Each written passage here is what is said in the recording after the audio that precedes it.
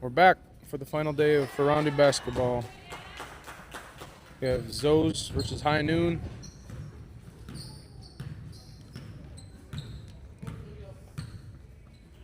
The winner of this will go on to the championships versus the bench warmers tonight at 5 o'clock for the women's championship. The loser of this will take third place. Monica takes a shot. She was on the line. Tied the game 2-2. Send my intern over to get the. Could you make sure that all the ladies on the floor have the name on the number? Go talk to the one on the bench over there in the black sweater. Are they Zoes? Yeah. That white Yeah. one. Look. That's Zoes right there. Zoes takes a shot. Number 13. 15 gets the board. Passes over to number 2. It's Florence. Number 10 takes a shot. Off the backboard, it almost goes in. Alice gets the rebound, representing Gollivan.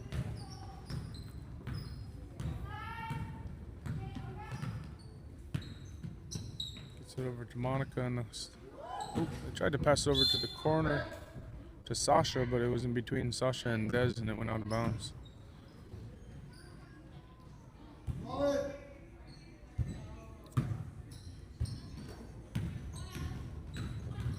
Florence gets the ball and passes it down to 13. Moving the ball around in and out. Girls have some good teamwork here. Pass it over to Florence. She bombs a 3. Said it's good. They don't have a number for Ashley. Okay, so who's number 10 on the floor? Go ask him who number 10 is. She takes like shot the whole game after number 10. Go ask him. I appreciate it, man. No problem.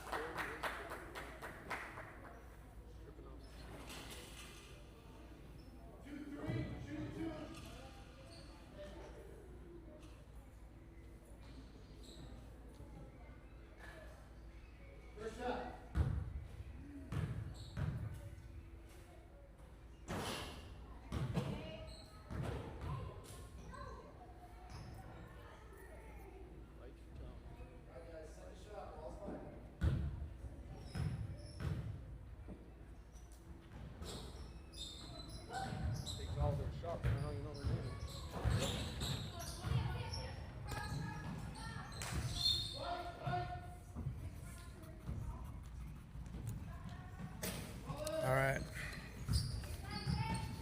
High Noon's bringing the ball up down by 3.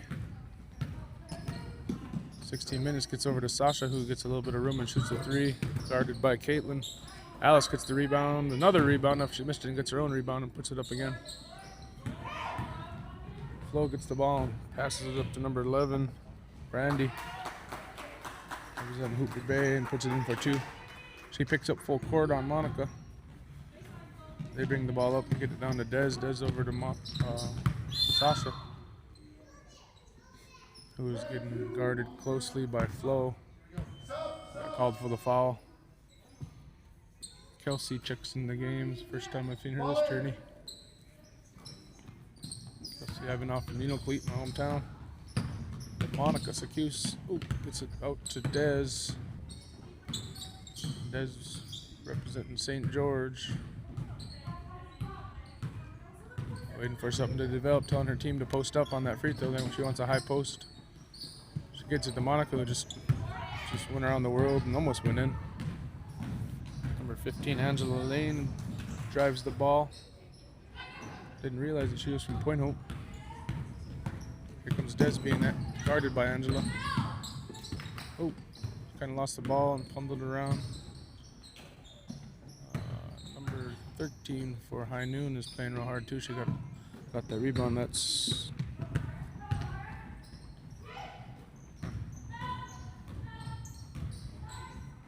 Camille, I believe. Who hit that one? Oh, yeah. Zoes hits a 3, and they're up 10-2 now. Sasha has the ball, dribbles it out, gives it to Dez. Monica gets it over to Camille. Ooh, passes it down low, and it gets knocked out by Caitlin.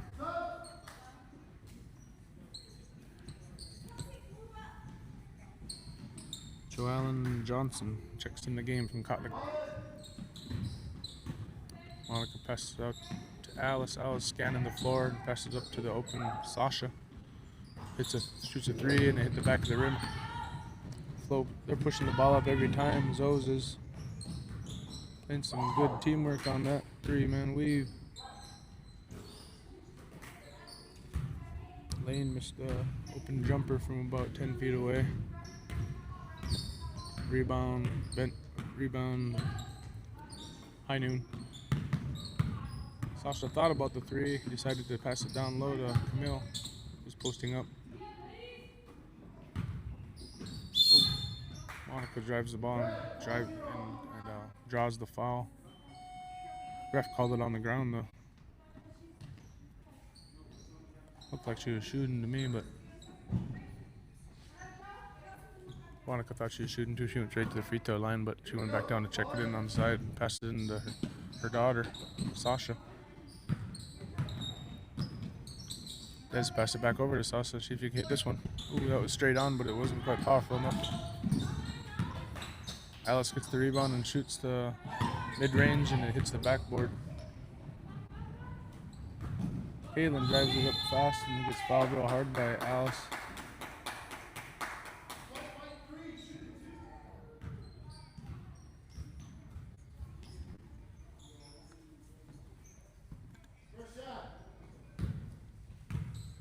Caitlin is shooting 2 for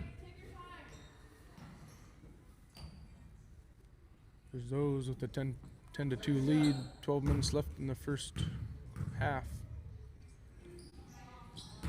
I'm going to pass the mic over to a couple helpers here that we have with us, our interns, give them another chance to get on the mic today, and then go ahead and work on updating that schedule here. You guys want to take over this game?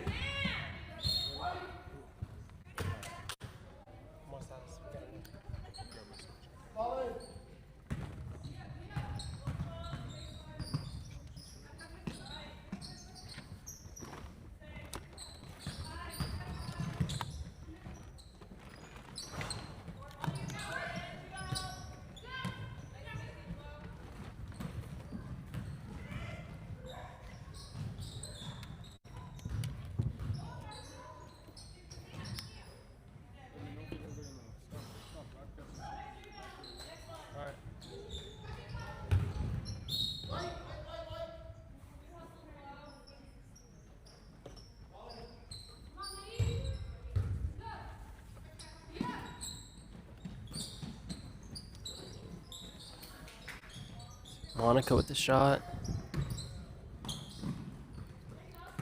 Monica puts it back up.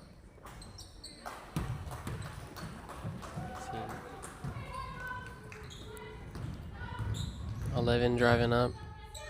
Passes it out the other side. Goes for the lay. Huh? Okay.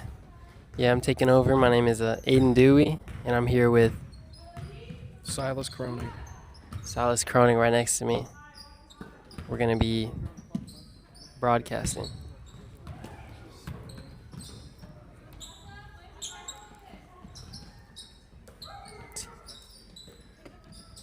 Trying to pass around the ball. Staying around the three-point line. Looks like we got a foul, though. On red, too.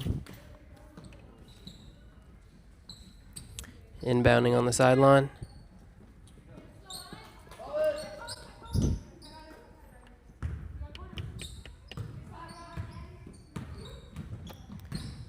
So, yeah. Seems Zoe's team has pretty good defense. Around inside the paint. Posting up. Puts it up. No. No goal, though. Shooting 2 for High Noon. Let's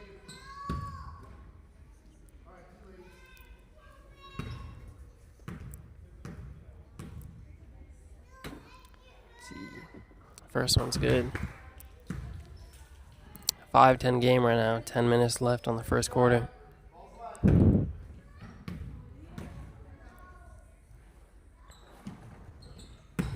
second one's also good. 6 points for High Noon right now.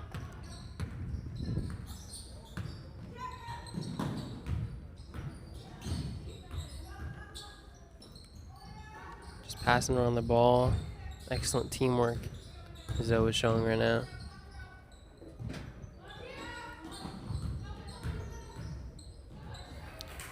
Fumble the ball, goes out of bounds.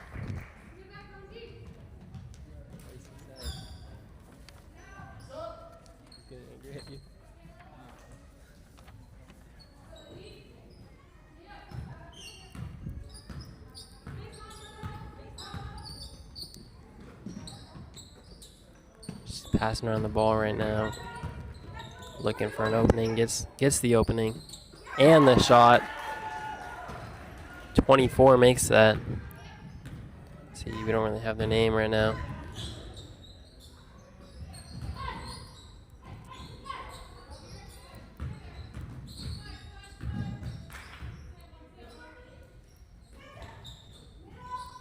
Four down in the corner. Looking for the drive. They get the steal, though.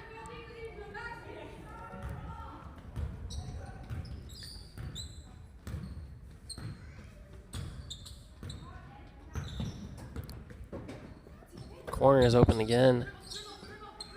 Probably gonna have to pass out here. Back to the top of the key. Monica for the shot. Get the rebound, Zoe. Dumps it down. Out to the corner and the shot. Oh, just missed.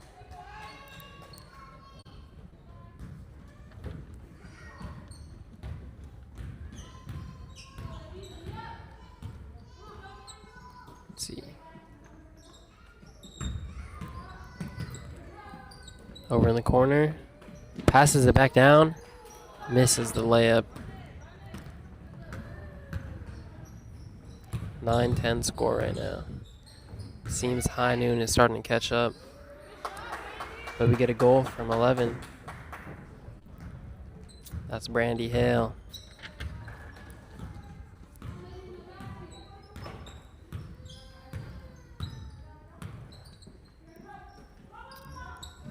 Passes it down. It gets blocked by 15. They get the rebound though.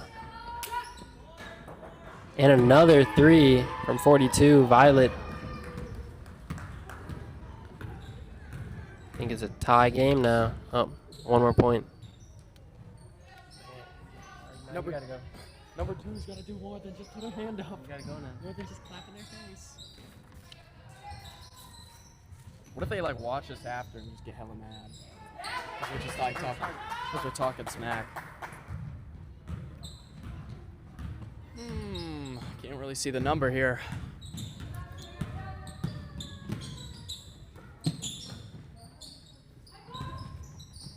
I know her. I think. Yep, that's the extent of my fun. Nice. Can I study now, or is that texting? Yeah, sorry guys. My assistant here is a little bit nervous today.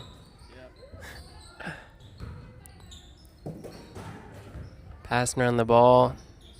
Goes for the drive. Passes out to the three-point line. And the shot. See, High Noon gets the rebound again.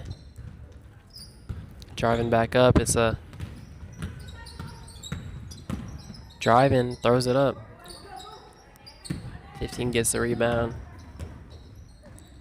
It's fast break here. Oh, goes for the lob. Gets it back. No shot though. High Noon gets the rebound. And a timeout as well. 11-14 right now. Zoe is winning. 5 minutes left.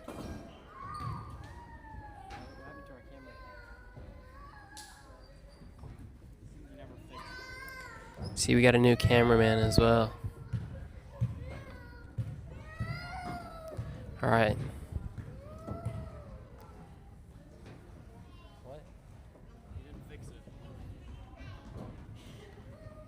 Try to get that scoreboard camera up. Got some sad babies.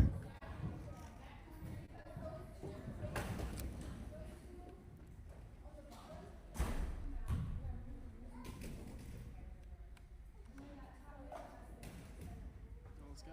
We got everybody out there.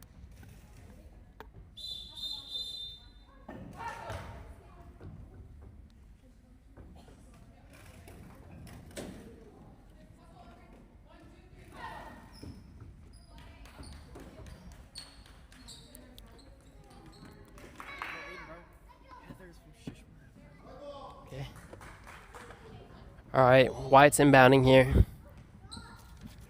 See if they can tie up the game. This is the last day of the tournament, I believe.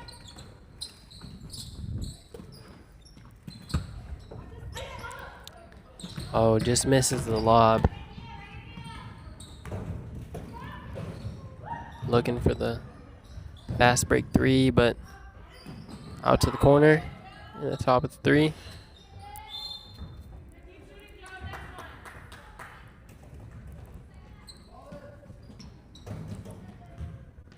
Let's see. Got a sub coming in.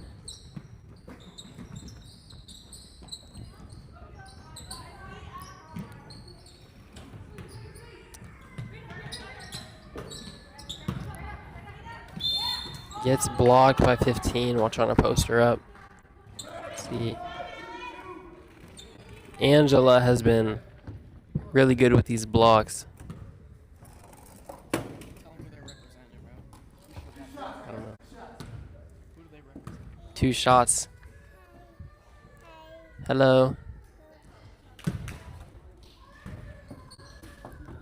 Let's see.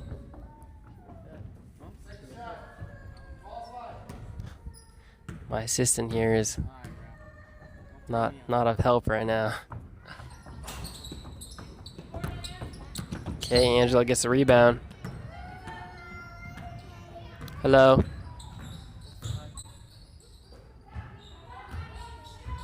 Passes it down. Over to the corner in the shot. She makes it as well.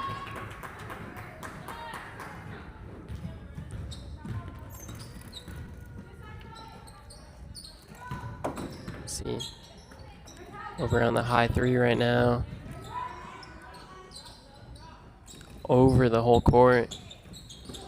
Into the middle. And they get the layup, the little floater. Some good goals they're making.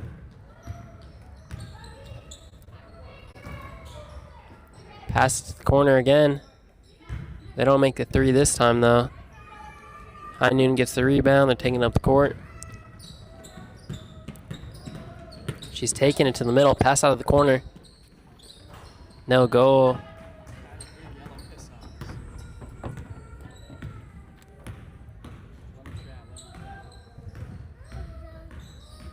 You want to say hi? Little baby over here. It's fast break. It's 1-on-3 though. Throws it back out. Top of the key. No goal though. They get the rebound.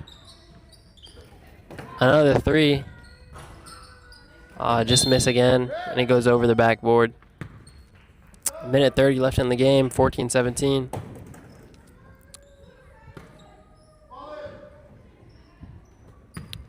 Taking it up the court.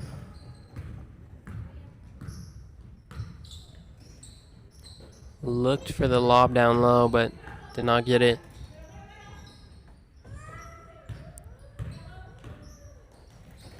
Over to the corner.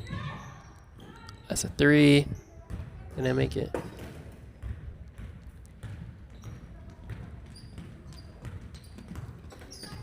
50 seconds left.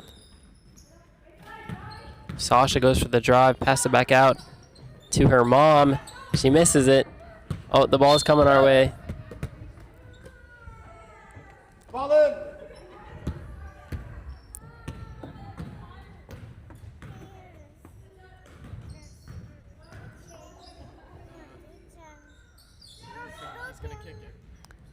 In the corner.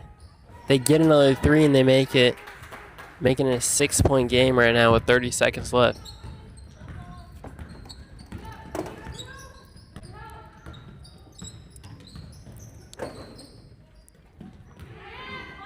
Getting a lot of points from the 3. Over in this corner, they've shot like the last 5 shots. She makes it though. 5 seconds left. See if they can get one more. They don't get it. All right, it's halftime now. Is Clay gonna come down, bro? Huh? Is Clay gonna be up there? I don't know. He wants to. All right, we'll be back at the end of the half.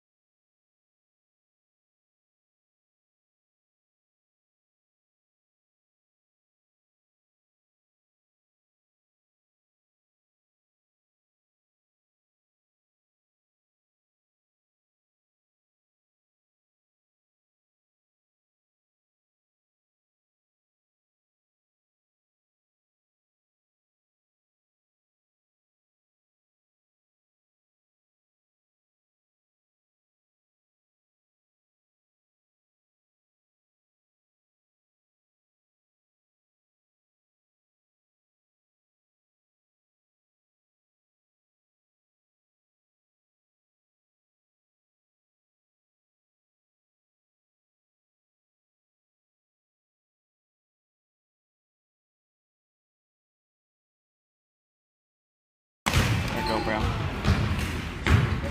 And now.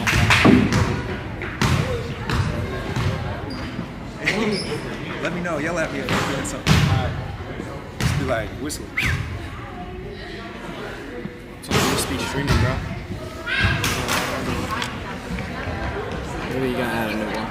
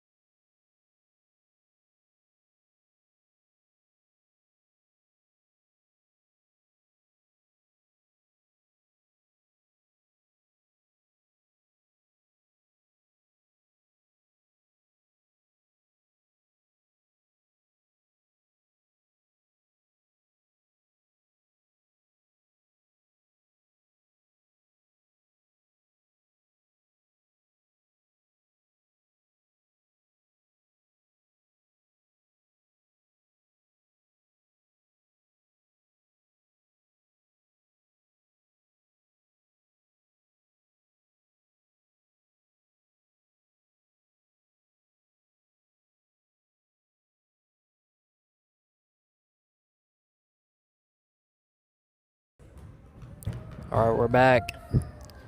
Trying to get that scoreboard camera fixed for you guys. Let's see, 17-20 right now. Zoe's team still in the lead. It's really anyone's game though. 20 minutes left.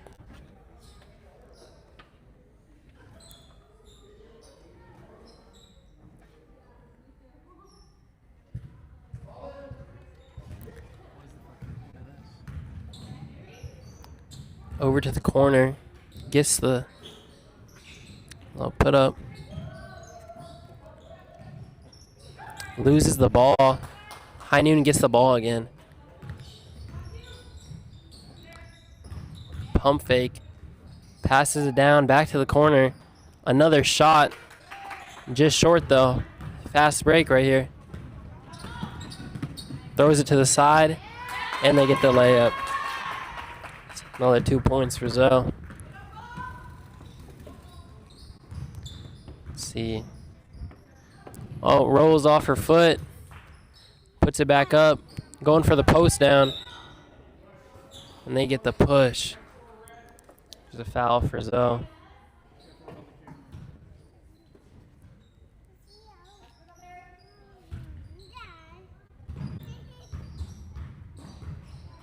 Around the corner, looks like someone fell. In the corner again, pump fake. Throws it up. Zoe gets the rebound. See if they can get another layup. Gets the three. High Noon with the rebound.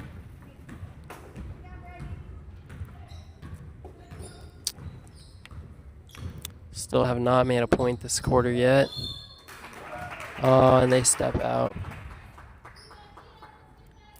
They're going to start picking it up.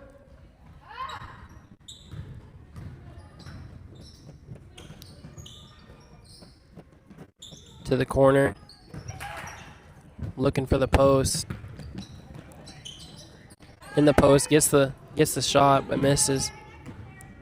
Fast break for High Noon right now. They're going to need this. And they throw it up. No foul, though. At the three, goes up. She misses.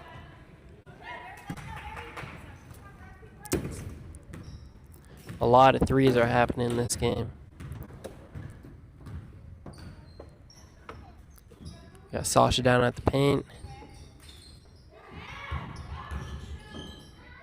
In the corner. See, they had a lot of people open at the three there.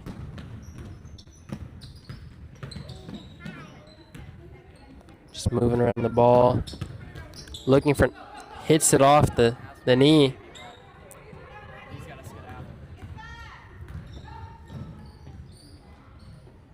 I think we got the scoreboard camera working again. Posts up, but a little bit of butterfingers there.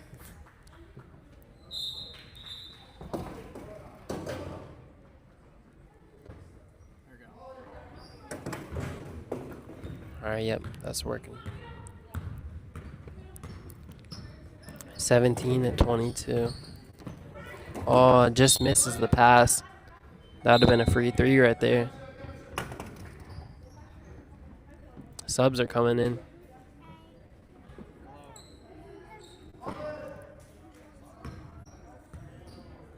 Sasha bringing it up the court.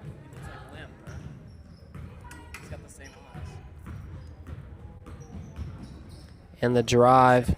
Does not get the goal though. Fast break for Zoe. Tosses it back, gets it back.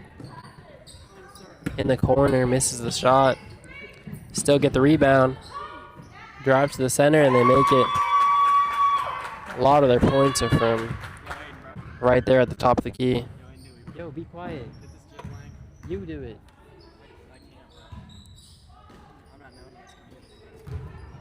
Sorry. Oh, just in and out. They get the rebound though and put it back up.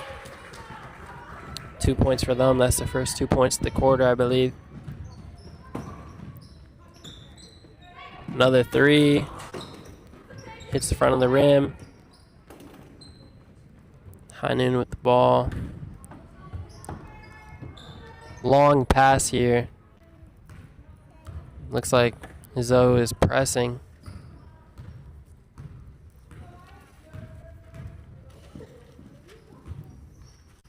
Monica with a shot. She makes it. Not a three though.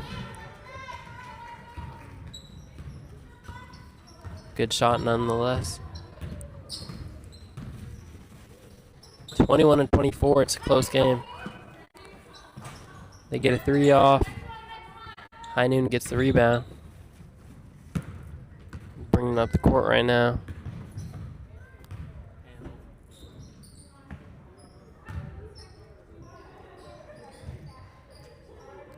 Let's see.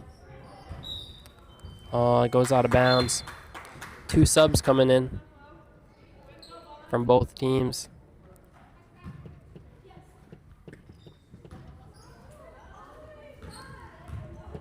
Both teams have a pretty equal amount of players. At the three, puts it up. They get the rebound. Oh, find for the ball. Jump ball. It's red balls here.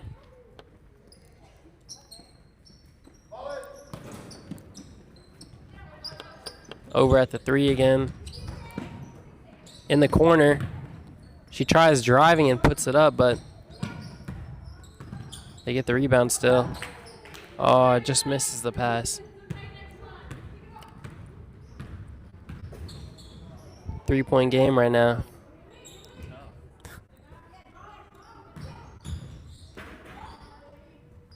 In the shot in the corner. Fast break. Angela throws it out. They get the goal. Another 2 points for Zoe.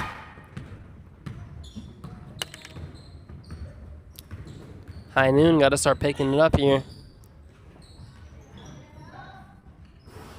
They get the shot and it goes in.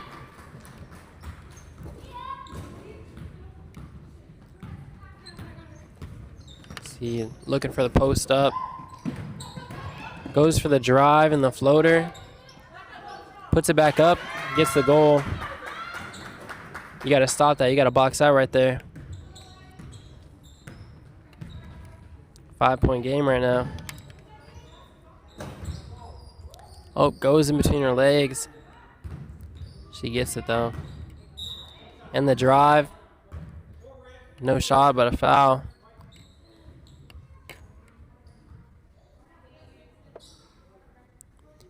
Taking it out just beneath the rim.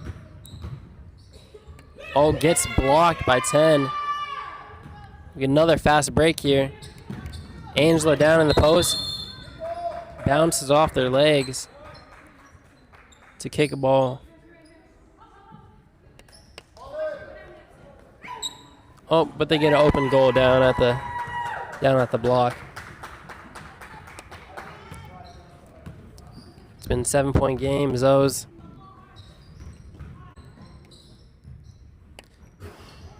just short. Oh, tries going up. Gets the foul. Sasha at the free throw line right now for 2.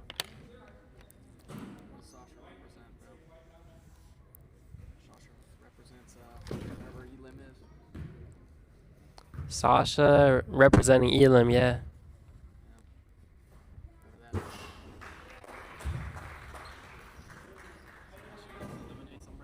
Huh?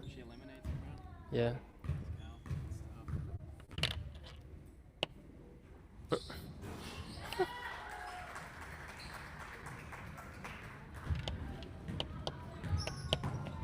See.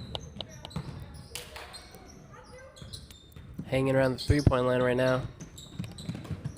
Open in the middle, gets the pass out and the 3 off the backboard. Bit of a high shot. 5-point game. Still anyone's game. Sasha with the 3. Does not go in. Angela down at the paint. Just misses the layup.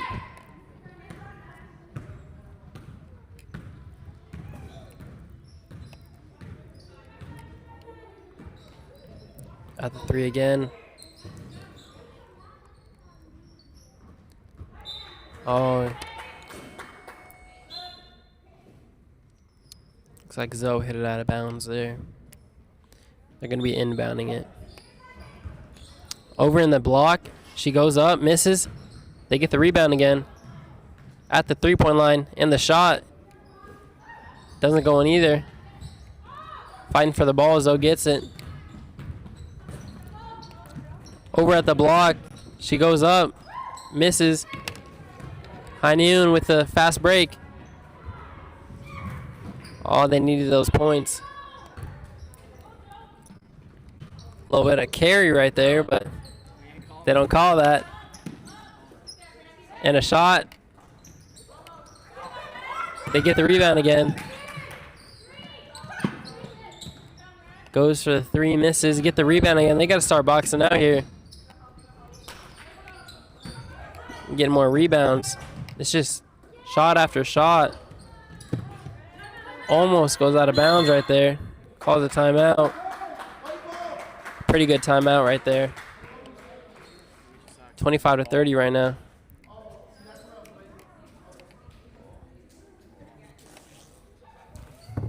Rice House. No. Next game, bro. I got next game. It's your turn, bro. You're not even studying. Well then, dude, you gotta do this.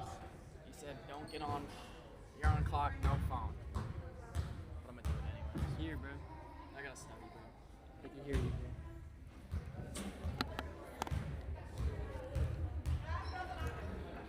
See, we got a men's game after this. Hey, what's a domain? Bro? Is that like a URL at the top?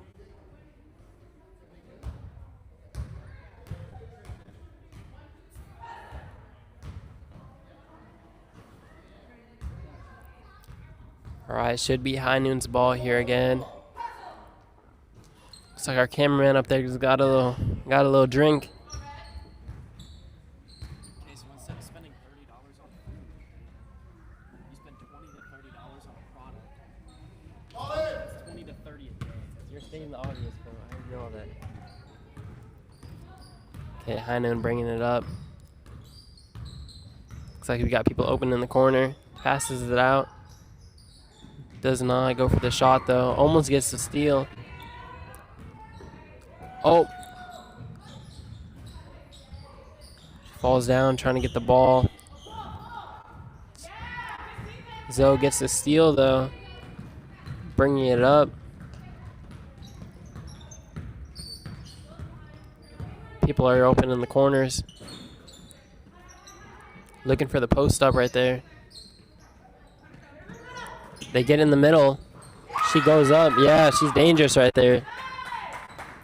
A lot of their points are happening from mid-range.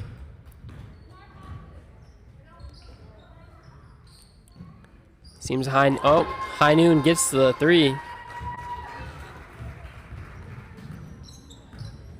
28-32 right now. 8 minutes. Down at the block. Puts it back out. She's open at the 3. Oh, passes it back out to the 3. Some good ball movement they have, but they don't make the shot.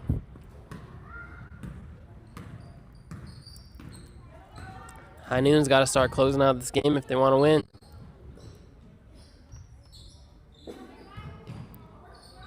In the corner.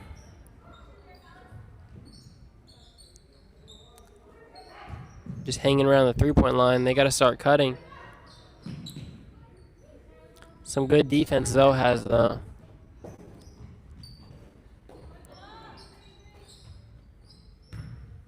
Seems they're just looking for an opening right now.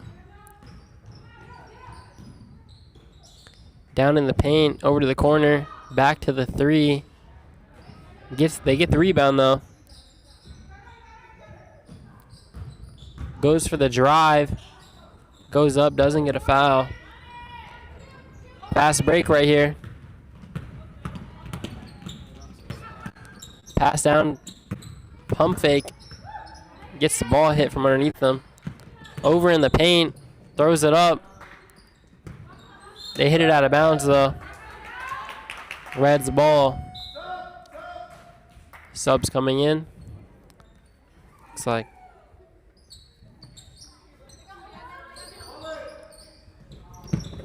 over at the 3.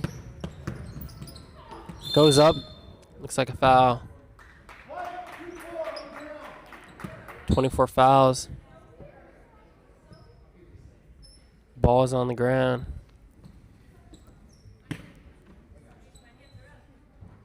Looks like someone's tying their shoes. At the corner again. Goes for the drive. Passes it out. Back at the block. Goes up. Just misses. Fighting for the ball. Timeout. Call the timeout before the travel.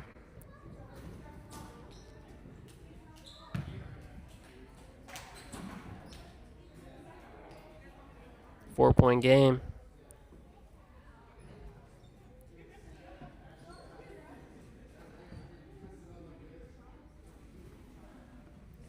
Yeah, it looks like she tripped over herself right there.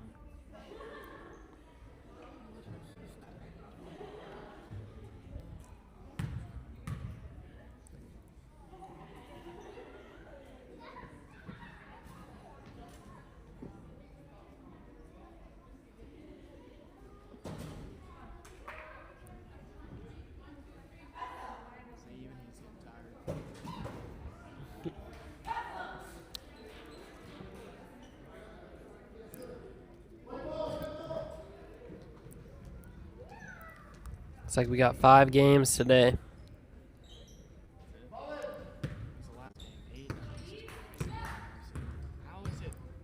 Next game starting at 3:45 or no 2:30 actually. Sasha at the 3-point line. They get the shot. Does not go in this time. White's ball over at their side of the field.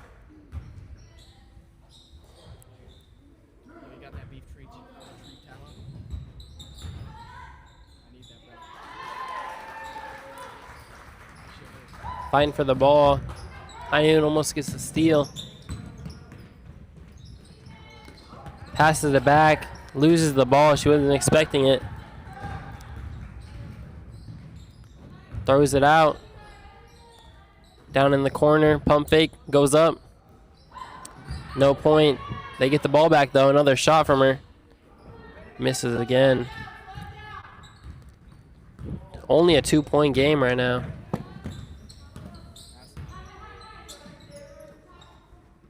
They get the shot, mid-range. Oh, almost goes out of bounds. High Noon recovers it.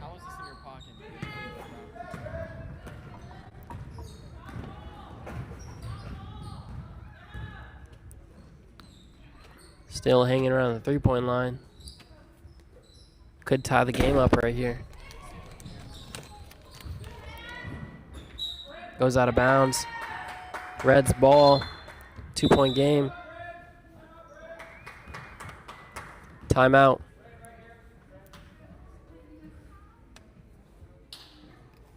I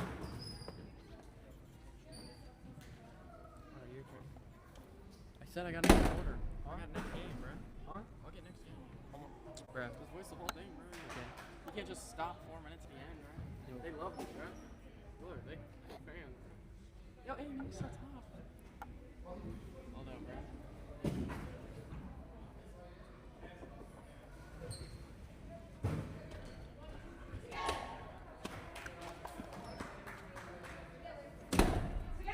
All right, Red inbounding. Down at the other side of the court. Oh, thank you.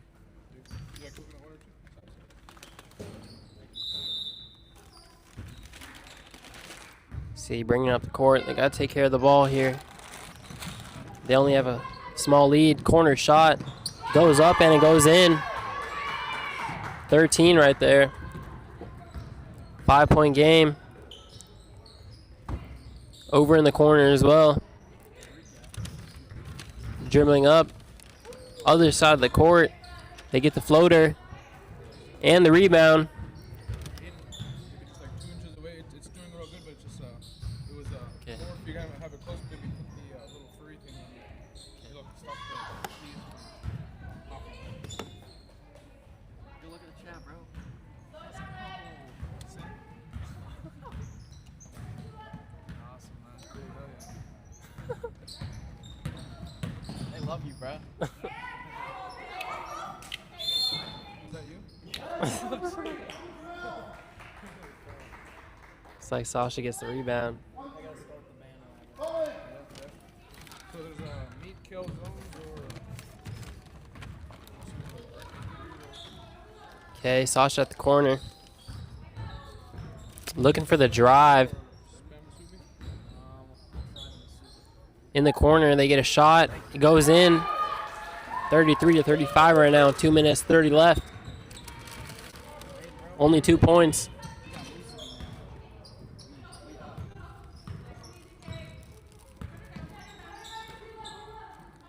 Looking for a pass here.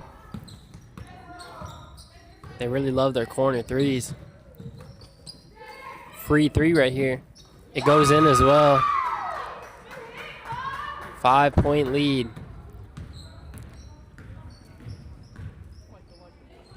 High Noon got to start picking this up. Down at the corner. Dribbles it out. Open down as well. Looks like there's a foul. Foul on White right there.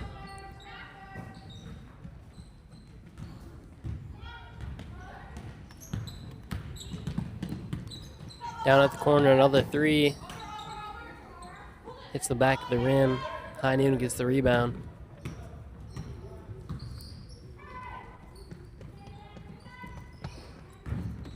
Over at the top of the key, looking for someone down and below.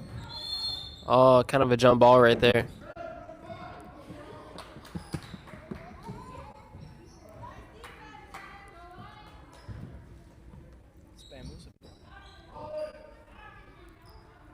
High Noon taking in the ball. Goes up for another 3. Down low. Doesn't go up. Goes out to the 3. They gotta start going up when they're that close to the rim.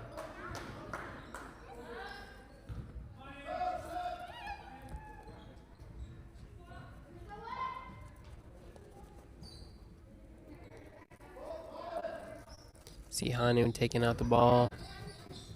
Down in the paint. Goes for the drive. Does not get the foul.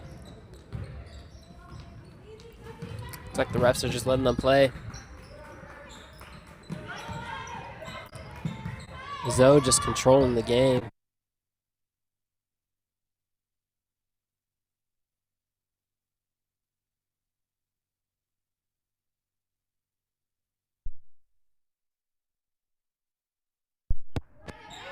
Sorry, our mic cut out right there. No look pass to the corner. No goal. High Noon gets the rebound finally. Red 14 gets the foul.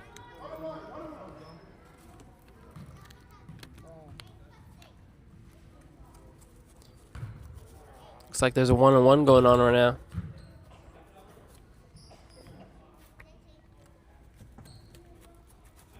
See, their shooter is 15.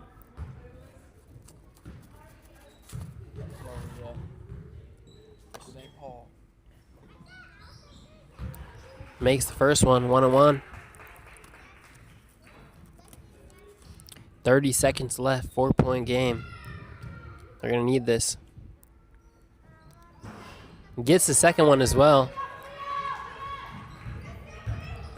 30 seconds left. Gets the foul. Trying to bait out a 1-on-1. Or 1-and-1. Something like that.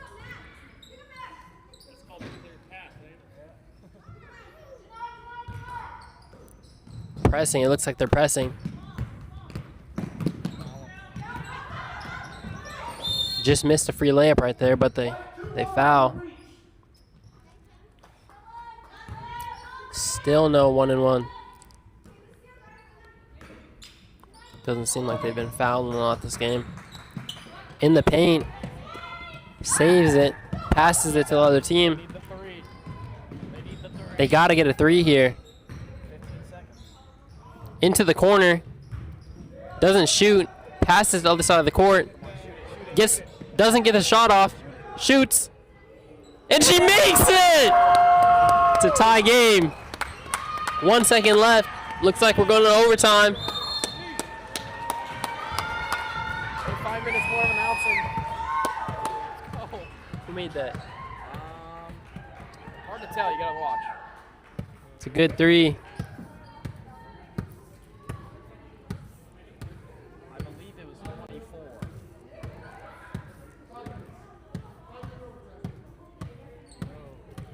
Yeah, it looks like 24 did make that. Here, you wanna put it on? Then you don't have to worry about that.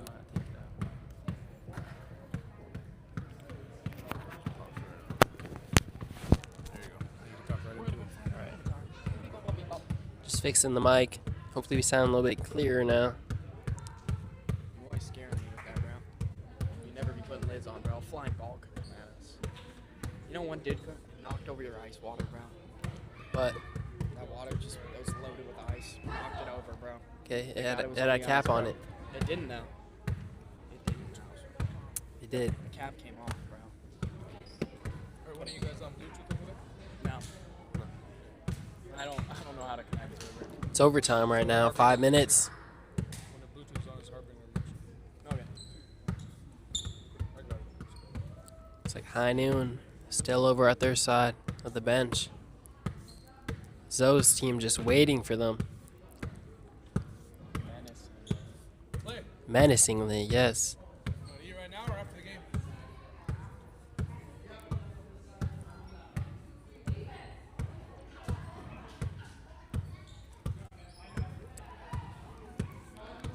Jump ball. Angela, as well as Alice for the jump ball.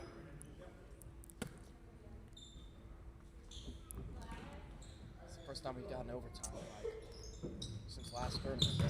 Angela wins the jump ball, but passes it to High Noon. In the corner, goes for the drive, and they make it. High Noon making the first point of the overtime.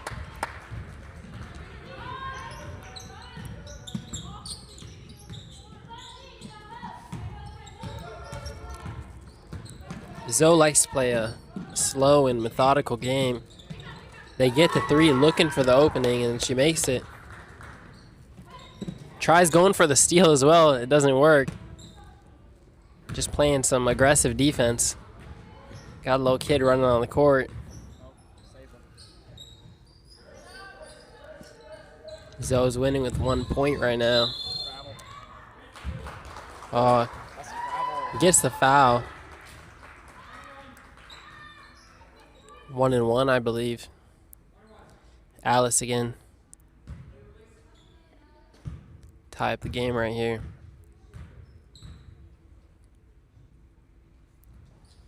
She makes it. She gets another shot.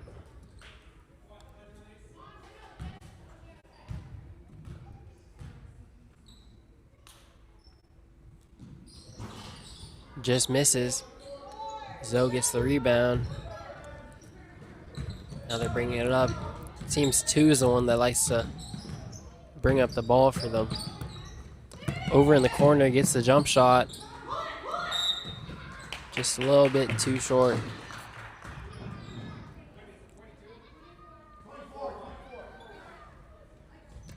Looks like there was a foul, actually. Gets it up at the key.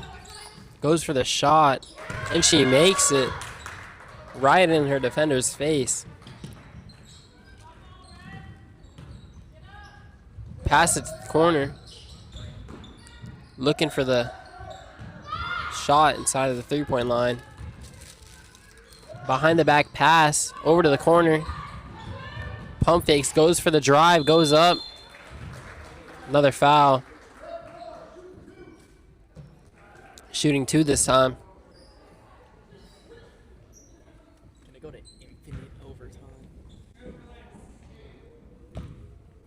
High noon for the free throws. Makes the first one. 21. Sasha.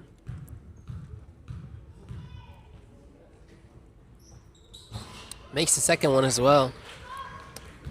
Going down the court. Angela with the ball. Over to the corner. Goes for the drive at the chin. She makes it a floater.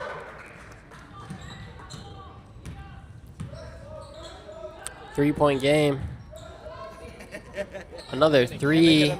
Hits the other side of the backboard. Zoe's bringing it up.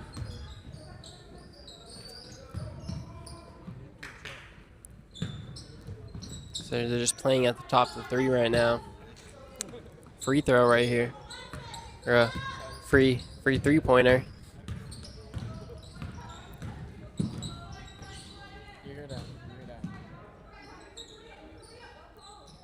It's kind of slow. Slow on their side of the game, it has been. But they're winning, so it's working out for them, I guess. They get a foul.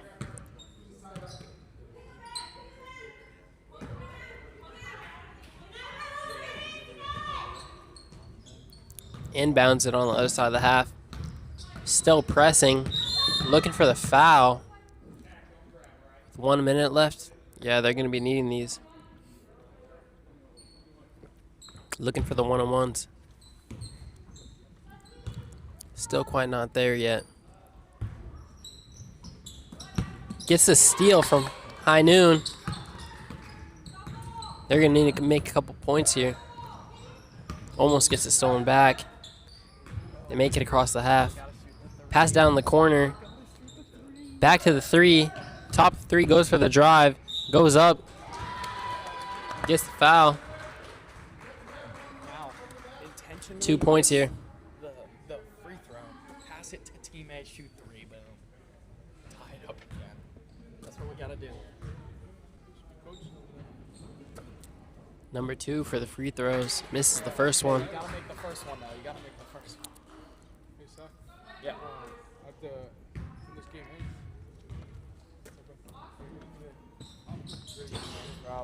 Makes the second one though. 2-point game right now. Zoe with the ball. Probably going to be trying to play slow here. Try to get the last shot.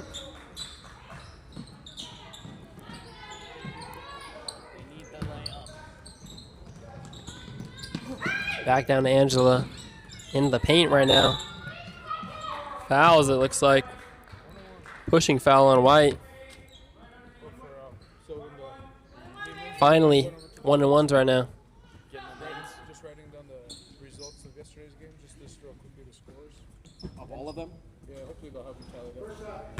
And then high scores. High scores and Makes it. 2 at the free throw line. Florence from Hooper Bay.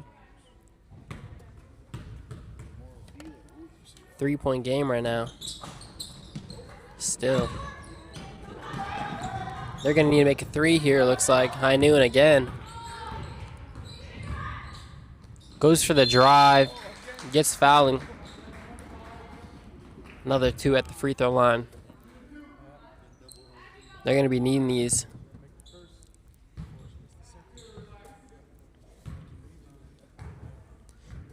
Alice at the free throw line right now. Makes the first. They needed that.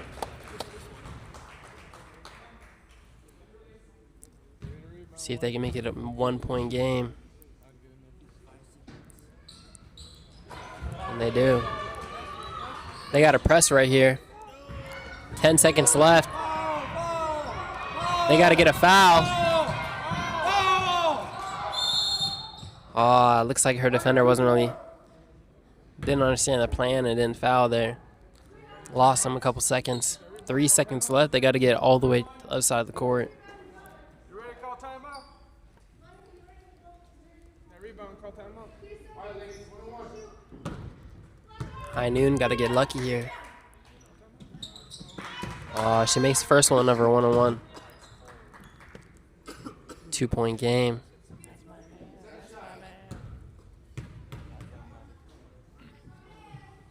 Makes the second. 3-point game. They're going to be needing a 3 here. Calls a timeout. They got to drop a plan now. 3 seconds. Score.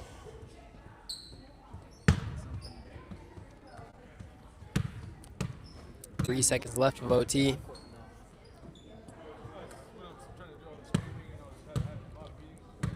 So did you go up there for the scores last time? Yeah. How do I just write the team names? Yeah, you kind of just ask them. The game's going to work. Yesterday's game. What about high scores? What does that mean? What's the highest scoring players? Maybe just go up there, take pictures. Only play once a week. Sit next to them. Back out of shape. High Noon inbounding the ball. Zoe's not going to be pressing, though. They just got to defend that 3-point line, and it's a win for them. Roll tech. Roll it across the whole court. Defend it and then throw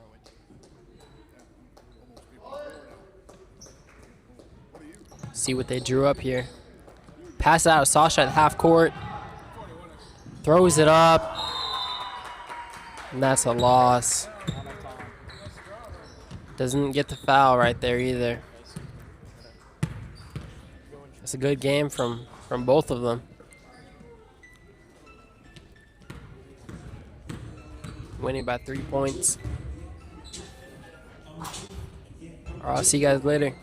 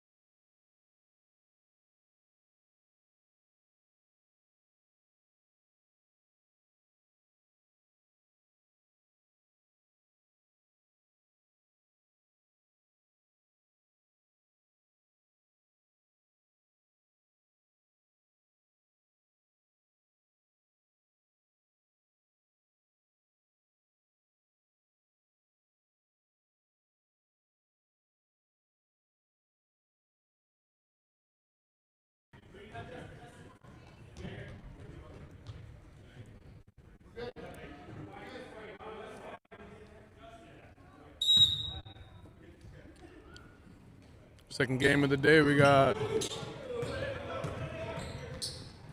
Scoden versus the Bombers. Corey here with the Kagun Creative. We got one of our supporting announcers going to take over the mic here. I'm sure everybody in the interior, and especially in Tana, can appreciate it. Been watching him on the other end of the camera all week, but Mr. Clay Edwin, MVP of the, he'll be taking over the mic here. Hey everyone, hope everyone's staying warm. You good on that one? Or? Yep.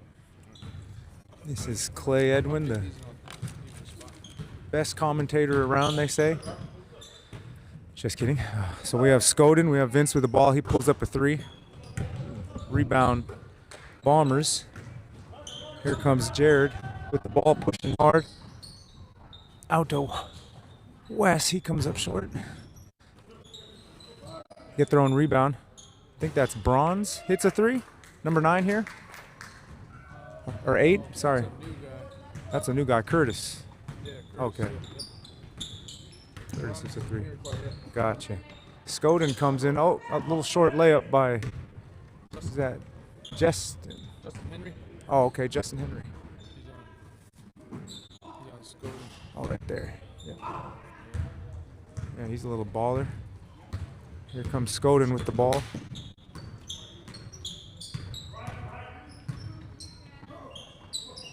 Looking inside to their post. Robert gets the ball, does his move over to Ethan, gets tipped out of bounds. Stays here with Scoden. Ethan taking the ball out. He's looking. Goes to the corner to Vince. Vince has it. Back over to Ethan inside. Ethan puts the ball on the floor, goes to work, gets tipped out of bounds. Scoden ball.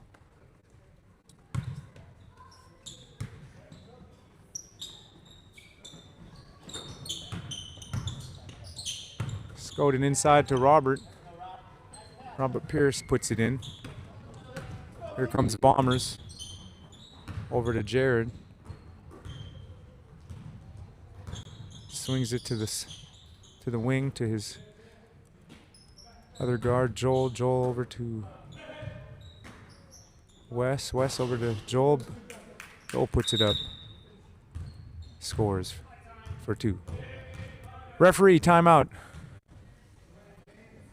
Shoelace needed to get retied.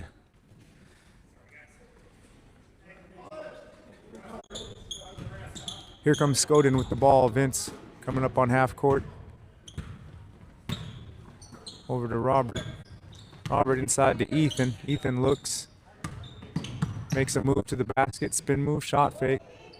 Left, right pivot. Lays up. 2. Good for 2. Here comes Bombers. Robert Pierce with the steal.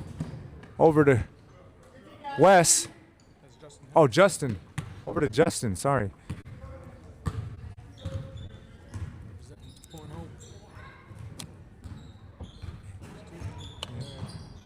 Little number 2 on the back of the jersey. Vince comes up with the rebound for Scoden. He pushes the ball over to Robert. Robert thinks about it. One dribble, he hesitates. Back out to his teammate, Tim. Tim back to Robert. Robert wants to bring it around the wing. Over to Vince. Vince gets a screen. He pulls up the jumper and good for 2. Here comes Bombers pushing the ball ahead. Wes gets it over to Joel. Joel back to Wes. Wes back to Joel. We got a 2-man game going on, and it's good. They must be from the same village. Or if not, maybe just hooping a lot. Vince brings the ball down. Crosses his defender up. Pull-up jumper. Ooh, good for 2. Nice move by Vince. Bombers push the ball down.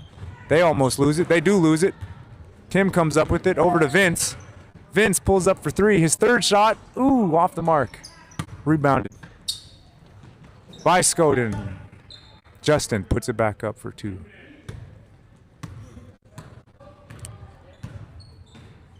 Bombers come down with it. Wes thinks about a 3. Pass it over to Jared. Joel will take it for 3. Oh, he's hot. Another 3-pointer from Joel for the Bombers. Got a 3-point game. Yeah, someone said he can shoot, I heard. Ethan with a strong move inside. Not much you can do about that. 2 points for Skoden. Here comes Jared, one of the youngest players in the tournament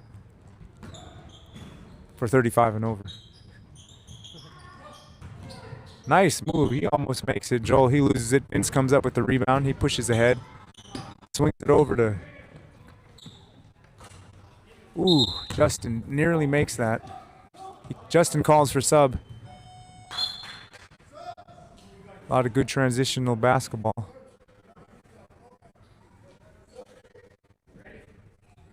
Traditional transition basketball. Here comes Jared for Bombers. Pull up 3-pointer. Right off the front of the rim. Rebound Skoden. Big move by Ethan. Over to Clarence. Clarence over to Mike. Mike back to Clarence, and we got 2.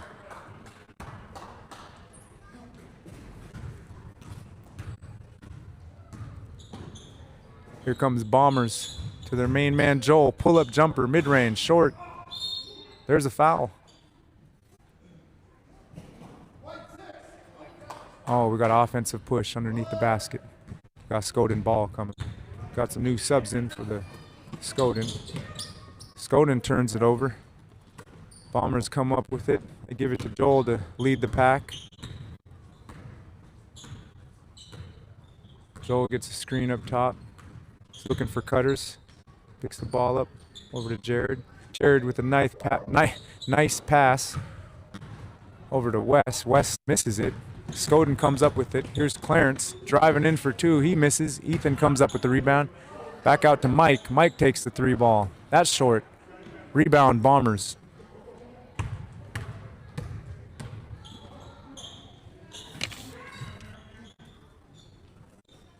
Bombers are swinging the ball around. Joel comes up with it. Inside to Jared. Jared thinks about taking it. He goes to the other side of the basket.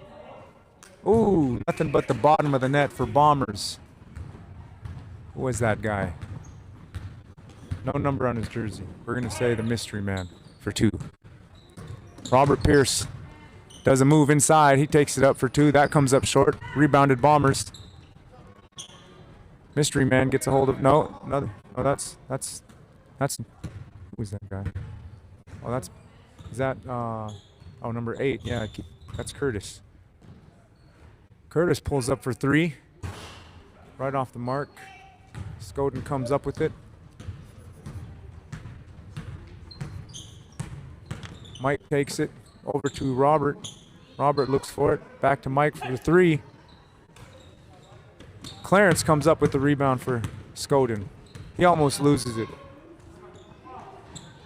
Paul over to Mike. Mike thinks about it. He attacks. He gets fouled on the play. On the floor. Skoden ball.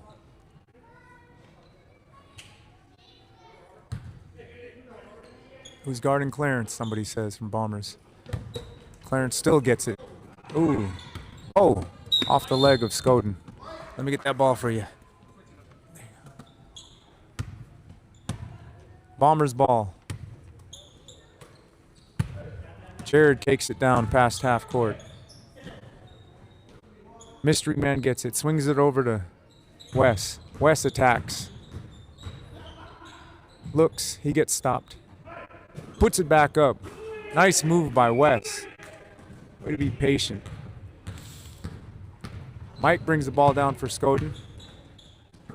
Over to Tim. He thinks about it. Swings it over to Robert mid-range by the free throw. Robert backs it back out. Robert attacks. Goes in. Gets deflected. Stays here. Skoden ball. We got some new subs coming back in. We got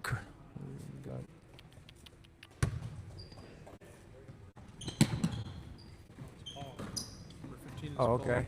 Number 15 is Paul subbed in, and oh yeah, Justin subbed back in.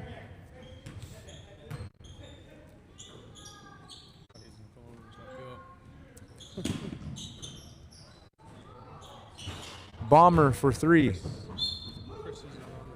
I like that. Look at they crossed him up. Bombers for a bomb.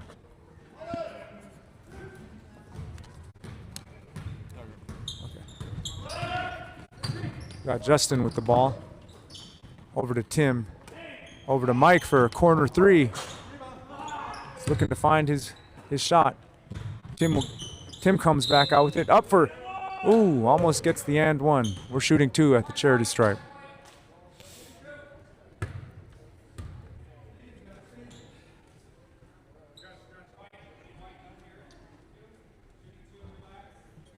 Like some of the aunties would say, still got it. First one, no good. Free throws are a good way to get your jump shot warmed up. The next one is nothing but the bottom of the net. We got a 6-point ball game.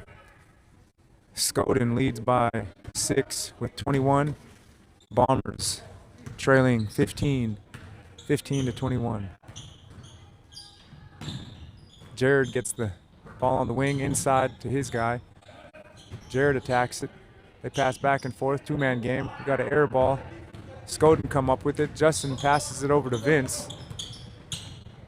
Vince slows it down. He attacks. Good hesitation. Goes up left, gets blocked by Joel for the Bombers. Bombers come up with it. They throw it down to West.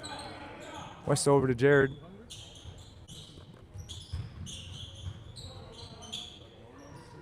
West swings it out to Joel. Joel for 3. That's in and out. Bombers with the foul. Loose ball foul.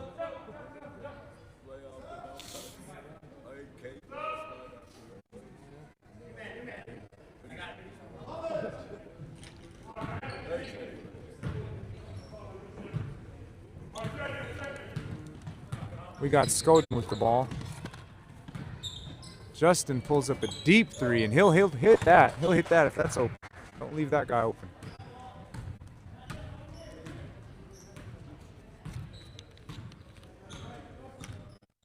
Chris brings the ball down to Thomas.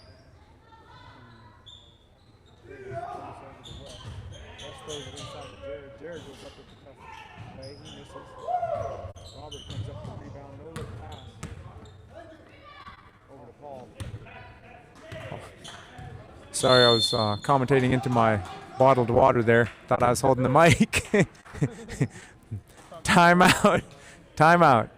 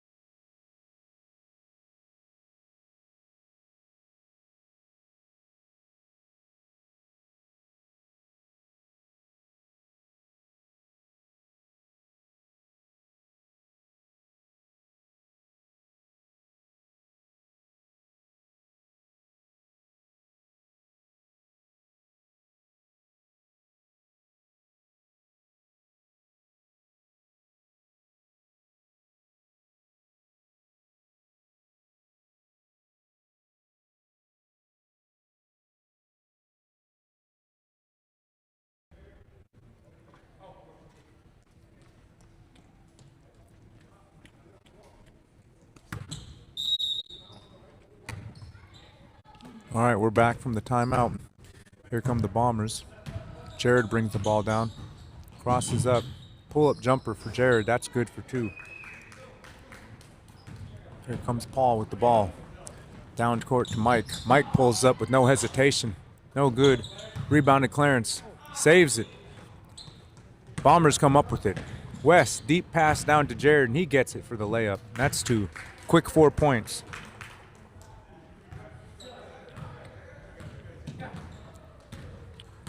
Here comes Justin bringing the ball down for Skoden.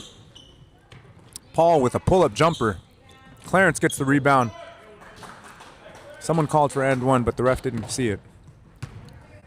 Good for 2. Jared brings the ball down. Thinks about pulling up a shot. Gives it inside to West. Wes hesitates, throws it up, gets his own rebound, puts it back up, and banks it in for 2. Bombers are not giving up. Justin inside to Clarence. Ref says that was a foul.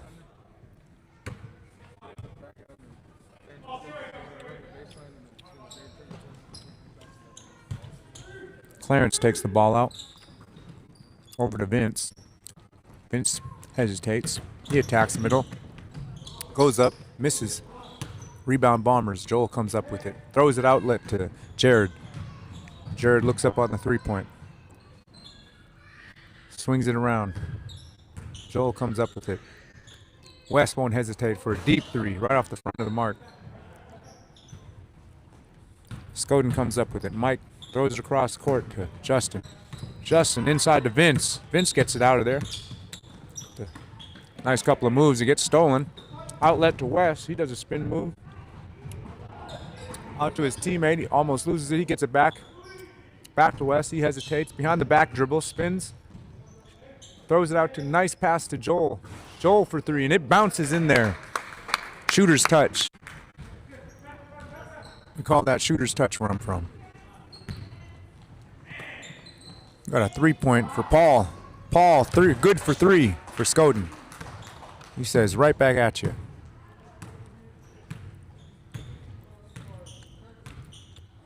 West brings the ball down for Bombers.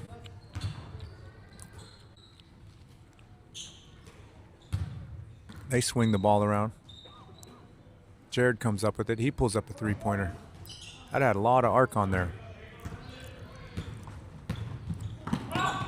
Scoden passes into Clarence. Clarence steps out of bounds.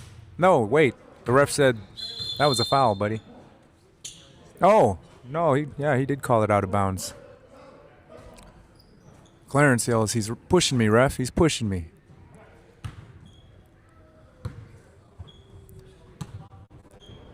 Jared gets the ball for the Bombers. Cross court pass to Chris. He pulls up 3, no good. Tim comes up with it. He's pushing the lead. He says, I'll take it. I'll run someone over. And they call offensive foul. That looked like it hurt. He'll be good, someone said.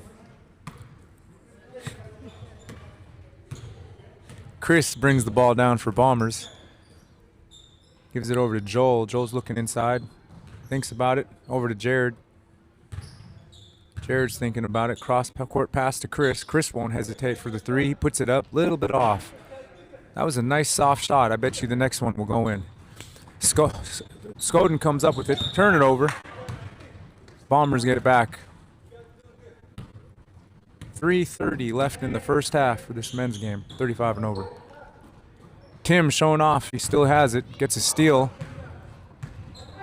Vince comes up with it. Nice pass over to Mike. Mike puts up a nice little floater. Good for 2. Chris wants it. He's bringing it down court. Over to Jared. Back over to Chris. Chris wants it. That's a soft touch. That's money. Nothing but the bottom of the net. When I didn't hear that ball bounce off the rim earlier, I knew the next one was going in. Vince gets the ball over to his big man, Ethan. They double team. Ethan it doesn't matter to him. He checks it out to Tim. Tim for 3. That's off. Ooh, nice rebound. Jared turns it over. Ethan with a steal, but then gets called for the travel. Good hustle play. Award the big man for the hustle, ref. Good call, good call. Here comes the Bombers. Jared comes up with it. Over to Joel. Joel swings it for a shot. He misses though. Long court pass from Mike to Ethan. They're making their big man work. Long court pass from Jared to Wes. Wes over to Chris. He thinks about it. He passes over to Joel. Joel's the money man for 2. Timeout, Scoden.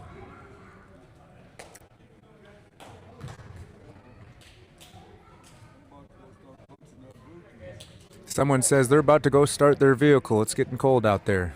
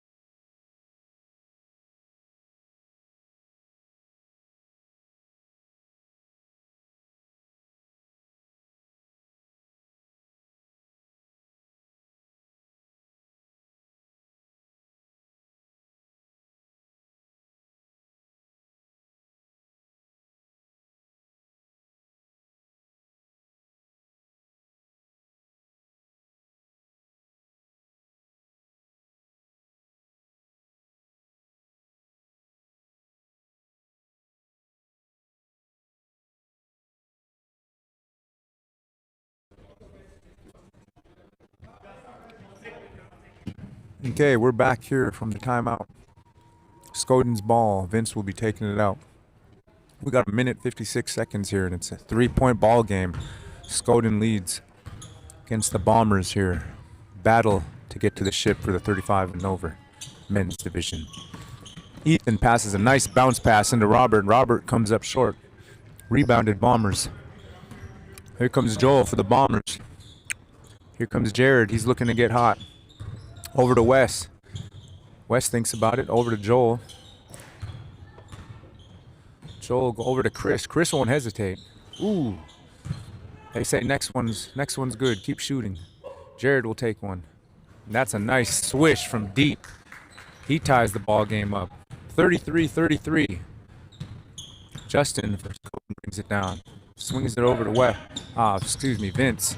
Vince with a tough take and a nice strong finish for two. Jared for Bombers comes down with the ball. Gives it up to Chris. Chris crosses up. Over to Wes. Wes won't hesitate. Pull up three. That's good. Willed it in there. Here comes Scoden. Vince with the ball. He's got an older defender on him. What does he want to do with it? He wants to pull up three. Misses right off the mark. Jared comes up with it. He's bringing it down. Over to Chris. Back over to Wes. Ooh. In and out. Here comes Justin pushing the ball. Throws it over to Pierce for three. Robert Pierce misses that. Wes comes up with it. Over to Joel. Joel doesn't hesitate for a second. Just misses it. Scoden with the ball. Into Ethan, their big man. And one. Ref calls basket good. Yeah, when you have a little defender on you like that, you got to go for that layup. Bring him down there to the box and go to work.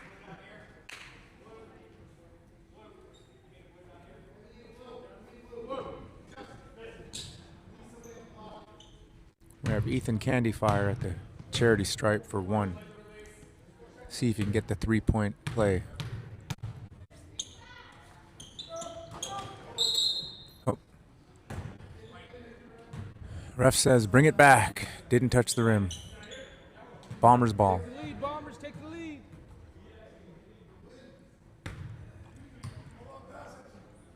No long passes, yells their teammate. And here comes Curtis for a long shot, and he misses. Halftime. We have a 1-point game. Scoden leads by 1 with 37, and Bombers have 36. We'll be back with you guys in a short timeout.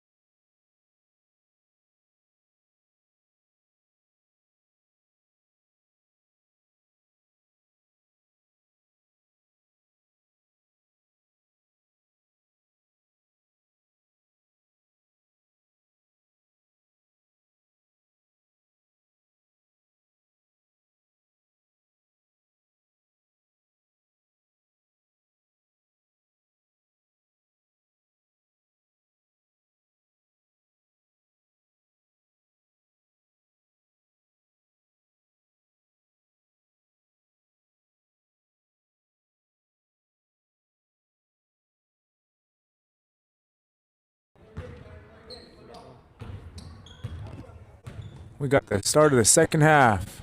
Skoden versus Bombers. A 1-point game.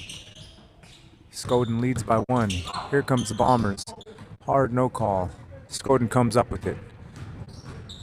Here comes Justin. Short layup. Bombers come up with it. Then they lose it over to Skoden. Here comes Vince. Vince over to Robert. Robert up for a layup. Kissed it off the glass. Good for 2.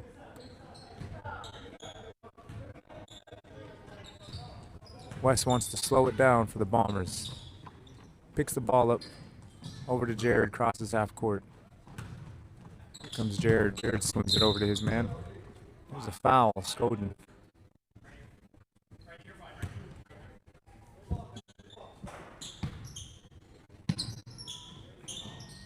Bombers swing it over to Jared. Jared pulls up for a jumper 3, and that's nothing but the bottom of the net. Comes Justin for Skoden. Swings it over to Vince. Vince cuts to the basket over to the 3. Swings it. Nice pass over to big man Ethan for a layup. Here comes Bombers pushing that ball down. West comes up with it. Swings it around. Jared looks for it. He attacks. Goes all the way to the basket. Looks. Pushes it out to the corner. They swing it around the horn. Jared gets it again. Gives it over to West. West inside to Chris. Chris looks for it. Back outside for 3 for Jared. And that's an air ball. Tim comes up with it. Comes Vince.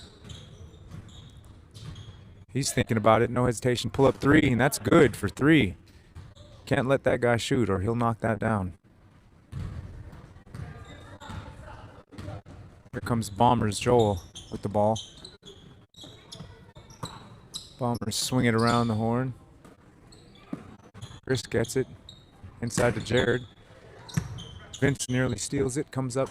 Jared pulls a shot from mid-range. Misses. Vince comes up with the rebound. He pushes the ball over to Robert for a wide open layup. It's good for 2.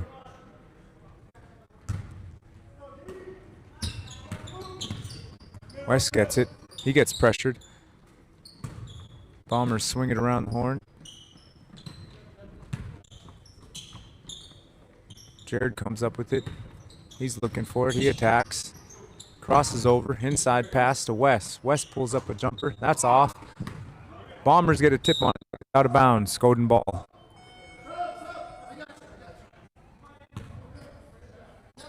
We got subs coming in. Clarence gives Tim a break.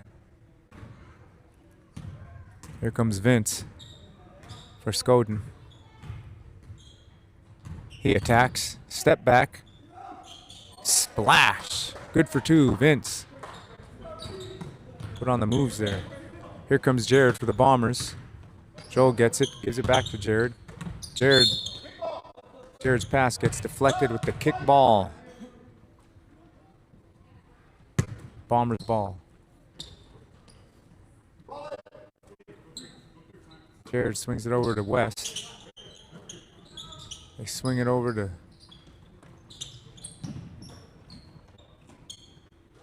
Curtis. Excuse me. Is that Clarence for 3? I missed that. Just looking at the box score over here. Ethan tries to go to work. He gets fouled.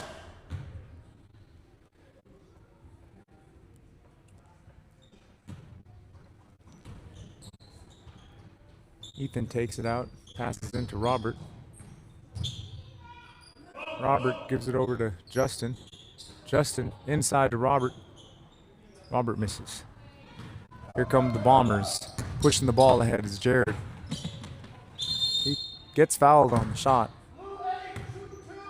We're going to the charity stripe.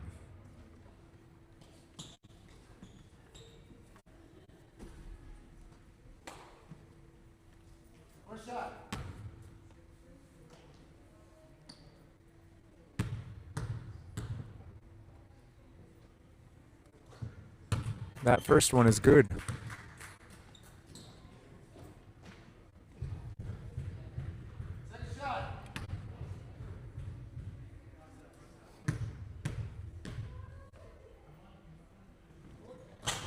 The second one rolls out. Clarence with the rebound for Skoden.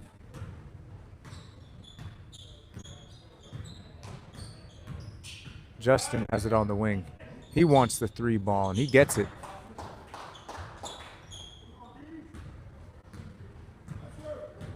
Here come Bombers with a nice outlet pass. Vince gets a hand on it. Stays. Bombers ball.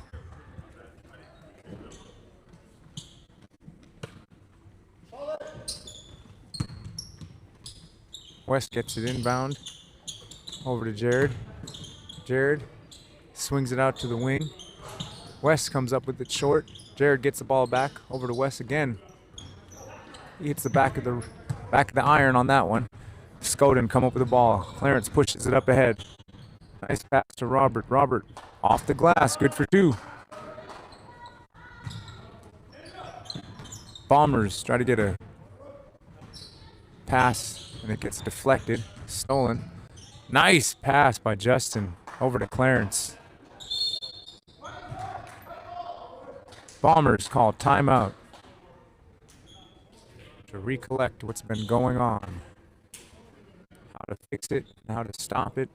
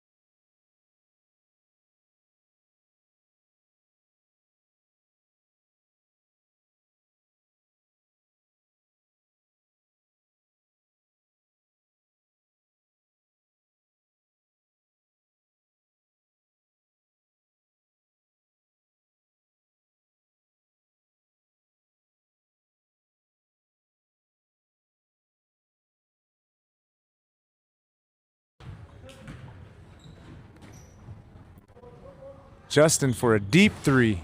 Comes up with it off the mark. Paul gets the rebound. He says, let me try. Shoots it, misses, gets his own rebound. He says, let me try again. Misses again. Rebound to Bombers. Outlet pass. Almost stolen. We got one-on-one. West comes up with the easy lay. Sign of life showing through the hard time. The comeback.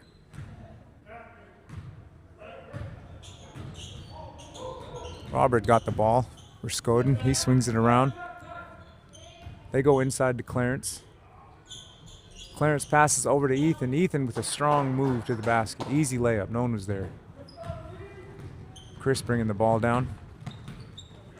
He's looking. He's looking. Over to Norman. That mystery man was Norman this whole time. I couldn't see his permanent marker number on the back of his white jersey. So, sorry for that. Pause, Norman. Here comes Robert Pierce. Inside to Paul. Crafty pass over to Justin, and he finishes with a nice reverse layup.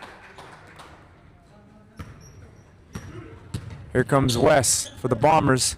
1-on-2, 1-on-3. He says, bring them all. Send another one. He throws it up off the glasses and misses. Clarence wants to bring it down. Says his turn. Pull up three ball. Nice lefty three ball for Clarence. That was a strong swish. Jared over to Norman. Norman almost stepped out of bounds.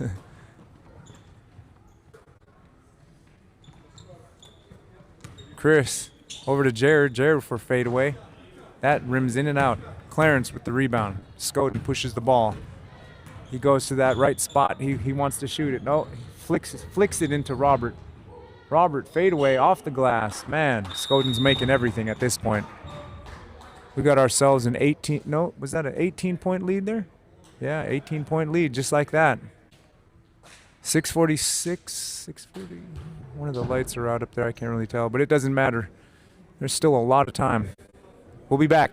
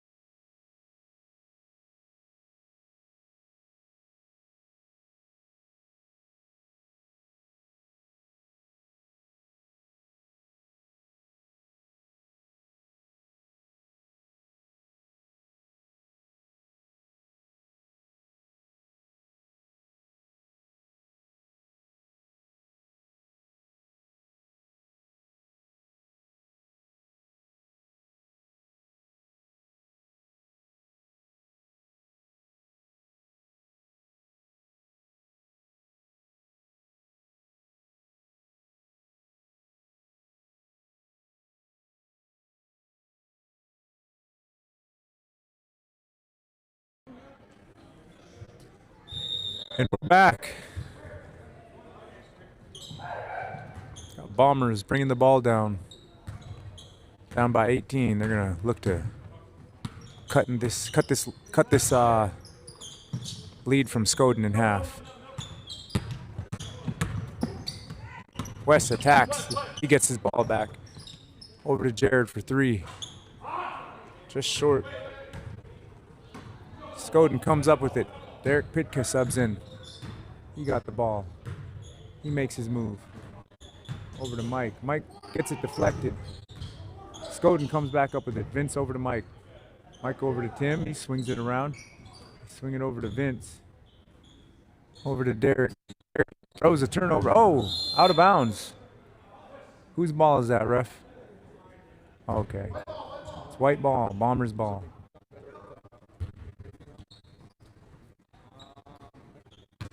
Bombers get it. Swing it over to Curtis. Curtis with a long three. That's short. Vince comes up with it. He brings it down. Passes over to Derek. Derek swings it over to Mike. Mike looks inside. Curtis and sorry, not Curtis. Justin. Justin goes over, swings it over to Vince. Vince attacks, back over to Justin. Justin gets it deflected. Bombers come with it. Here's Jared, puts the gas pedal on. Ref says no, that's not a jump ball, that's a reach-in. Foul on the floor. Bombers ball.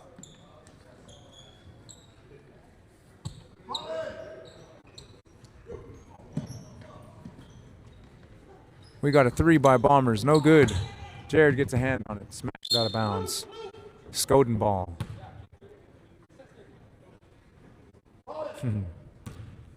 Norman is speaking his native language on the bench. I would repeat what he said, but I don't know that language. In nice little layup, but comes up short for Mike. They still get the rebound. Vince gets it. They swing it back over to Mike. Mike for another attempt. He misses. Here come Bombers. Of West bringing the ball up. Nice pass into Joel. Ooh, Joel does a nice little move. Gets his own rebound back. Shoots again. Gets his rebound, loses it. Tim comes up with it. Passes it over to Vince. Vince comes up with it. He throws it over to Mike. Mike, nice little move by Derek inside for the layup, but he misses. Jared comes up with it. He passes half court. Swings it over to Wes. Wes swings it over to Chris. Chris for 3-point. Doesn't hesitate.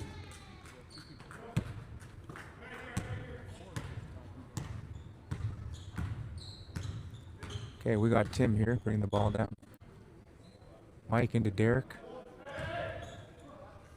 Derek swings it over to Justin, and Justin gives it to Tim. Gonna burn some time off the clock here. Skoden's just burning the clock. Derek Pitka with a nice little fake and layup for 2. Did they just get a steal? Yeah, Tim almost comes up with another steal. But he loses control at the last second, and it's Bombers ball. Here comes West with the ball. Over to Joel. Joel looks over to Jared. Jared, turn around, fade away. 3. Was that a jumper? Oh, yeah, mid-range. Yep, here comes Justin. Behind the back pass to Vince. Vince looks around. Gives it up to Derek. Derek for jumper. It's good. He says, I'll take that. They try to push the pace. Over to Curtis for 3. Curtis shoots a nice soft 3. And it's good. Skoden brings the ball down. Throws it over to Mike. Mike's looking to burn the clock.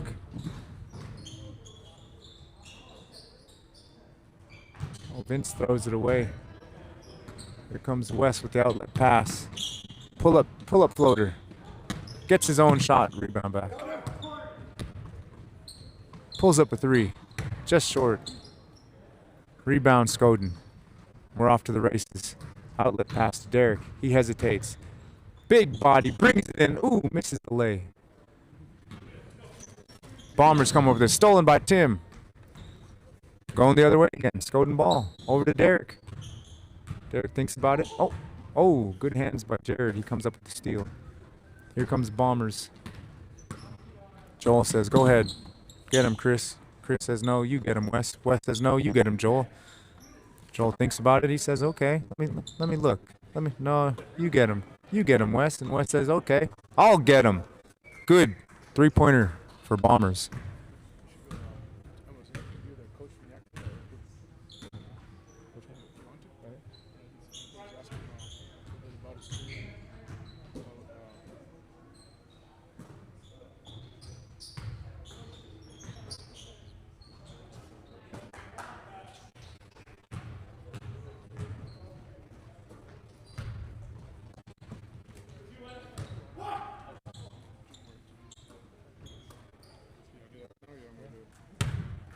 I could do it. Try it out. What's his name?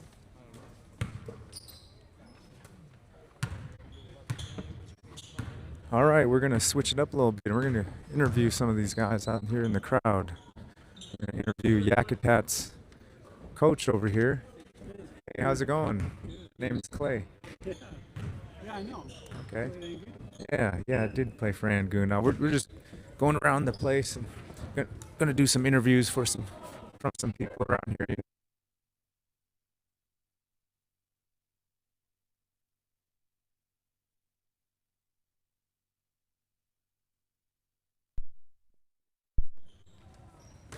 So you live in a Fairbanks? Oh no, I live in Fairbanks. Fairbanks. Yeah. Okay. Hey, so that's ball game. Ball game Skoden. Huh, I'll be back. Okay, hold that thought.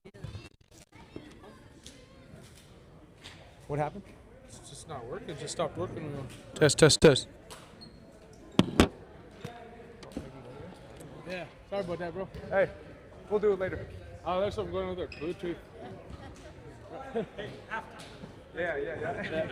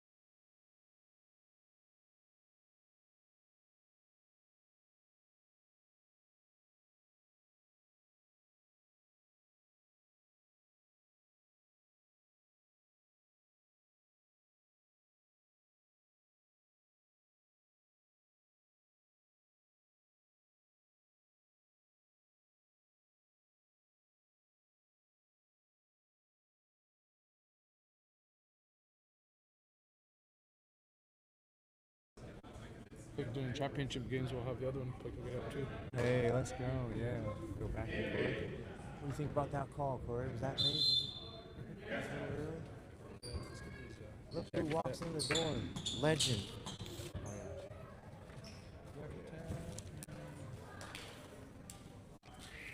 Yakat. A and B.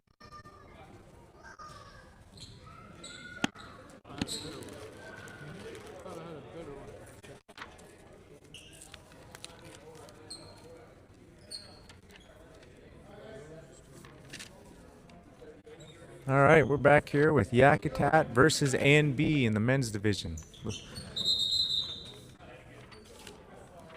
Ref said, let's try that again. That was a little off.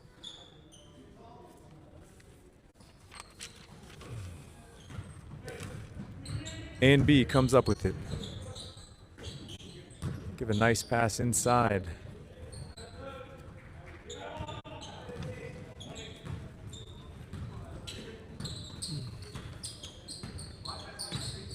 Keontae for 2. Gives A and B the lead. Yakat swings it around. Robert. Over to his teammate. His teammate attacks. Number 7. That's Arthur. Arthur gets fouled on his way to the basket. We have Christian taking it out. Oh, nope. Switches it over to Josh. Josh into Robert. Arthur gets a 3-pointer. He puts that up. No good. A and B. Nope. A and B comes up with it, actually. Yep.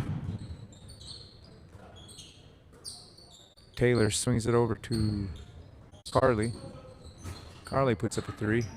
Rebound, Yakat. Here comes Christian with the ball. Swings it over to Robert. Robert over to Josh. Josh looks inside for it. Josh does a couple moves out to Robert. Robert over to Christian. Yakat thinks about it. Sidestep. Step back. 3-pointer. No good. Rebounded Yakat. Strong moves and puts it up for a layup. And that's Magnus. Magnus Endicott. Okay, we have Carly for A and B. Swings it over to Tristan. Tristan will take a 3. Goes straight out of bounds. It's Yakat ball. Christian brings the ball down for Yakat.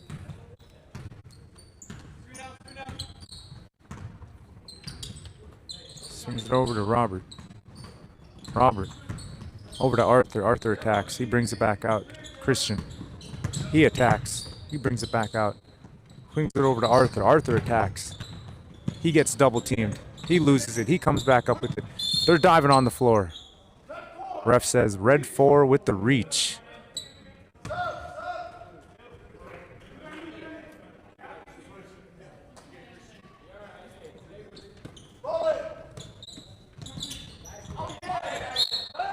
Red ball. Yakat turns it over. Taylor brings the ball down for A and B. He attacks. Dishes it out. Over to Theodore. Theodore over to Keontae. Keontae over to Carly. He thinks about it. Brings it back out. Swings it over to his teammate. He misses the 3 ball. Rebound Yakat.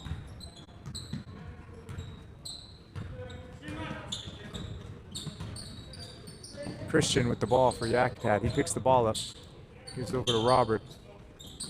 Darren Silas for 3. He just checked in the ball game. A and B takes it. Carly. Nice pass to Theodore for the layup.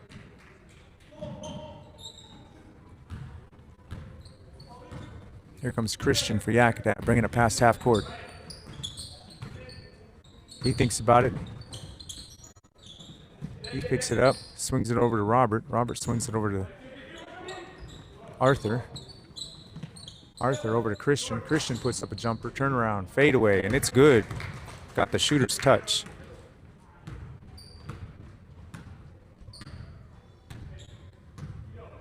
Another shooter in a tournament you want to keep your eyes on. Here comes Carly for A and B. He makes a move. Nice crossover. Attacks. Gets the easy layup. Made it look easy. But I'm sure it wasn't. Here comes Yakat. Nice pass into Darren Silas. Darren takes it in. He gets double teamed. He goes up with it. They fight for it. Someone appears to have got hit in the eye or face. He's walking it off. No, out of bounds. Says he's good. He didn't get hit in the eye. It's our ball. And B. Attacks. Keontae attacks. Easy layup for Keontae.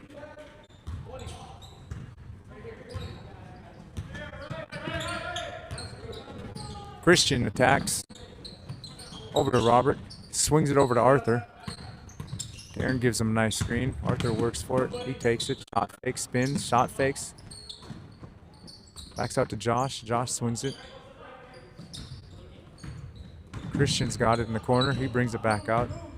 Being patient. Arthur gets it on the wing. He looks. He fires. 3-point. No good. Rebounded. A and B. Shout out online. Somebody shouted out one of your cousins. Malloy. Hey. Tell her to say thanks. Hey, thank you for the shout out. Yes, it is. Always good to see your fam. Good looks.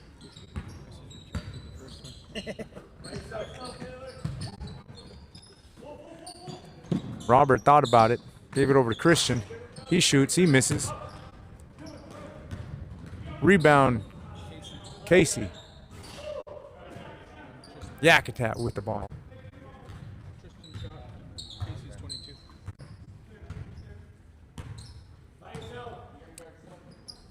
Arthur gets it. He's making some moves. He attacks. Misses. Keontae comes up with the rebound. He pushes. One-on-one. Does a Euro step. Ooh, nice little left Euro step finish.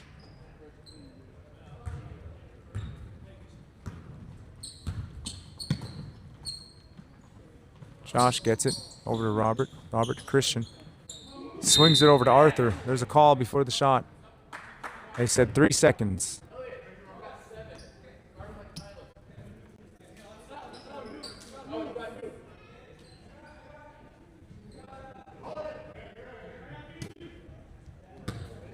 Taylor passes it in to Casey. Casey wants it. Does a move. Pull up 3-pointer. Doesn't get the bounce. Rebounded Yakat. Here comes Christian pushing the ball down half court. They're looking for the big man, Magnus. Over to George. George checks into the ball game. He's been getting some good minutes this tournament. Inside to Darren. Darren misses the tip in. He gets his own rebound and tips it back in. Here comes Taylor. Over to Theodore. He misses. Somebody grab it. Yakat comes up with it.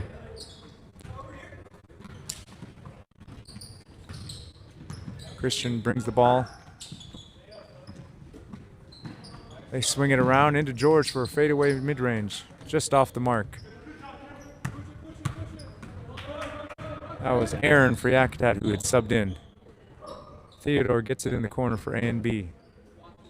Back over to Taylor, then over to Keontae. Over to number 20 from a long 3, and he splashes that. Elliott for A and B. Christian at half court. He's getting some pressure by Theodore.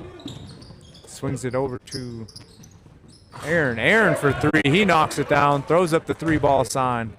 Says, I'm like that. Here comes Keontae. Keontae says, I am too. Let me show you. Ooh, there was some body down there, some contact. White ball. No. Red ball. Keontae subs out.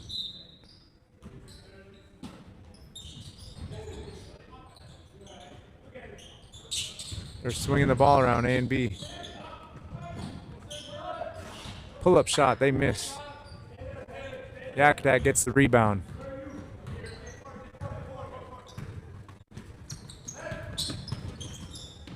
Theodore over to George. George back out to Robert. Robert over to Aaron. Aaron swings it to Arthur. Arthur attacks. Looks double teamed. He's double teamed. He's looking. Outlet pass over to Aaron. Robert comes up with it. Back to Arthur. He puts up a 3 ball just off the front of the rim. Rebound. Taylor. A and B has it. Coming down. Elliott. Over to Carly. Carly attacks. Thinks about it. Got 2 in the air. Nice bounce pass. Oh man, that was a nice pass to Casey, but he gets fouled. Believe he's going to the charity stripe for 2. Still need my coffee. Where's Todd? I sent him about an hour ago to get some coffee. Supposed to go straight out here. Coach K. Yeah, I'm trying to get I just made a pot of coffee out there in the entryway, so I'm trying to have one of these guys call a timeout so I can get my refill. First free throw good for Casey. We got a 7-point game here. Now it's an 8-point game here. Call a media timeout. Need to call a media timeout here for some coffee. We have Yakat swinging the ball. He turns it over, looking for the curl, but the guy curled inward instead of outward.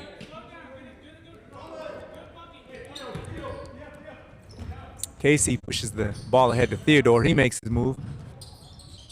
They swing it over to Casey. Carly comes up with it. Goes inside to Casey. Casey, nice pass out to Theodore. Theodore attacks and he loses it. Magnus comes up with the loose ball. They swing the ball down to Aaron. He waits. Over to Robert. He takes it strong. Nice bank shot off the glass. Robert Sensmeyer from Yakat. Okay, we have Elliott swinging the ball over to Carly. Carly swung it over to Casey. Casey over to number 4 there, Tristan. He shoots a 3 and misses. Yakat comes up with it. Here comes Josh, passes half court. Swings it over to Arthur for a nice open 3. And that's nothing but the bottom of the net. That guy can shoot the ball. A and B pushes the ball ahead. Elliott has it. He thought about it. Tristan thinks about it, but he passes over to Theodore. Theodore back to Elliott. Elliott for a deep air ball.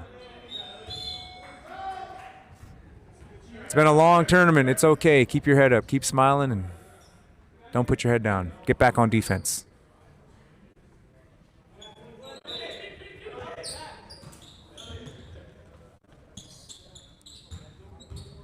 Oh, we have a net caught up on the rim. As a shooter, you never want that because that net can cause you to miss. Strong attack by Yakat. Out to Darren Silas for 3, and he says, let me fix that net for you, Clay. Thank you. Appreciate the love. Here comes Casey. He's looking to make a move. Nice hesitation. Takes it in strong. That looked like an old man strength kind of layup right there. Like he was splitting some wood. Had to keep the wood stove going. Let me get the 3-point play the old school way.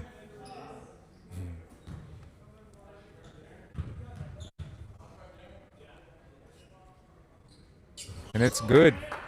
A and B with the free throw. Casey. We got a 3-point game here. Oh, A and B gets it right back. Turnover, Yakat. Carly, long pass over to Theodore. Theodore with a fancy layup. He misses. Oh, Casey got the tip back. The put back. Tip in layup. Christian for Yakat attacks. He gets bodied. Ref says no, too much body. It's a foul. Keontae comes back in.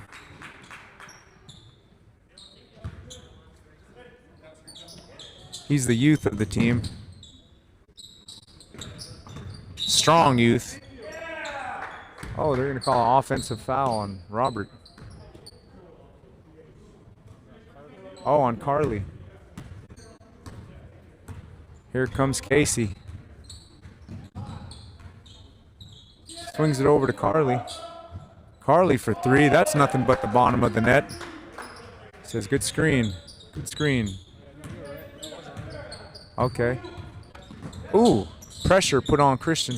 Yakat swings it over to Arthur. He puts a deep three up. Oh my goodness, that was beyond the NBA range. That was like the BIA range. Keontae, they swing it over to... Oh, they're swinging it so fast, I can't even keep up. A and B's just swinging the ball. They're working it. Ooh, nice spin move. Tristan goes up with it. Doesn't finish. Yakat comes up with the rebound.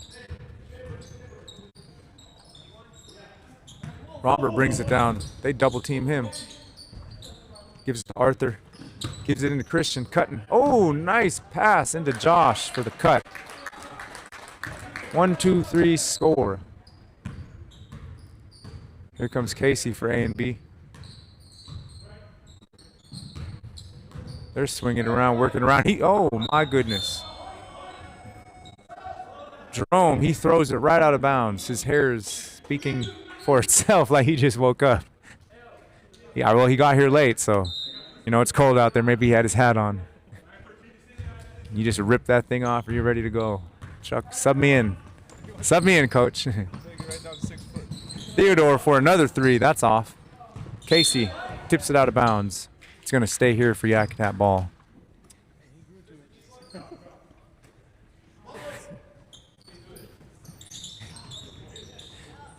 Ooh, Jerome almost comes up with a steal.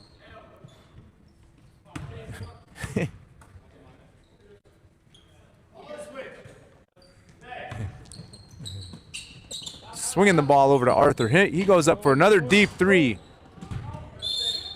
Jerome is getting a lot of action for just now getting here. Yeah, he's a Russell Westbrook type of player with the Jaylen Brown haircut. One of the top ballers out of here. Man, they're hitting him with a lot of screens. They get an opening. Josh for an open three. Ooh, that's nothing but the bottom of the net. This is a good game.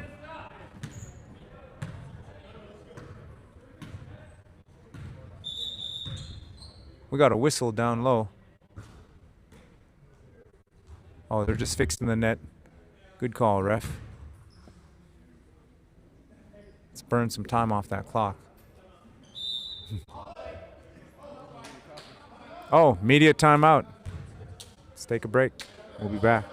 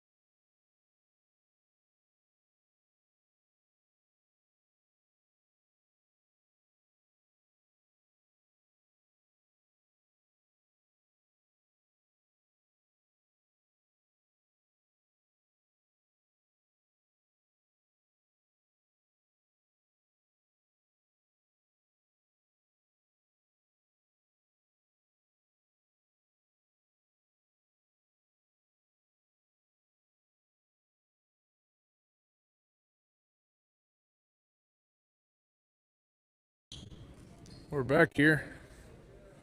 Clay on his way back with the coffee. It looks like he only has one cup. I'm glad he must be going back for another cup for himself.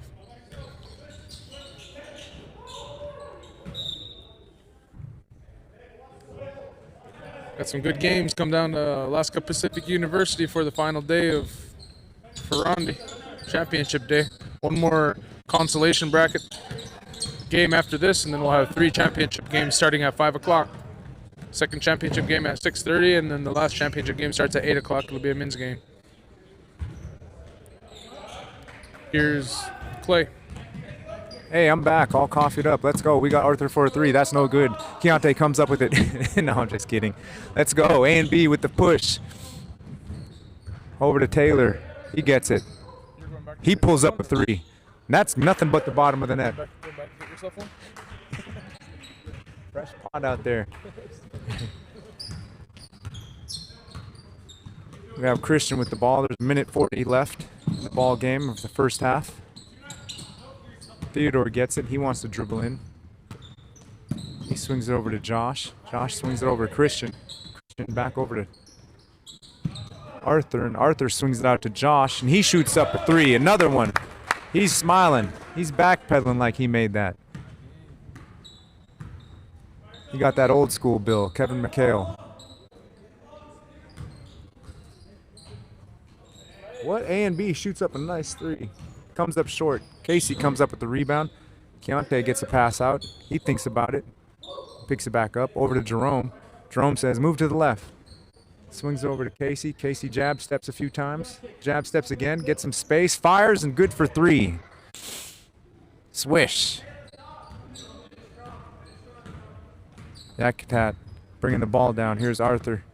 He's got Christian on the wing. They set a triple screen. Oh, he comes, brings it back. Christian brings it up. He's looking for someone else to set double screens. Josh comes rolling off. He makes a move to the basket. He picks it up, swings it out to Arthur. There's 30 seconds left. Josh gets an opening. Fires. 3-pointer. No good. Rebound. A and B. Keontae rebounds that ball. Swings it out to Tristan for 3, and that's a brick. Casey comes up with it. A and B ball. He shoots over to Keontae. Keontae thinks about it. He drives instead. He hits the ground. Foul. Yakat.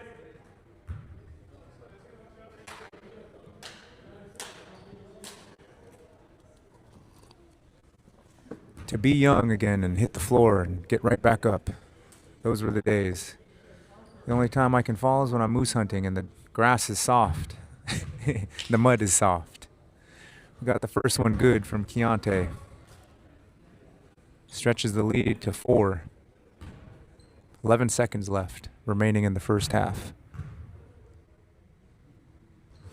Second one's good.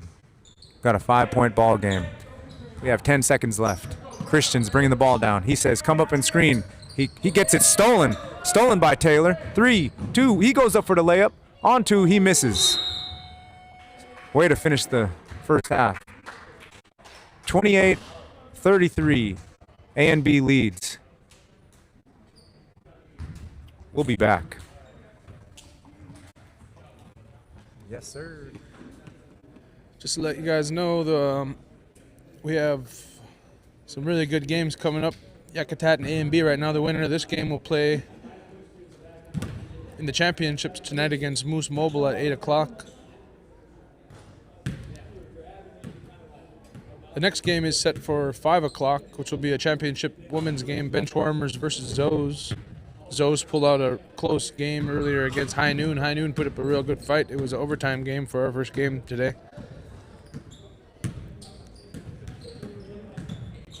After that women's championship at 5 o'clock, we'll have a men's 35 and over championship at 6:30. That'll be Hog River Construction versus Skoden. We got a little bit longer break during the half here. We've been having 5-minute halftime breaks, but today we'll have 10-minute breaks because a little bit of time between games. See you guys back in a few minutes. Thanks for tuning in.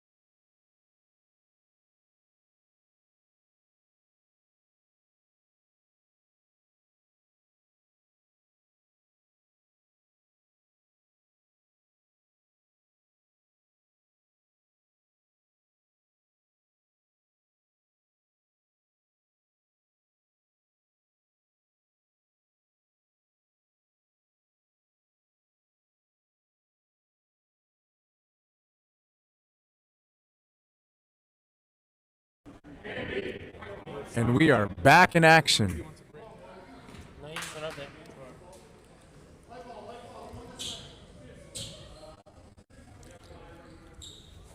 So we're here with Yakat 28 and B 33 on a 5-point ball game, and it's Yakat's ball to start this second half of the Rondy 2025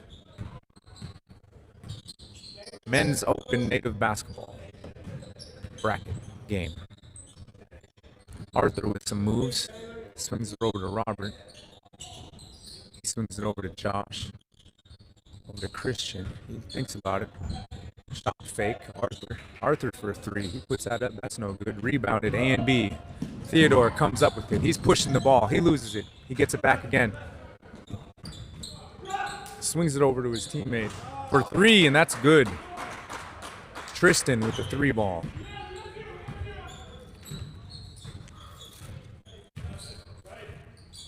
Yakat Christian brings it over to Magnus. Magnus gives it back to Christian. Christian fires a three. He misses. Here comes A and B. Tristan pulls up for another three, and that's a brick. Yakat comes up with the rebound.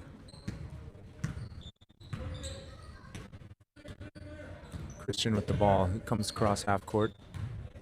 He's looking for some screening. Says, let me attack this right. Pull-up jumper right on you. That's no good. It's a good look, though. Rebound, A and B. Here comes Carly with it. Swings it over to Theodore. Over to Taylor. He swings it over to Keontae. Swings it over to Theodore and swings it over to Carly for three, but that's no good. Rebound, Yakat. Christian gets a screen. Brings it over to the right side wing. He's looking for his teammates. They're all covered. Robert gets it on the wing. He looks over to Arthur, and Arthur does some back down moves. Spin, fade away. Pass back out to Robert. Robert attacks for the lay-in. And the ref says that's a foul on the shot, so he's sending Robert to shoot two at the charity stripe.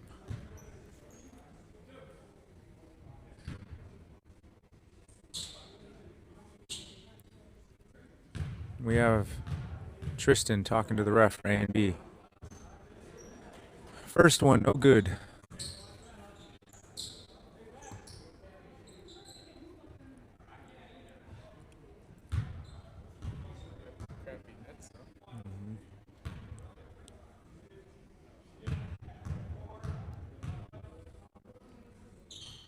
Second one, good. Here comes A and B. Carly directing his teammates. He's saying, go in there, come around, get the ball. There's Taylor. He swings it over to Theodore. Theodore gets well defended. Tristan over to Carly up top. They switch defenders. Theodore gets it. He does a one dribble pull up and he gets blocked by Magnus. He said, not today. Carly steps in there, passes it out to Taylor. He shoots a three ball. That's off. Rebound, Magnus. Here comes Yakat with the rebound. They said they're going to slow it down. A lot of height on this Yakat team. They can take advantage of that. Ooh, costly turnover. Just wasn't ready for it. A and B ball.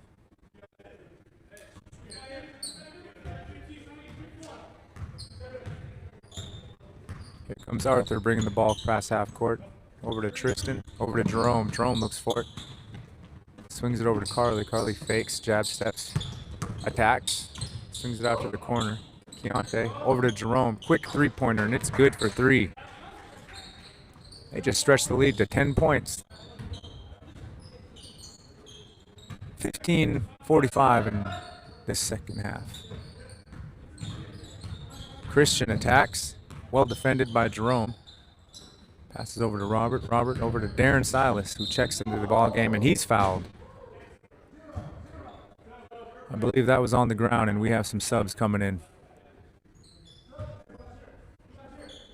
Casey checks into the ball game for A and B. Robert gets it in the corner. He does his move, swings it over to Josh, back over to Robert. Robert shot fakes, swings it over to Darren. Darren Silas puts up a three, it misses. They get their own rebound back. Here's Christian, he puts it up. That looked like a foul, you have to let your man land. No call. Here comes Casey.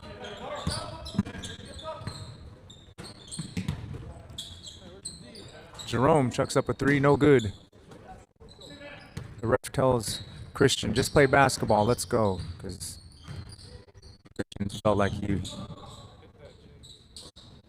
got hit on the shot. Didn't let him land. Arthur with a nice move causes the defender to fall, and he splashes the jump shot and backpedals and says, nah, bro, there was no push off. He's really like that.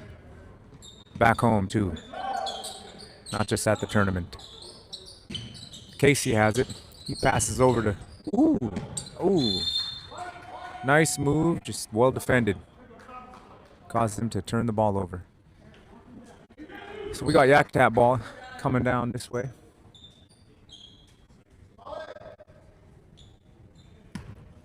Christian looks like he's the main ball handler for Yakat this game. It's a tall lineup. Nice pair of screens that give it into Arthur for the back down. He sizes up his man. Much shorter defender. Tricks him on the layup. Ooh, nice footwork.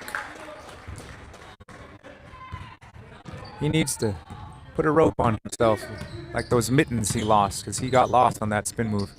Ooh, tipped. Another turnover. Another turnover, A and B.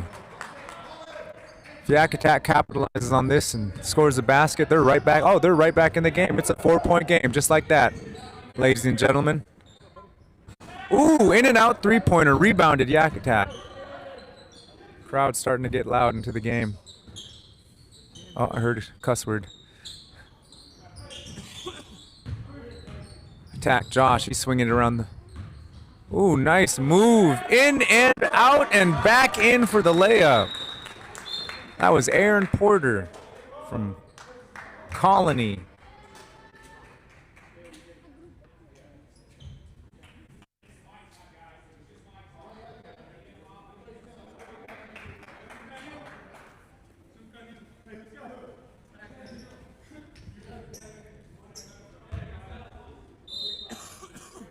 We have a 2-point ball game.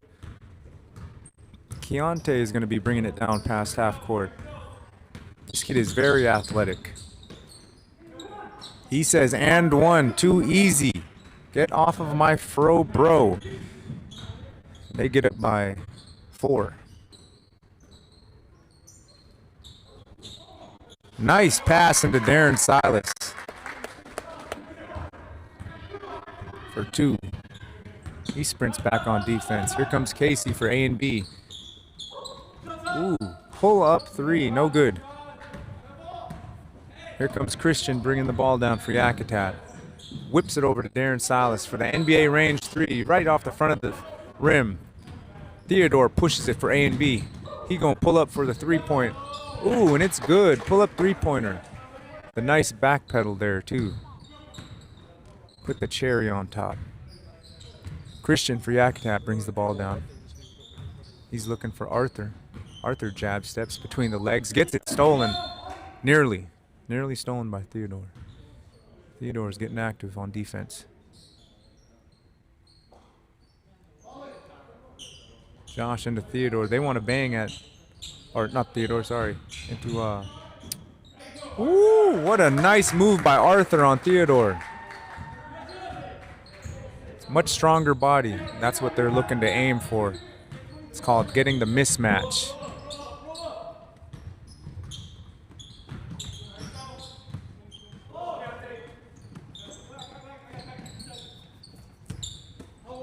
A and B passes into Casey. Casey on the big guy. He brings it back out. Keontae has it on the wing. Swings it out to Theodore. Theodore for another 3. That's no good. Everyone jumping around out there. No box outs. A and B gets the ball again. Keontae calls for it. He goes off the glass. Good for 2.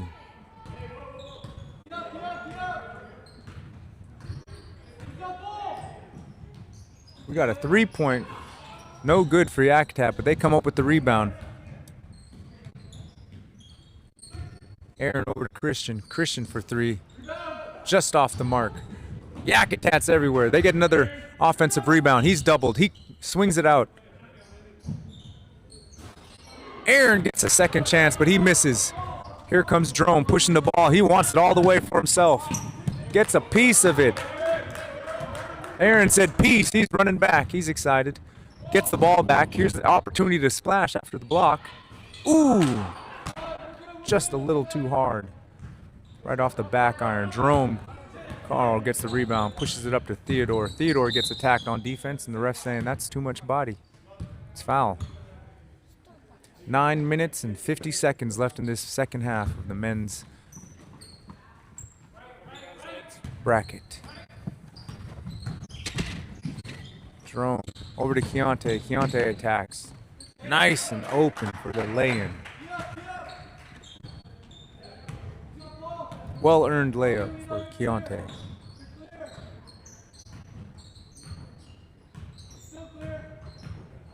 Christian for Yakat. Swings it over to Josh. Ooh, they're starting to play rough. No call. 3-pointer. Good for Arthur.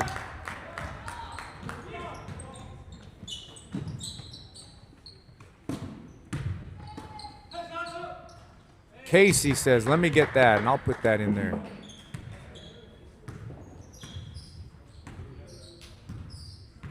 Yakat brings the ball down.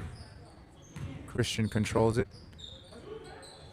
Swings it over to Aaron for 3, and he hits. He says that third one's going down. Here comes Casey. Passes out to Theodore for 3, and that's nothing at the bottom of the net.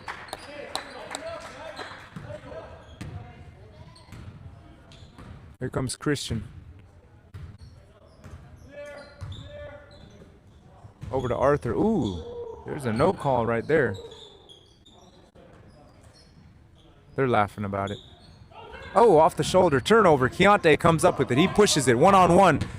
He takes flight. Too easy. Too much athleticism for that guy.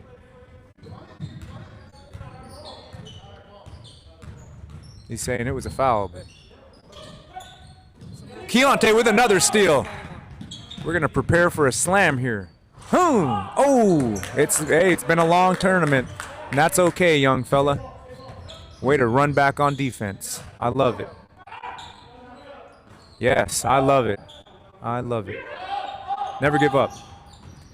Here's A and B. They get a rebound. Casey's bringing it down. Darren Silas with the pressure. He's going to back it up to the 3. Swing it over to Taylor. Taylor swings it over to Theodore. He's going to pull up for 3, and that's out of bounds.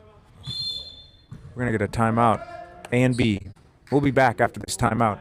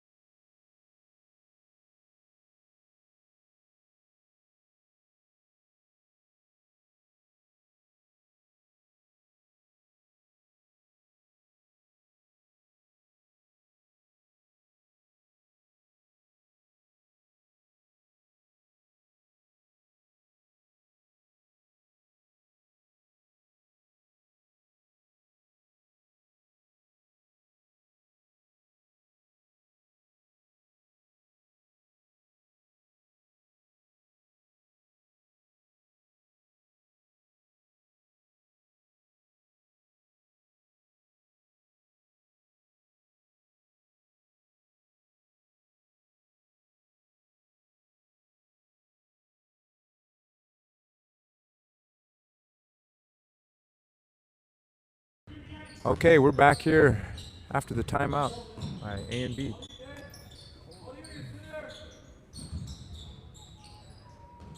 Make sure you open the burner. It's getting colder out there in the interior. Talking about the wood stove. The Blaze Queen or the Blaze King? Stay blazing. Ooh. That's a trip on Jerome Carl. Foul, A and B. Someone said, way to fly like an eagle. Land like Warbelows. Or rights. It's up to you. Jerome with a 3. That goes top of the backboard and over into the trees. That's out of bounds. Yakat brings it down. Here comes Christian with the ball. Hard screen by Magnus. Pull up. Nope. Hesitation. Robert's looking for another one. They're trying to post Arthur in there on the smaller defender.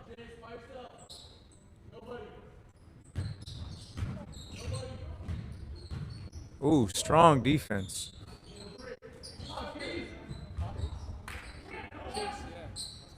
Oh, yeah.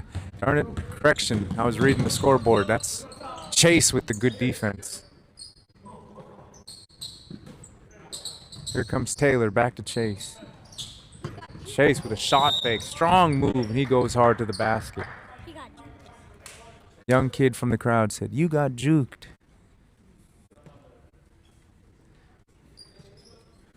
We're waiting for Jerome to start kicking in here soon. His hair's ready, but we're just waiting on the rest of them. Ooh, no good. A and B. Some of these guys are coming from work, coming from family duties, coming from the woodyard, coming from all over the place to hoop, and it's a pretty tough thing to do. Oh, we got a foul on Chase with the push. But we're glad to see you guys out here still hooping, still going strong, both men and women. Christian for Yakat, he brings the ball down. He's attacks, goes around the 3, pull-up jump shot, and that's good. Gets the shooter's touch with a little spin in there. Yakat's getting loud. They're talking. It's usually when they start making a comeback, is when your team starts talking. Getting loud, regardless of offense or defense. Communication is key. Carly with a good move, gets blocked. Robert comes up with the rebound. They're pushing. Oh, they slow it down. Let the big set up. Got Arthur with the ball. He swings it over to Josh. Josh turns. He faces up, looks, brings it back to Arthur for a pull-up three-pointer. And that's splash. Nice shot. This guy can shoot. Woo, beautiful thing to watch these guys shoot that jump shot. Carl says, "Let me show you something too." I got that. Jerome for 3. We got a 6-point ball game. 3 minutes and 30 seconds left in the second half. They're looking for Arthur. Arthur's getting heated up. They keep swinging the ball. Pass and cut. Pass and cut.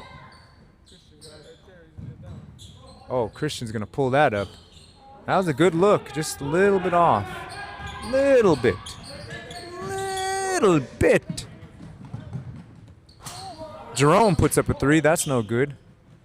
Yakat with the rebound. If I guess correctly, I'm thinking Arthur is going to pull this 3. Nope, it's Christian for a shot, and that's good. That's a 2. That was a long 2. And timeout, A and B. 2 minutes, 55 seconds to go in the second half of the men's game. We'll be back after this short break.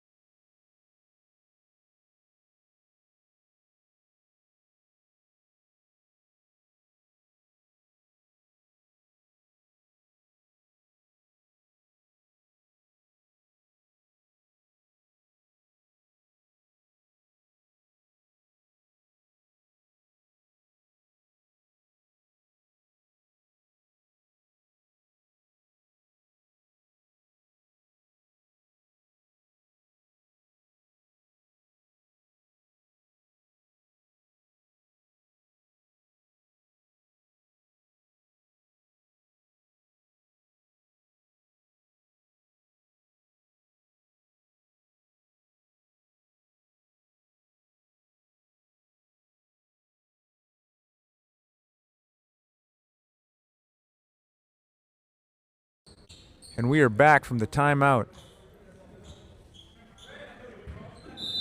Got a 4-point ball game. A and B leads. A and B bringing the ball down.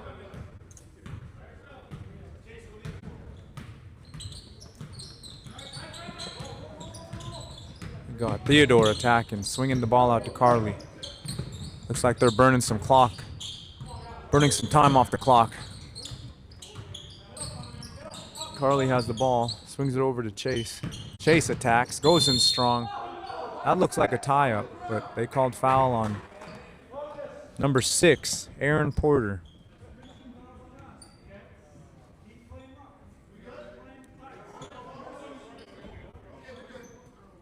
No bonus. Darn it. Here comes Jerome. Over to Carly. Carly jab steps. Jab steps again. He brings it out.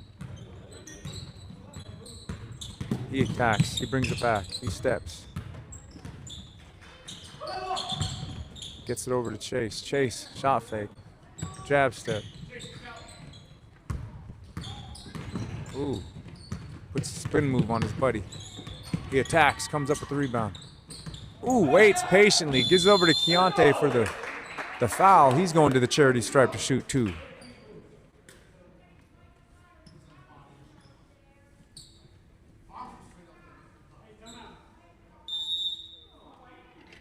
They call timeout. They're going to ice the shooter. We'll be back after this timeout.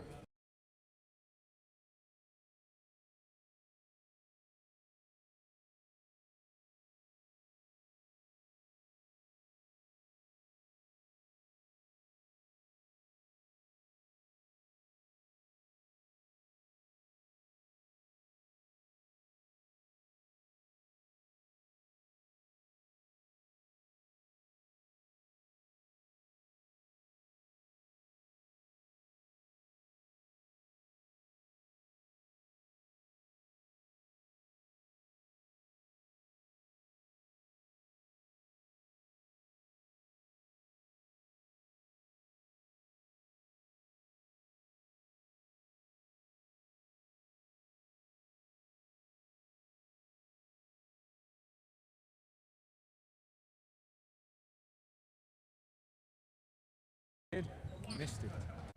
And we're back from the timeout. Keontae for A and B at the free throw. Shooting 2.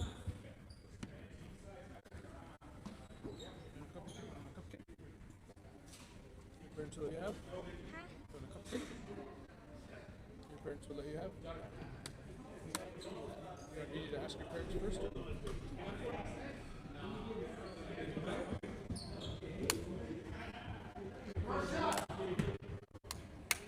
We have 1 shot right now. Relax on the release, the rest said. And that's off. First one, no good. Free throws wins games.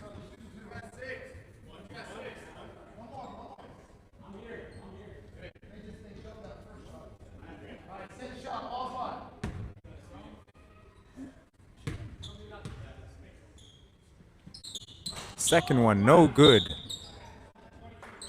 Foul on A and B also. Chase picks up the foul. There's 1 minute 40 seconds left in the second half. We have a 4-point game. Yakat has the chance to cut the lead.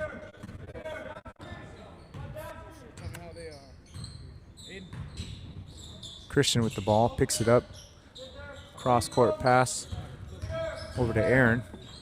Aaron gets it over to Arthur for a pull-up shot. That's off the back iron.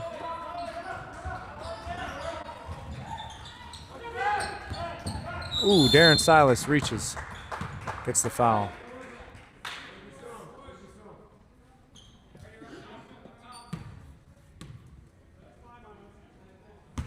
No 1-and-1. We're taking it out at the sideline. They're looking. Oh! Tipped out of bounds. A and B ball again. Someone says, remember, we have timeouts too. Don't be scared to call a timeout. Another tip. Out of bounds. They're having problems getting the ball in. It's usually cause of good defense. They barely get it inbounds, but they got it. Here comes Chase with the hard drive. Goes in off the glass, and he makes it.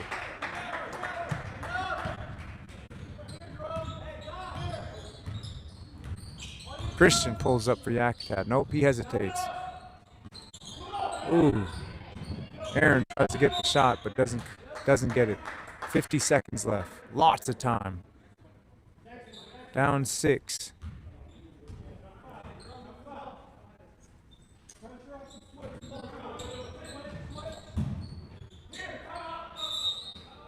A and B calls timeout. We have a lot of complaints from A and B. I smell a tech coming soon. Nope. He's still talking. Someone in the crowd yells, "Tee him up." Timeout.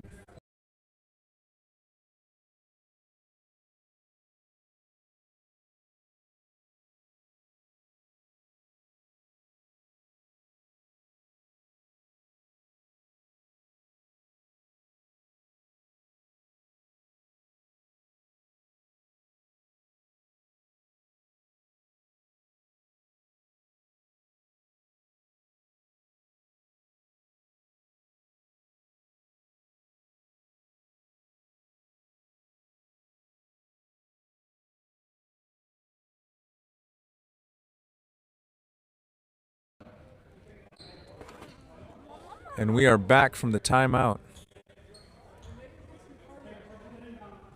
A and B basketball. A and B versus Yakat. Yakat down by 6. Ooh! Yakat nearly comes up with it.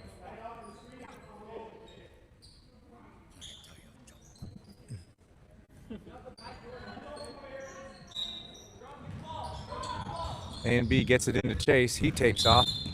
Reach and foul by Aaron. Chase going to the foul line. Shooting a 1-and-1.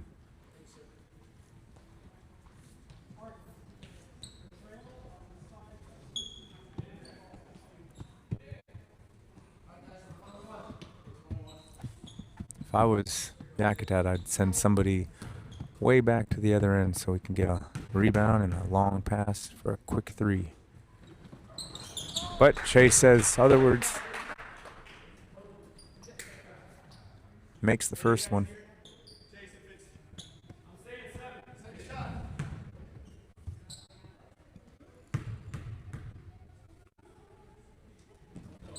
Second one good too.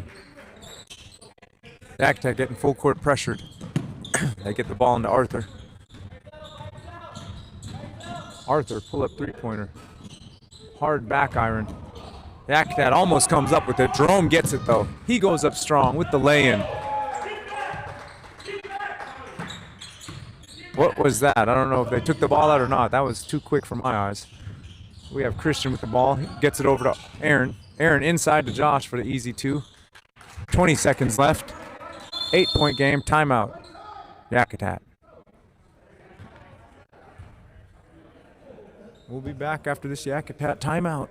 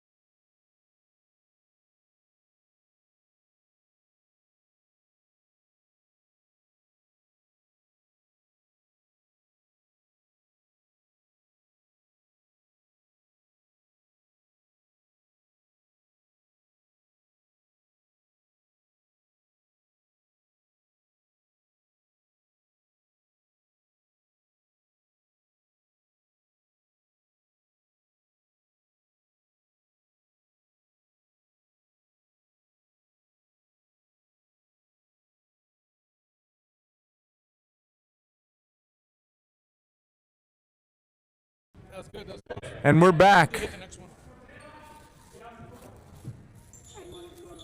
18 seconds left. Yakat down 8. Tipped out of bounds. A&B ball still. Jerome with the ball. He gets fouled. It's 1-1. They'll bring it down to the other end to shoot some free throws.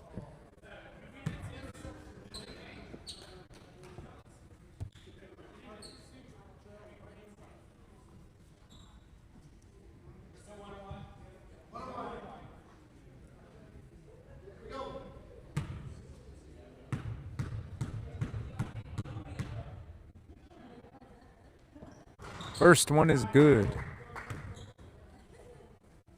Putting A and B up 9 points.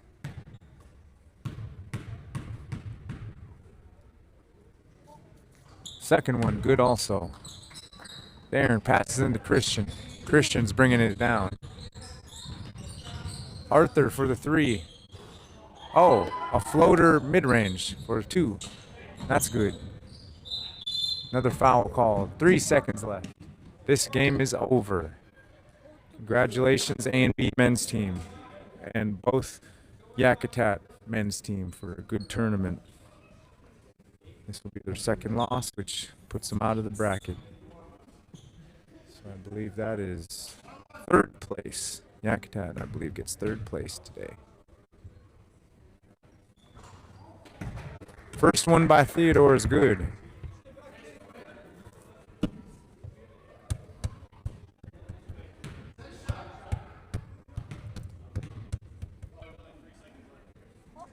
Second one, good.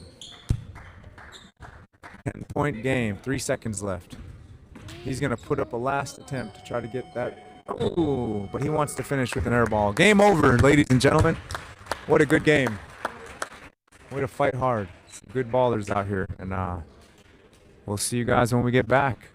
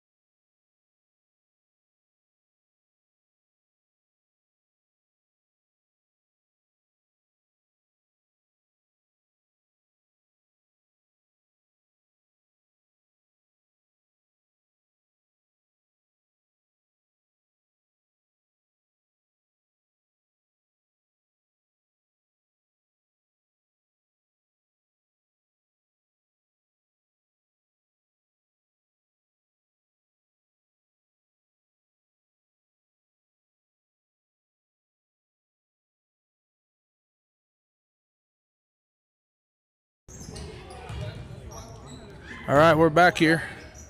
Women's Championship. Let's get this out of the way. We got the bench warmers in black versus Zoes in the purple or the maroon or plum. This is Corey Erickson from Uniloclete Sikwop. Here with the Kagoon Creative, providing the live stream for the Rondy 2026 all-native basketball tournament. Got teams from across the whole state, people representing down lower 48 playing. It's been an amazing tournament so far. We got 2 competitive teams in the women's championship here. Zoes pulled out a close win this morning against High Noon. I think it was the first game of the tournament going to overtime, if I remember correctly. So they went into overtime and they squeaked by High Noon this morning.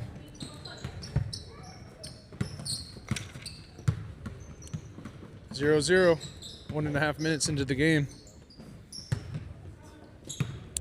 Brandy passes it over to Caitlin, who does a real nice move and gets around her defender on the baseline. Shauna brings it up quick, scanning the floor, looking to attack. Passes out to Tony, who was open for the baseline jumper. It rimmed out.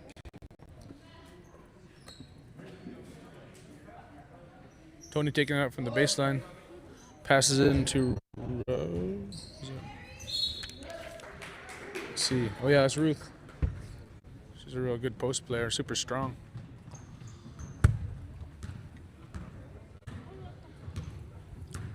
Got Caitlin Conwell bringing the ball up from Kotzebue for Zoes. Zoes has a lot of good ballers from down Hooper Bay area.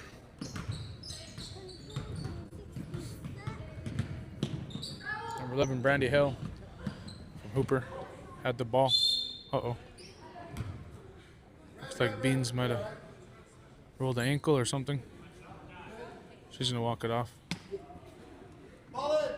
Adrian Beans, she's a baller. She's playing defense. 14, let's see. I'll have to get that number right. I know that's not Mary. I think, let's see. Is it Ashley? I think that was Ruth that brought it in. That was 5, right? 5 made it? Yep, okay, yep. Ruth went in for 2, tied it up 2-2. 3 minutes into the game. Flo is dribbling around and gets the ball and gets it back and he's fighting for it with number 15 on bench warmers, Marie. They push the ball up, get it up to Tony, who dribbles and cuts to the right side and does a real nice, pretty layup off the backboard. Looks like this game is going to be a battle. Both teams are pushing it. Flo gives a no-look pass behind to Brandy, who drives it in and shoots a little about 8-foot jumper. And it rimmed out. Passes up to Tony, who's been running the floor, and she saved it and passed it back to Shauna, but it went right between her legs, and then Caitlin picks it up. Caitlin looking for a cutter, but then she passes it out to Brandy, who gives it back to Caitlin, who gives it on the post down low to 14. Back out to 10, and it was a short air ball. I thought maybe the defender had a piece on it, but maybe she just came up a little short on that 3. Sean is taking the ball out from representing Point Hope.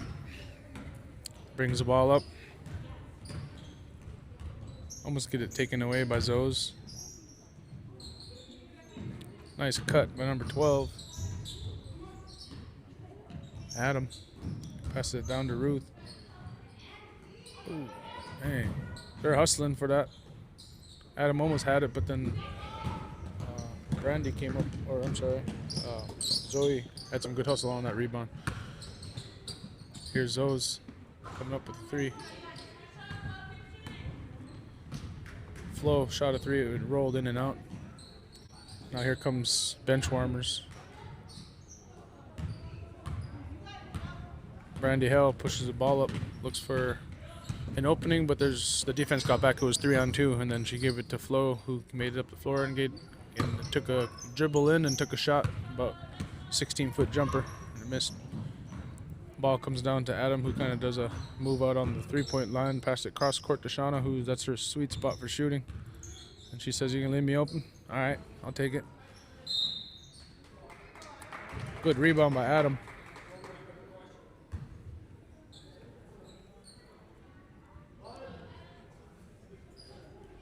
I'm gonna go ahead and walk over to the bench on the bench warmers and ask them to. Tony gets a rebound and puts it back in. Ask them to elaborate on the villages that they're from. Pass ahead by Zoes and it goes out of bounds.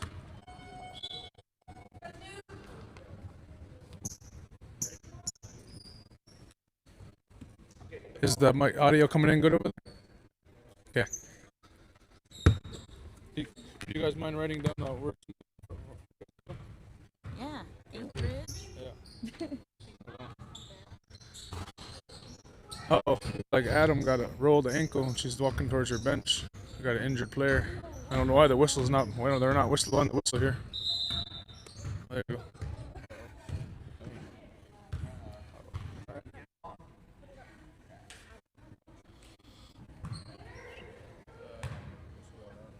So the point up looked like we had an injured player. Adam must have rolled the ankle. And get a little bit closer back to my blue. Getting scratchy. Is it still going good? Or is it? Okay. I'll walk over while they're filling out that roster.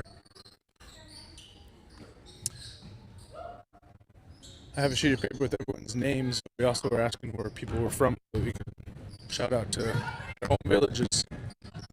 Number 15. Run, shot, and then there was some good defense there. Went out of bounds. Now it's Zoe's ball. Both teams are playing really hard. 6-2.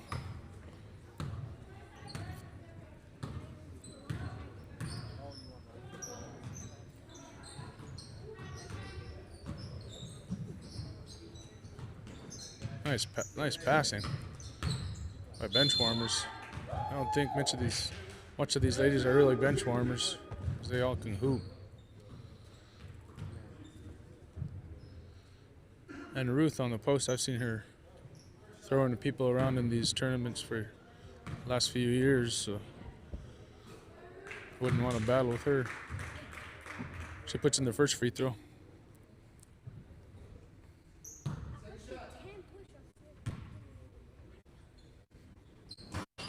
And she puts in the second.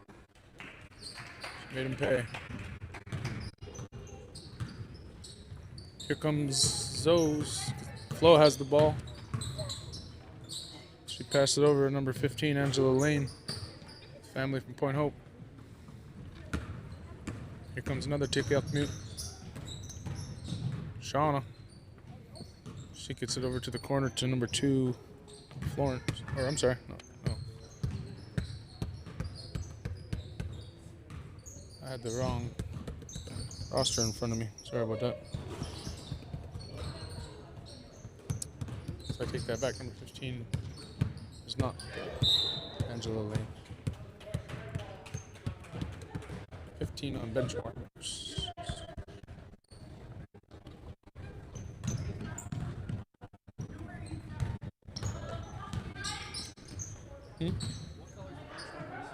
Bench warmers are black. 15 is, I believe her name's Rondy. Oh, okay. Okay, yeah, they're right. So they got the wrong number, that's what it is.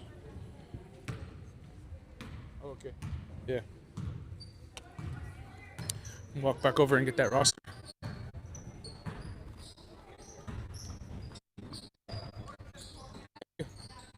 I feel like I know all these players now that I've been announcing and looking at the lists of names. People I've seen watch play for years.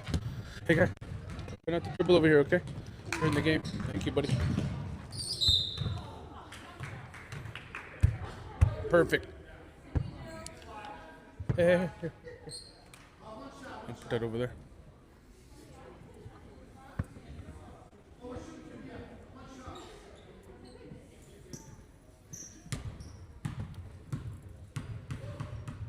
Number 4, Zoe Lake from Hooper Bay, steps up to the line for 2 shots. She missed her first one.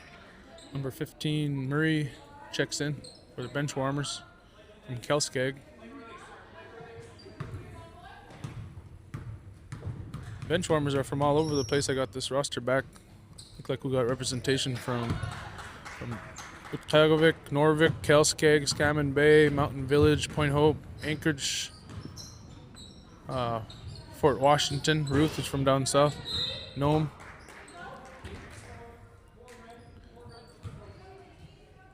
Kind of a native all-star team.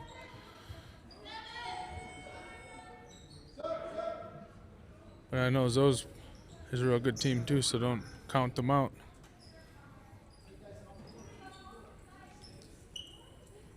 Eight to 3. Benchwarmers is winning. 5-point game. First quarter of the game is done. Clock is ticking while the refs are doing something over there. But there you go. Tony passes it into Marie. Marie's playing tough down there. But then she has defenders on both sides that are going for the ball, and they got all tied up. Number 15, Angela Lane, ends up with the ball, and it's a jump ball, though.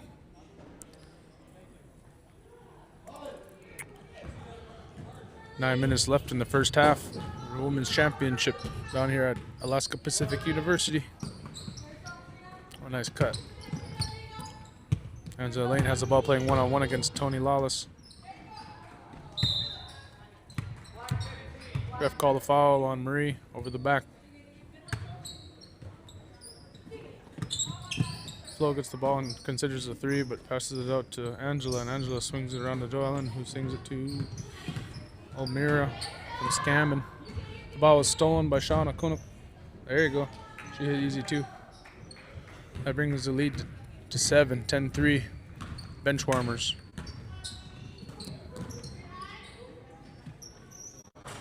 Championship.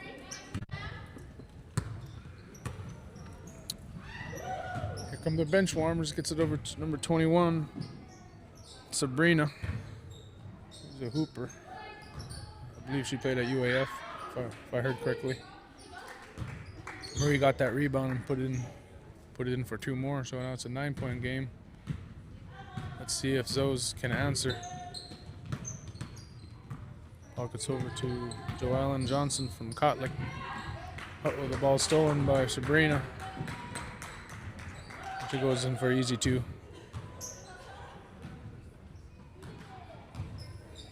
Flo brings the ball up for Zoes. Scanning the floor and gets it over to Angela, who finds Elmira. She passes out the Flo, but it's off her hands, and this is their second game today. They played hard earlier, and Sabrina had stepped out on that fast break and was so far ahead that they just let her go for the 2. And then they called the timeout. So early 13-point lead.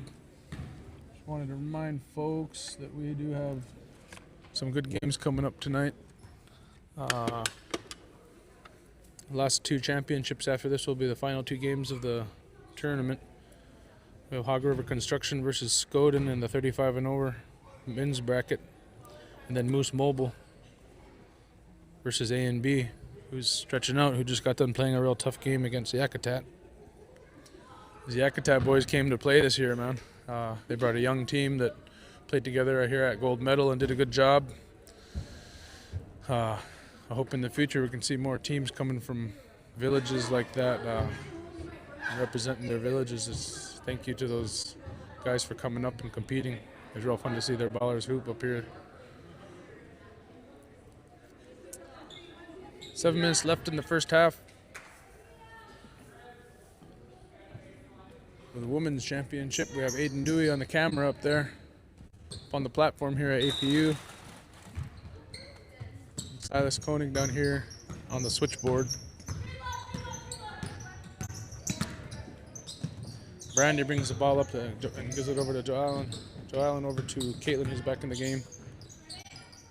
Caitlin gets over to Angela, and they're passing the ball out on the top, moving it around, making the defense work a little. Waiting for something to open up. Angela gets it cutting across the lane. She's looking to make some moves. She has some real nice offensive moves here. Oh. She got into the key, and then a help defender came over and slapped at the ball, and Marie got called for another foul. Caitlin takes it out and gives it back to Angela, and the defender didn't realize they were checking it up, and sure enough, she had enough space to take a wide open three and drains it. Cuts the lead to 10, 16-6. See if Zoes can make a couple stops here. Go on a run. Shauna's looking for a post up. She's waiting. She gets it over. Sabrina's looking for the post up.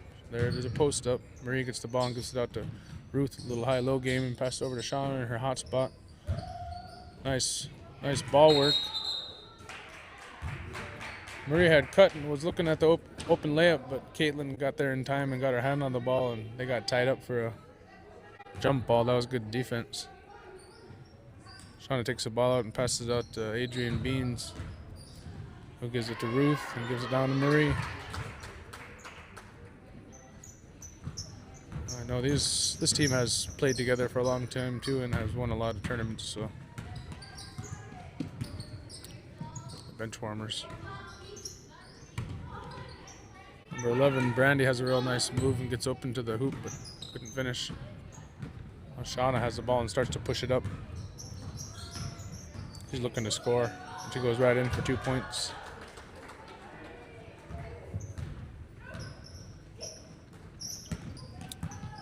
Brandy gets the ball over to Caitlin for Zoes, who's looking around, scanning the floor. Oh, tried to pass it down to Brandy, but she wasn't quite there in time and it went out of bounds. Here comes bench warmers, looking to add to their lead, up by 14 points and 4 minutes, 40 seconds left in the first half. Adrian Beans takes a real nice three, and she hits a lot of threes. She's a real high percentage three-point shooter. And I was looking at the books over there, and I was like, whoa, she majority of her shots are made threes in the books. It's a 23-6 lead. Bench warmers. Oh, does a spin move and gets her own kind of rebound after the tip, and then puts it back up. Caitlin, and then missed the layup. Fatigue is starting to set in. I think they played, like I said, played super hard earlier in an overtime game, but they're still playing real hard right now. Bench warmers got the ball, and Ruth used that strength and went through the defender with the end one. Like I said, she's real tough to stop underneath there. Oh, I'm sorry. That was Marie. We're in the very far corner of the gym here, so that part of the gym is just tough to see. So Marie got the end one. She's a real strong player underneath too. First time I think I've seen her play. Here comes Brandy Hale, Hooper Bay. Pass over to Angela Lane and hits another three. She's a real good shooter. She has a lot of offensive moves, and been pretty impressed with her moves. I've seen her play a few times. Marie gets that ball again and almost makes the layup with two people contesting on her. Uh-oh. Ruth almost stole the ball away from Angela, but she recovers. Now she's dancing around on top of the key, and she gets by the bigger defender. Cuts to the lane, and now she's looking for help. She gets it over to number 4, Zoe Lake from Hooper Bay, who passes it back over to Joellen Johnson from Kotlik and gets it over to Brandy Hale from Hooper Bay. Nice shot. Cuts the lead to 16, though. Let's see if they can stop Sabrina from hitting the three, who almost hit it off the backboard. Bank must not be open on Saturday. Oh, whoa. We were just talking about how strong Ruth was. She was about to take out our whole system here, but luckily she was able to stop herself. She was diving for the ball. Her real good hustle. She's a real hustler. Angela gets the ball inbound pass and swings it around top, and then cuts to the middle, and Brandy found her, and then they get the ball out to Caitlin Conwell from Coxview, who hit that three. Seen her hit several threes too this tournament. Ball gets back over to Sabrina, who tries to get it down low and then considers shooting it, but drives and passes it back out to number 2, Florence from Hooper Bay. And then the ball must have got tipped or something, but I think Zoe's had the ball. No, Benchwarmers has it back. Nice little spin move by Florence Cargi. Rolled out, but here comes Zoe's after the rebound. 13-point lead. They are kind of making a little run here to see if they can hit another one.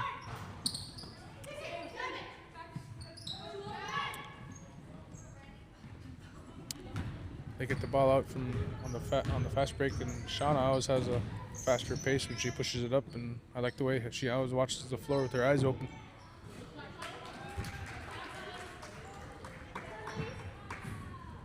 Nice shot by Benchwarmers. 2 more points. Brandy Hill passes it over to Joe Allen.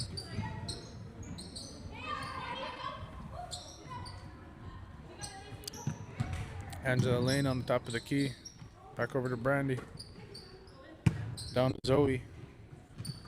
Tries to thread the needle to Angela, but the defense was there. Tony swatted the ball out for the Benchwarmers. Caitlin will take the ball out for Zoes, and she's looking to pass it to the top of the key. Adrian probably could have stole that ball if she was turned the other way, but she was facing her defender. Missed shot by Zoes. Shauna brings the ball up, pass it over to Adrian. Adrian does kind of a pump fake and drives the baseline and gets it to a cutting Tony, who goes up for 2 but was fouled. So she'll be going to the line for 2 with 3 seconds left in this first half.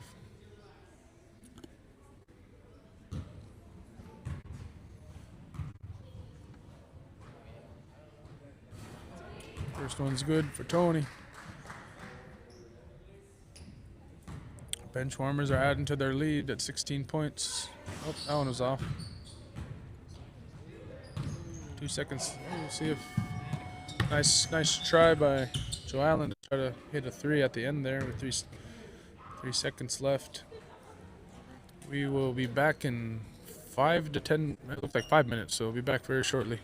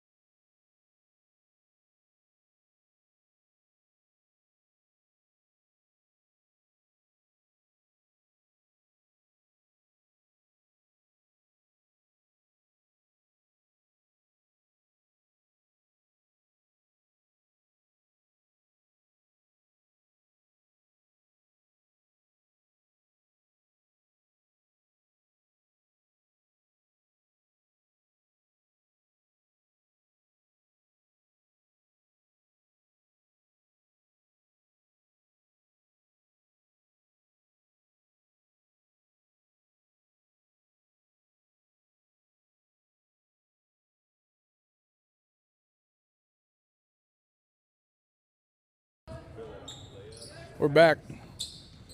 One thing I was gonna do is because this. Oh, it's good. Okay. 32-16.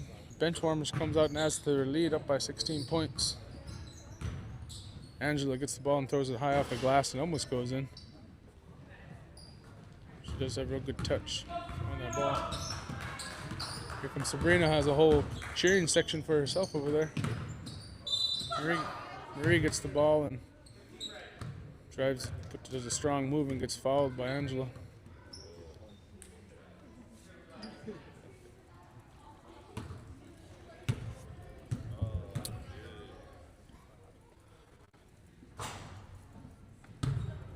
I'd like to thank all the helpers that has helped with this live stream so far. You guys just heard Clay Edwin helping out with doing some announcing the games. He's been behind the camera a little bit too. He's played several games as well, so appreciate him helping out. Then we got our two Ikagun Creative Rising Voices Changing Coasts interns, media specialist interns on our media team. Silas Koenig and Aiden Dewey have been putting in long hours down here all week.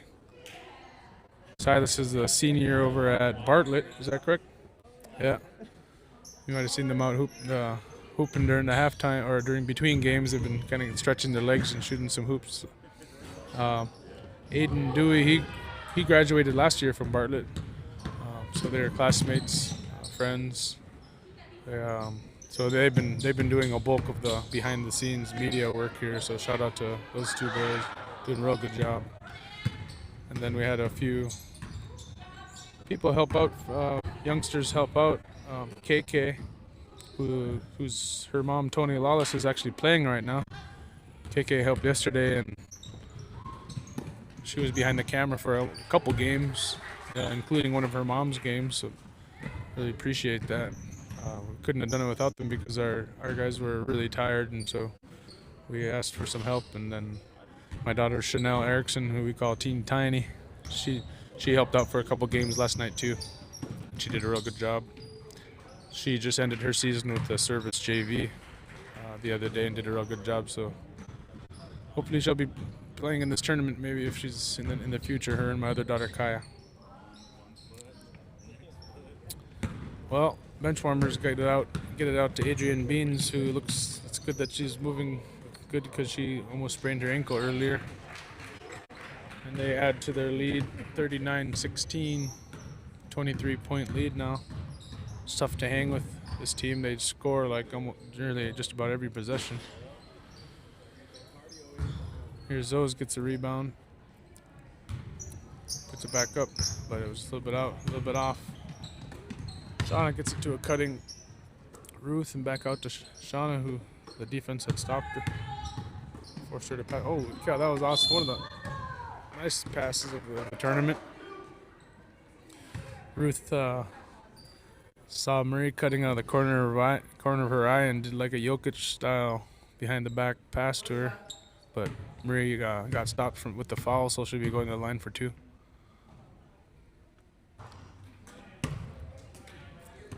She missed the first one for Benchwarmers.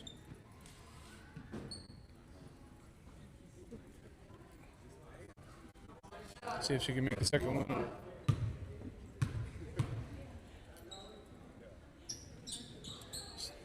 She completes the second one, so that brings it to 40. 24-point lead, 40-16. Benchwarmers against Zoes.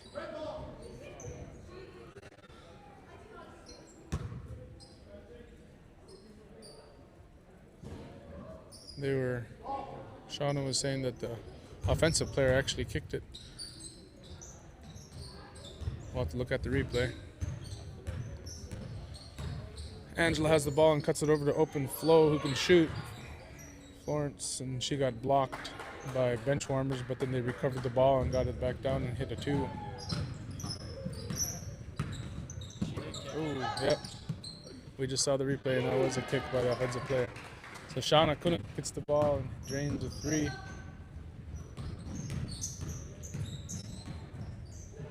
For Benchwarmers.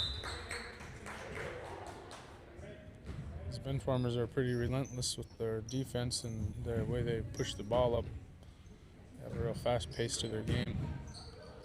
They all kind of know where each other are all the time too, so they've been threatening the needle every fast break. They're kind of their passes have a lot of sauce right now.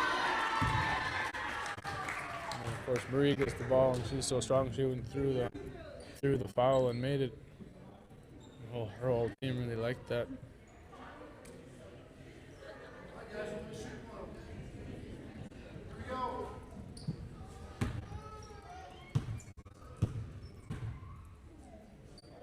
Marie shooting one, and it rolled around and went in. Old-fashioned three-pointer Marie from Kelskag. Shauna gets the ball on a steal and passes it up to her. Pretty pass up to Sabrina, who threw it off the backboard. Went a little bit too fast. Shauna has the ball back. They gave her a little bit of room, so she decided just to step into a three and almost made it. It rolled out when they were fighting for the board.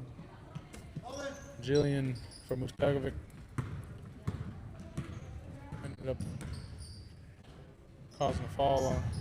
So the ball's back to Zoes, who bring it out to swing it around the top and get it over to Florence, who tried to get it down to Angela, but the defense stopped it again. They threw it up to see if Shauna can chase it down, and she does, and she gives a real pretty pass over to Sabrina, who missed a layup. Oh, almost got it over to Shauna again. But Zoes had just enough time to recover. There were three defenders back, and they were able to steal the ball back. Sabrina has a lot of energy. She saved it again. Little cheering section over there, rooting them on.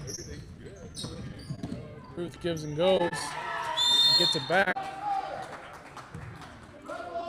Nice look from Shauna down to Ruth.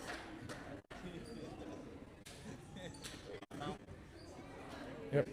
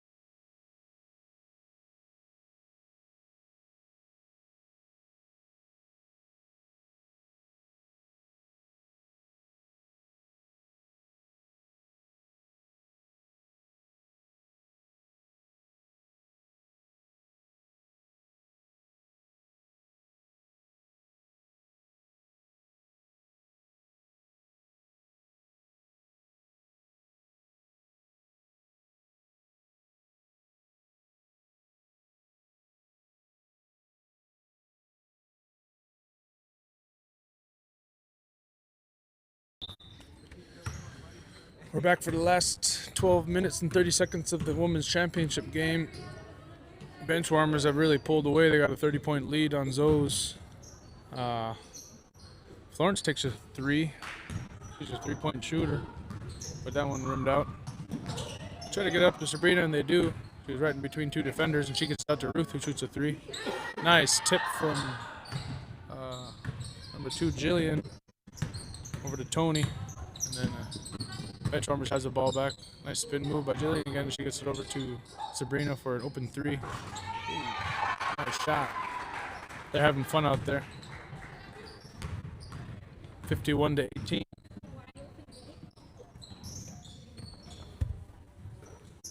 Zoes is still putting up a fight though. They're working the ball around, looking for a shot, and they get it over to Brandy, who shoots a three. Nice rebound, put back by Caitlin from Cots. Seeing some of the men's 35 and over teams walking in and starting to stretch out and get ready. It's going to be a good one. Hog River versus Skoden coming up. Hog River's played in both brackets, and they've been playing a bunch of games, so they got their money's worth definitely out of this tournament. Zoes brings the ball down and some nice ball movement, and get into the middle to a cutting Brandy Hill. Puts in a nice 2, brings it to 22 points.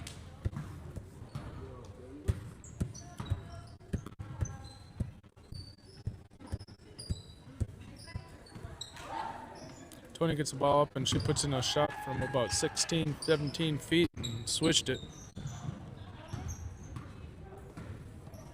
53-22, 31-point game.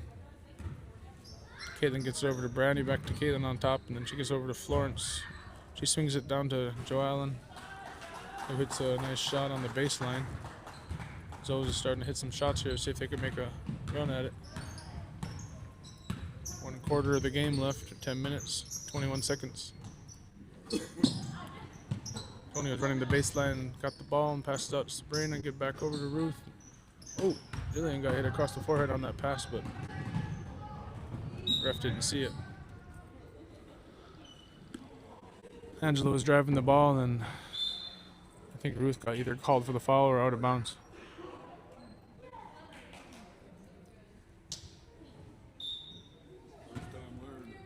Coach K over here for Hog River. He's putting on his champion sweater, getting ready for the championship game.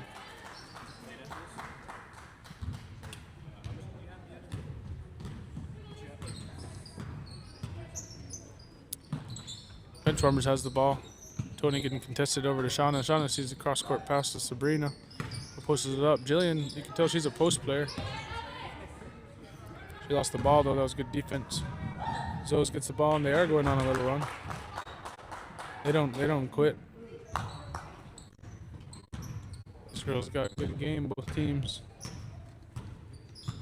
I think Benchwarmers just had more energy today, and they didn't play this morning, and I know Zoes played their way through I think the two teams played yesterday, but Zoes played this morning and won an overtime game, and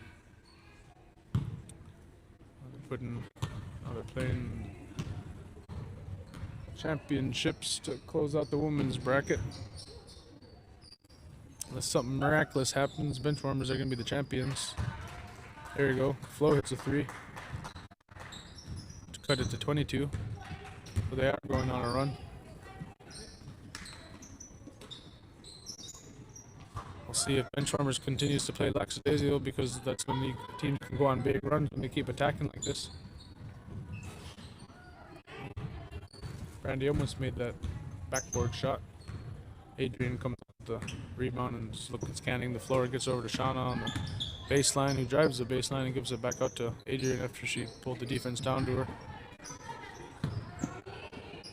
Ooh, Tony gets it in the middle and does a real nice move and spins around and puts it off the backboard. It rolled up there for a little while, a few seconds on the rim. Had enough spin on it to go in.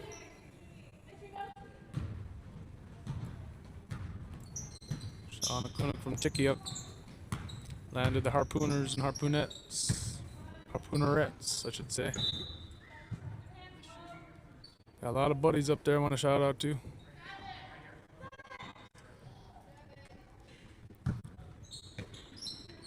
It's been fun seeing a lot of them around when I go especially to the UAA games. To see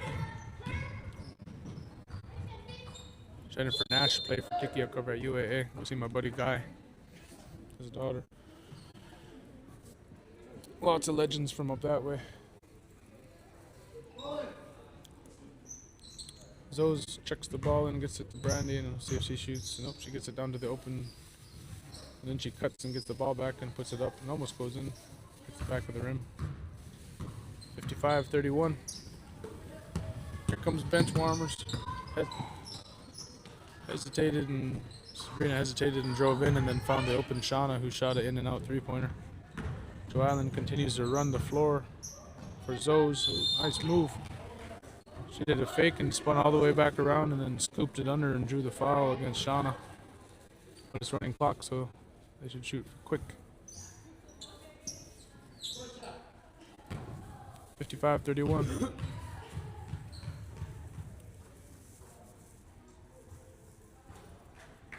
First shot is off the back of the rim.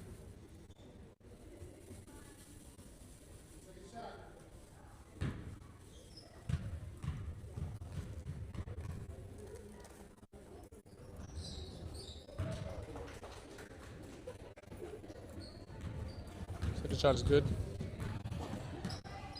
Adrian gets over to Shauna, who passed it in to Jillian. Angela got a hand on the ball, but Jillian still ended up with it, and they went to the floor going after the ball there. Sabrina gets the rebound after Shauna shot. Brandy was slipping out to try to get a fast break.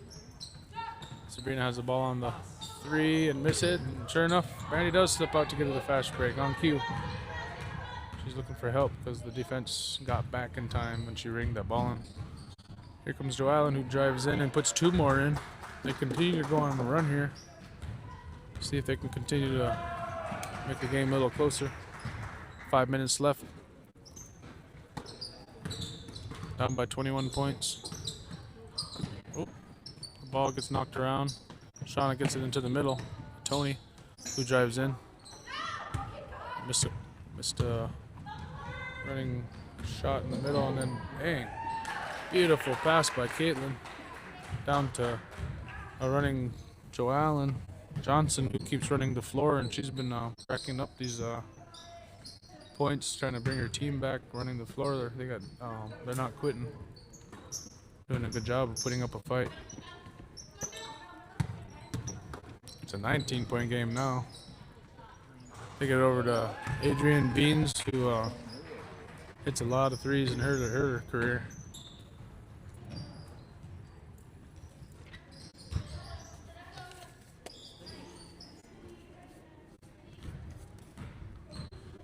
Shauna brings the ball back up. Brings it to the middle and just does a real pretty floater, and it's just nothing but the bottom of the net.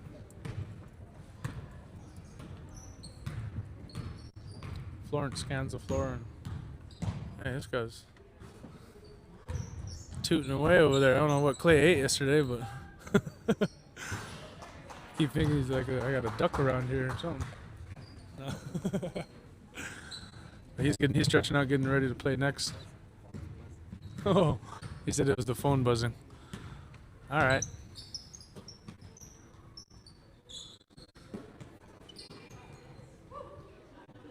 Tony was open for a free throw area jump shot, and she switched it. Bench warmers.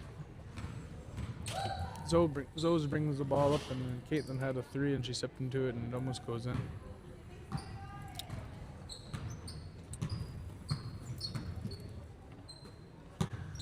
Adrian has the ball and gives it over to Tony on top of the key, and she gets over to Jillian, who takes a 3. Rebound, Angela Lane. Gives it to Flo, who gives it back to Angela Lane, who's running the floor, and gets it over to Joe Allen again, and he shoots another one from the left side. She's been running that floor ready for the pass. Paid off again. 62-41, 21-point game.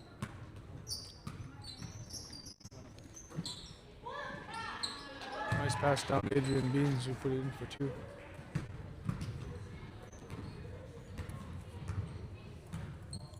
comes Zoes. Brandy Hell takes a shot and it hit the front of the rim. Rebound by Adrian Beans over to Shauna.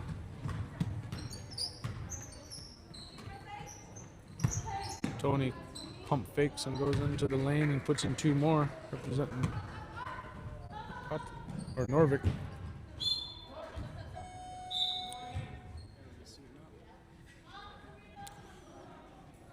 At the 2-minute mark for the women's championship, 66-41. Bench warmers are beating Zoes.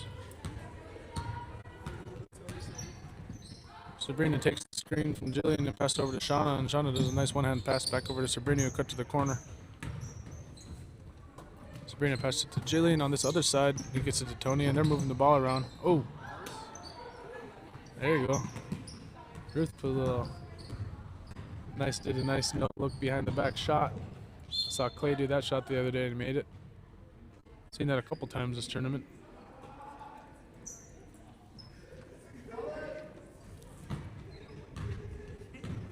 You got both teams looking pretty serious for this next game, so it should be a good battle between Skoden and Hog River Construction.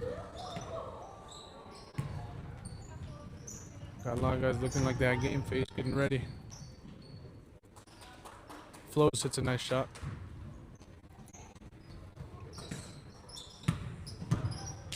Jillian drives it in, and they collapsed on her and tied the ball up for a jump ball.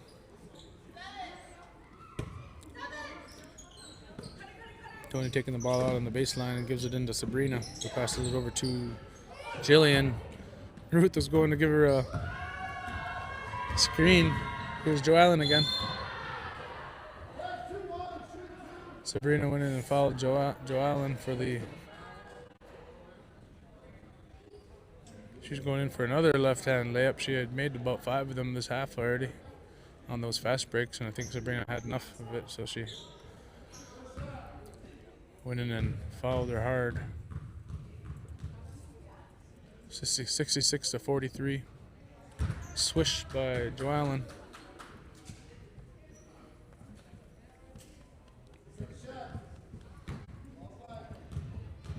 Yeah, it looked like it was going to be a bigger blowout earlier, but Zoes came back and kept fighting, and they got it back down to 21 again. Cut it to under 20 before the end of the game, possibly. But they're still attacking for the bench warmers. They got Jillian underneath again. Tony got the ball, passed it back up to Sabrina, playing some high-low. Shauna considered that 3, but decided to hold on to it. She looked up at the clock and gave it to Ruth on the baseline, who gives another real pretty pass to Tony, and they're playing back and forth with each other. There's Shauna with a 3, and it high rebound and goes off the top of the backboard. So we'll see if Zoes can cut it to under 20 here. You get to Angela, who rings the ball in, and then she comes in and drives and shoots a close floater. Jillian gives a nice bullet pass up to Sabrina, who drew contact but missed the layup. She was looking for a call there, asking the ref, where's my call? But I think the ref has already let this game. Joellen continues to add to her points there. She cut it to 48, so that's an 18-point game. They did a good job fighting back. It could have got ugly there, but they put up a good fight. Good job to bench warmers. Congratulations for winning the championship here in 2026 for Rondy. Uh-oh. Silas said the game ball went into the trash over there, so it must still be over there. I didn't see that. We'll be back, and the next game is supposed to start at 6:30, so we'll see if we hold off for that long. We'll keep that clock on the live stream so you guys will know when to expect the next game. Thank you.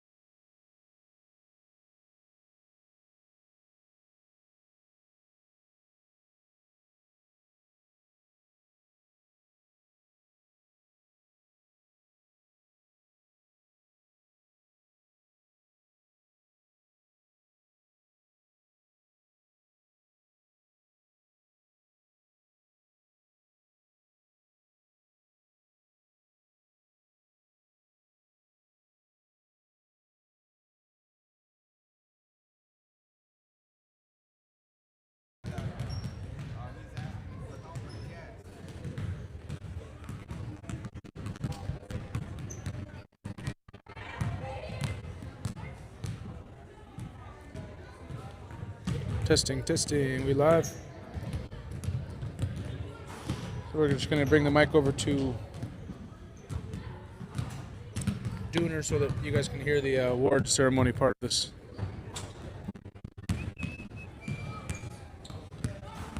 Or how about I just turn on the gym sound and then you'll hear the speakerphone here.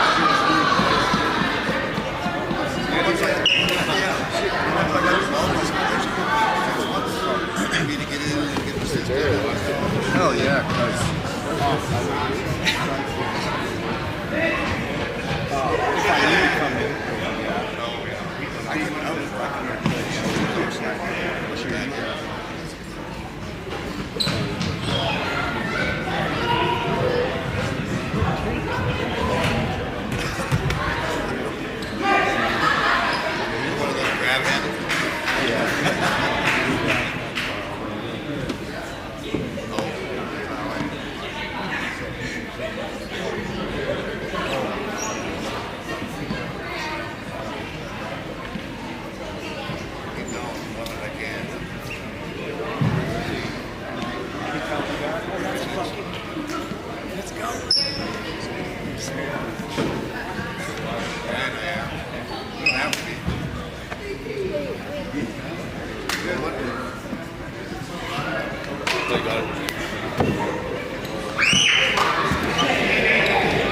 Smile, ladies.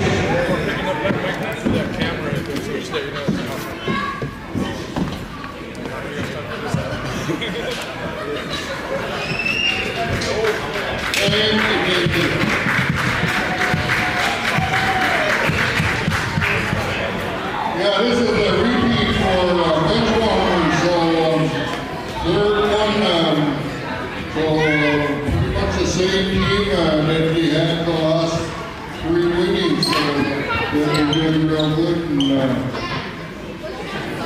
so give them a big hand, and thank you all for coming. We'll move on to the 55 here now. But before we move on, I'd like to call on my friend, Mr. Hodge up here from Buckhorn. What we're going to do is, as most of you all see, our gym is, I guess we could call it our gym. We're pretty shooting here to move us out all over Anchor District because the school kids have pretty much taken over everything. They told me 20 years ago that eventually we were going to have to move on because there were so many kids in the district. So right now we've been pretty lucky and fortunate to be using this gym here. So we got it hopefully booked up for AFN and for Rondy next year. So we already put that up. So what we're going to do right now with all the work that has been done in here, we wanted to bless the gym. I got the president of the APU was going to be here, and director, but I don't, I guess she, oh, here she is, right here. This lady here is very happy to get this place going, bringing it up to par. A lot of you that have been here before had known how everything was echoing in here. Now with all the work that has been done in here, and the floor and all that, with a great improvement. The next thing I come AFN convention, you'll see clocks on the wall, so that's already in motion. So I think right now what I want to do is let Randy give her a little speech.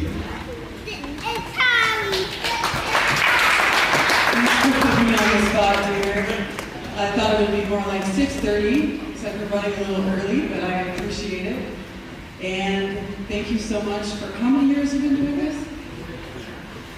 Running those basketball games here at Mosley? Up here at APU, I think it's been probably about maybe 12 years.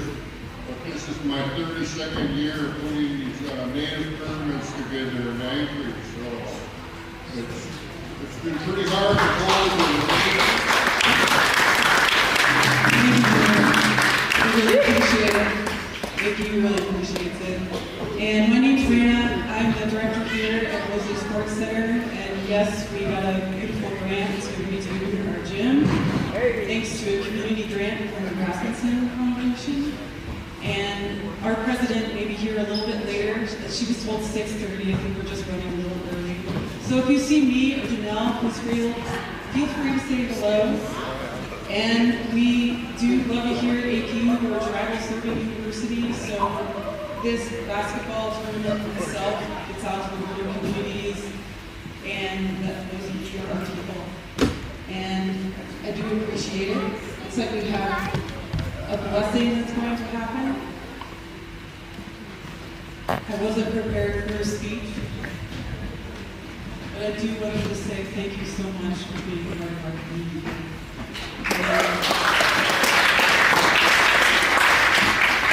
I've had the pleasure of working with you for 5 years, and I enjoy seeing familiar faces. So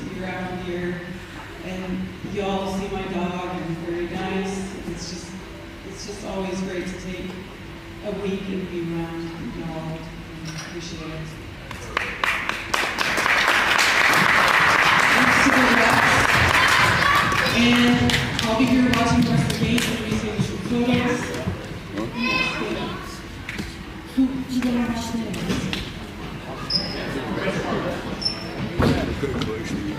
Okay, I think we did jump the gun a little bit here. The president, KQ, is supposed to be here at 6:30, so we might hold up the game maybe at halftime and let her, if she wants to say something, we'll put her online here. But I think right now, we're going to get a little bit ahead here.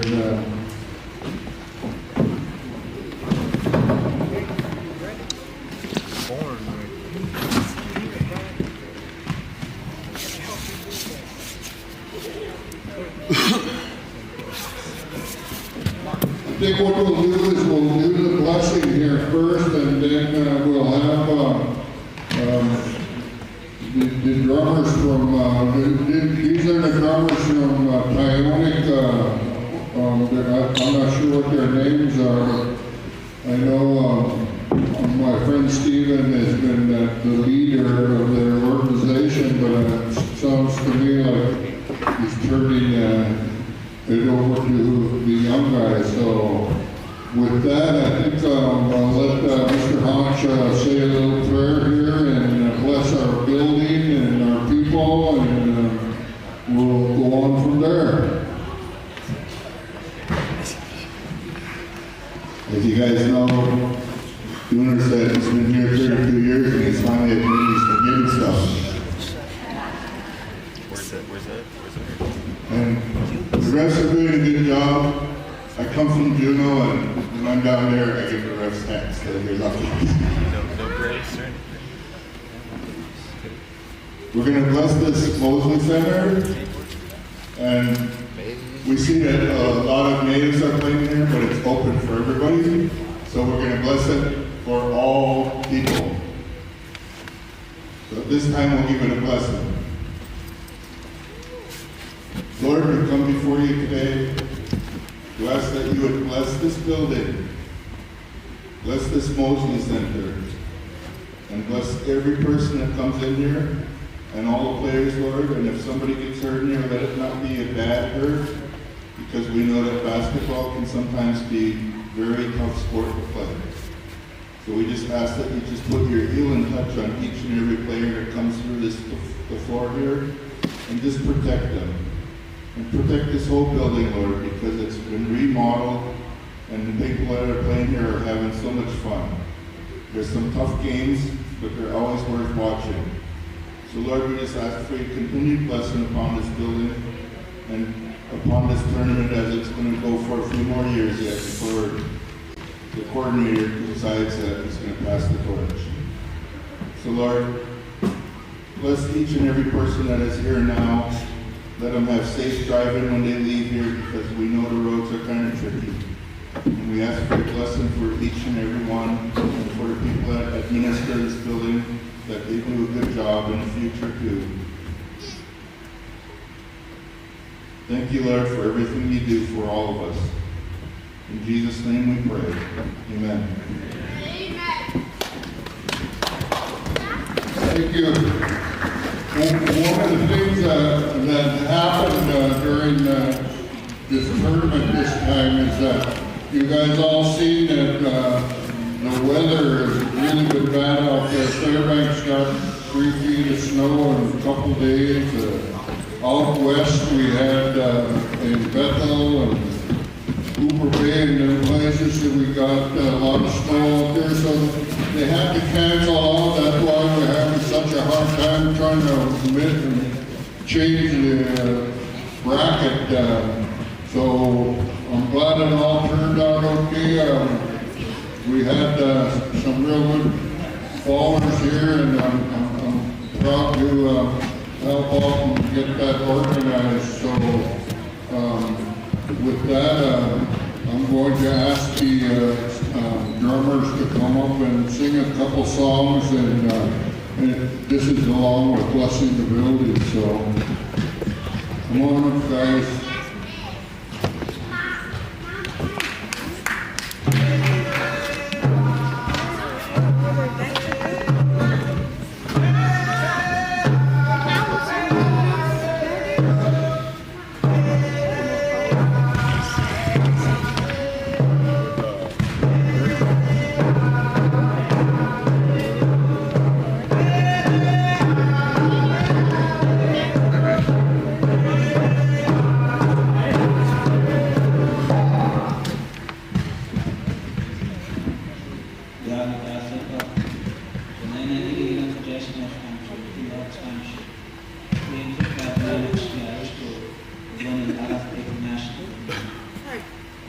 We are the Nine of Friendship dancers, and we appreciate being invited here at the very last second. There's usually quite a bit more of us, but on last moment's notice, only a couple of us could have come.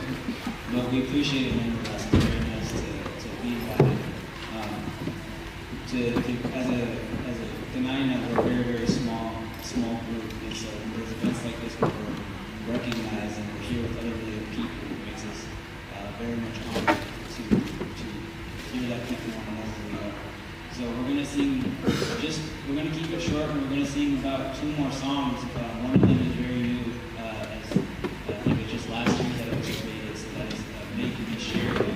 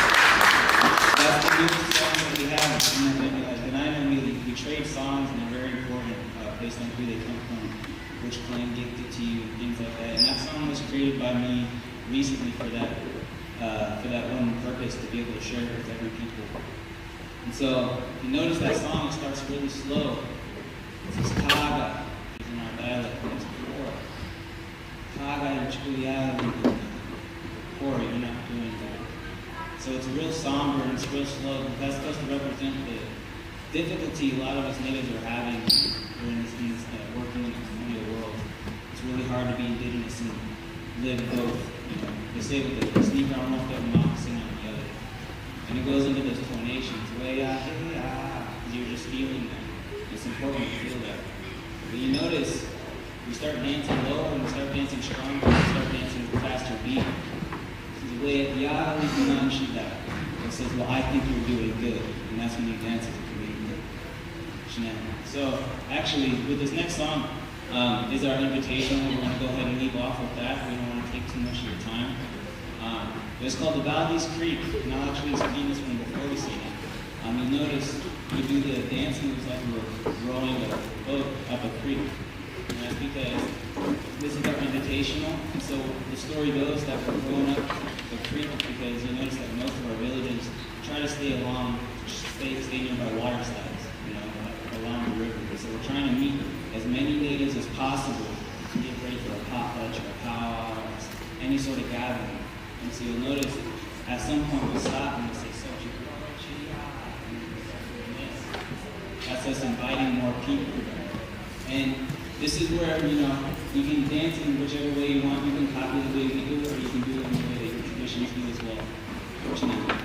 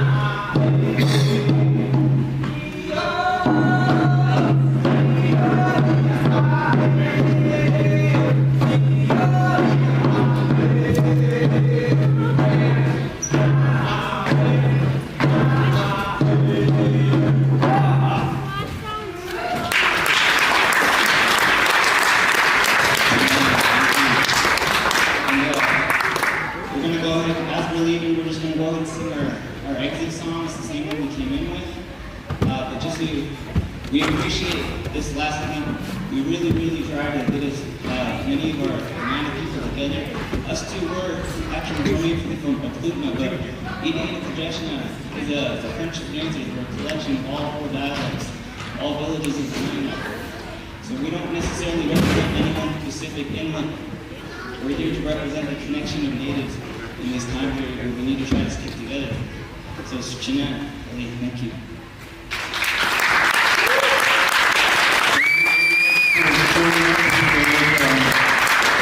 Before we move on, I gotta say that my friend Robert over here has stepped up for us as a referee here. I mean, he's an employee. I'm not really sure what his position is here, but I would like him to come up and say a couple words too. I see the president is here now, and we'll have to call on her here in a few minutes here. So, you want to say hi, Robert?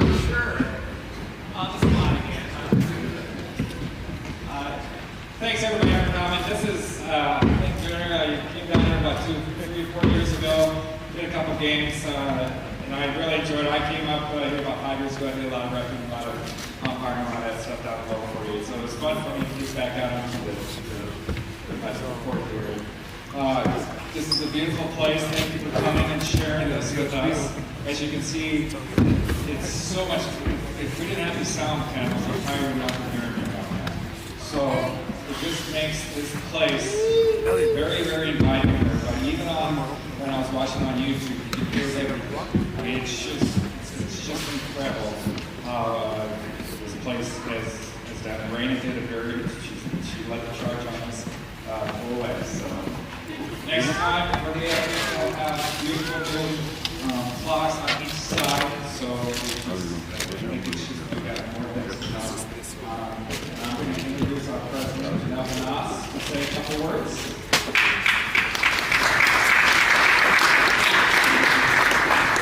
Thank you. I ran down here just to see the beautiful blessing of our new gym, and I certainly didn't need to come in and take any of your time for speaking, but I do want to thank the Rasmussen Foundation who funded this improvement. And as Bob mentioned, we're also getting new scoreboards, so that was the last piece. I'm really pleased with their willingness to give to the community in this way. And I am just so pleased that you guys are here. I love these basketball tournaments, and been in gyms enough to know that this gym floor really needed to be redone. And I came in and saw some games and heard the squeaky shoes and saw no slipping, and I was so happy for everybody playing this weekend. So congratulations, good luck to everybody. I know that we've got the championships coming up. So thanks for being here. Thank you.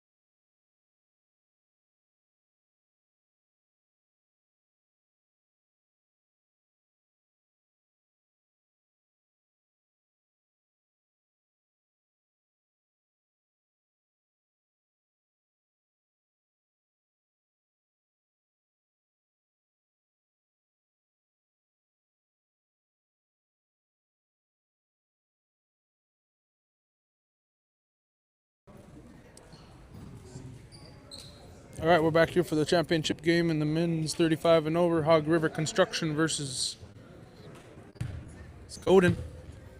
Should be a good battle. Both teams have a lot of good ballers on it. Just 1 second.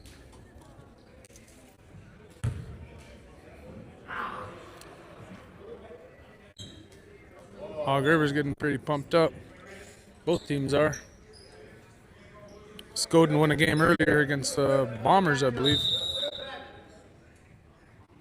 Here comes jump ball, Skylar versus Ethan.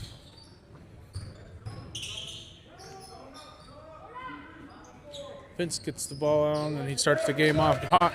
2 points. Francis was waiting, cherry picking back there. Paul brings the ball up for Hog River Construction. Looking for Skylar, who's posting up. He turns around and sees Francis up on the 3 and does a pump fake, gets his 9, gets Justin flying up in the air, and he gets his own rebound and passes it out to Todd Kvesnikov, who gets swarmed by the defender. Paul goes over there and helps him, gets the ball. Oh, James is wide open underneath. His defender left him to go help. Rob came back and stopped him on defense. Oh, Todd almost got the rebound over one of the strongest guys in the tournament, Ethan.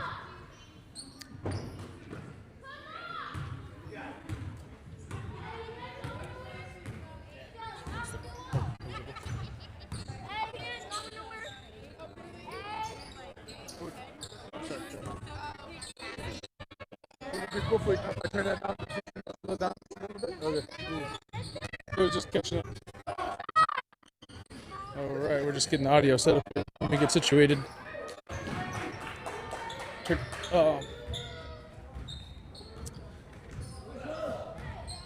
Hey, Elliot, would you be able to?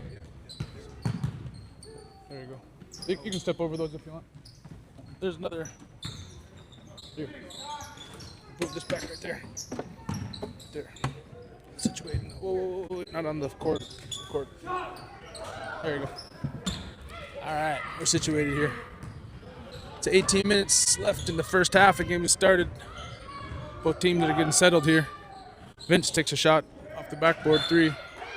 He missed it, but it went out of bounds. Looks like the Skoden will get the ball back.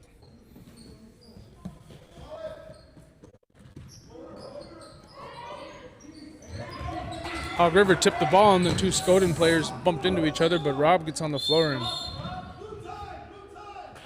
and Blue called timeout while they were fighting for that ball there.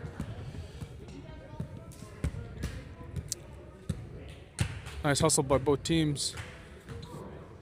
Wanted to shout out to the sponsors of the teams.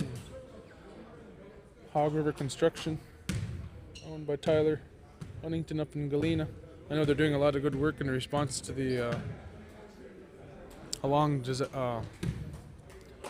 flooded villages down in the southwest. I've seen posts with them where they're going out and hiring local crews and doing a real good job of rebuilding. They do have Todd came up and let me know that Hog River Construction will be dedicating today's game to AJ Felix's family up in Fairbanks. A baller who unfortunately passed away the other day. Todd Kvesnikov, he said he played against him back in the day, and Todd's out here balling in his 60s. He's still out there. He started the game. He's still playing. Last time he said he played in this tournament was in 1976, 50 years ago. So I hope it'd be amazing if some of us were able to play that long. But Hog River made sure to tell me that they're dedicating this game to AJ Felix's family and in his memory. So shout out to the Felix family, who I believe are from the Northway on the highway. Another highway native, Skylar Webb, brings the ball up for Hog River, and he's an aggressive offensive player. He has a pretty offensive game once he gets going. From Tok, Alaska. He got fouled by the Skoden. Todd Kvesnikov taking the ball out from Tana, now pass over to Skylar Webb on the top of the key, who takes a shot. Swish, nothing but net over his defender, Robert. Ooh, Francis is playing real aggressive defense, but he was a little bit too aggressive on that, and he hip-checked Justin Henry, who has family out in Point Hope. Used to play ball with Justin's dad, too. Tony. Shout out to Tony Henry. I haven't seen him in a while. Pastor Tony. Clarence Dewey got the ball underneath and he got swatted or hacked, one of the two, but the ball went flying. They're moving the ball around. Vince has the ball on top. Vince Stewart, part of the Brower family up in Barrow. Skyler got the rebound and he tried to throw it to James, but James had turned his head and started to run down the floor and it ended up going out of bounds. Robert taking the ball out for Skoden. They have the same color as the Bombers team, so I keep wanting to call them the Bombers, but this is the Skoden team in the men's 35 and over bracket. So let me get this overlay set up here. Good rebound by James, which pushes the ball up for Hog River. James Johnson almost carried it. He was going to pass it, but then he pulled it back down. Francis Sweetser brings it across the floor, and he does a real high shot, like a high release. He brings the ball up high over his head. Justin Henry ends up with the ball and does a cross-court pass to the wide-open Rob, who passes down to the big man Ethan, who missed a scoop layup under there, kind of a reverse layup under the hoop. He usually makes all those. He has real good touch on the hoop, but he missed that one. James Johnson cross pass over to Paul. Paul gets it down low to a cutting Francis Sweetser, and it goes out of bounds.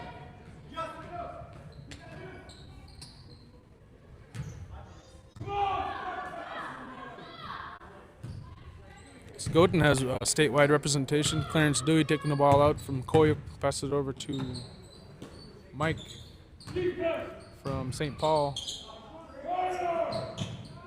Mike takes a shot, bounces out, pass out to Vince Stewart. Played at Diamond from Barrow. Robert takes the ball in and shoots. I'm not too sure where he's from, but he sure is strong. He went in with a real strong shot and put in two. Skyler comes down, he's feeling it, and he shoots, but he knew that was short, so he started running for his own rebound. They're fighting for the ball, and Ethan and Aaron Kaviznikov got tied up, and Ethan got called for the foul. He didn't agree with it, though. Ethan Candyfire, Apache from down south. One big, strong player. He played at Haskell and got his 4-year degree from Haskell as well as a digital creator, or a digital media type art. Skyler passes over to Paul, and he gets it over to AK, who takes a shot from the free throw line and goes off the backboard and off the rim. The sub for Hog River comes in, and he fights for the ball. Must be Patrick. They don't have numbers on here, but Patrick.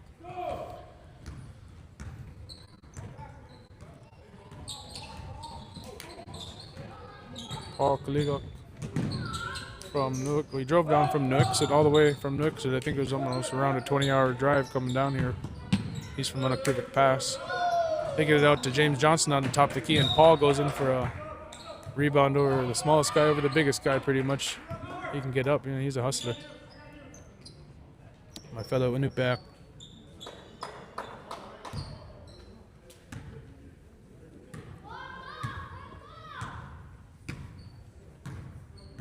Good luck, Elliot. A and B got next game. And Elliot came over to get a little power and power up his phone a little bit off of our power station. Derek Picca has the ball on top, team captain. Gets it over to Mike. Mike tries to throw it down to Clarence, but it hit the rim, but Clarence still ended up with it, and he passed it out to the top, and they swing it over to Vince Stewart. Vince get pushed in the back by Patrick. So they call the loose ball foul on number 10 for Hog River. This is a real physical game, and it's only 4-2, and we've already had nearly 8 minutes go by. So these guys are playing some good defense and missing some shots. Oh, again, they ain't letting anything go easy. We probably could have called that foul on all three of them. Stuart Earhart checking the game for Hog River. He's wearing 23 today. He was wearing 1 in the open bracket in honor of his son, Stuart Earhart II, B-Stu. He's killing it down in college ball this year for Fort Lewis. I think I seen a posting that Stuart Earhart II down there was leading the nation in steals and assists and everything. Here comes James Johnson with the ball, also representing Tanana. He decides to shoot it. He had the screener. nothing but the bottom of the net, and he ties the game at 5. We'll see if the team starts scoring. It's only 5-5. Nearly a quarter of the game has passed. Mike shoots up a 3, and that's off. Passes back out to Vince, who fakes his man, and Stu goes by him, and then AK came and helped stop the drive. They get it down to Ethan, and Ethan missed contested layup. Like I said, Ethan don't normally miss those. Oh, but they're playing real tough D. Skyler tried to do a spin move around his defender, Mike, and then Skoden when double teamed him and stopped him. Their picker got the ball on 3. He was trying to get it to his open man, but they get it back and forth and down to Ethan, who does a real cool little shot, dribble, and everything. Ethan Candy Fire with 2 points, representing the Apaches from down south. Got some strong people.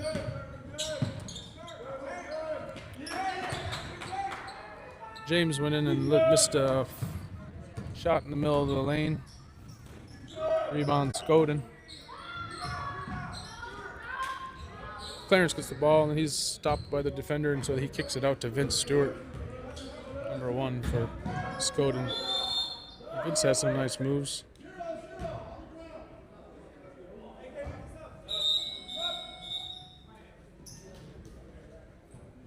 We got a sub here. Francis Sweetcher gets back in the game for AK. Aaron Kveznikov.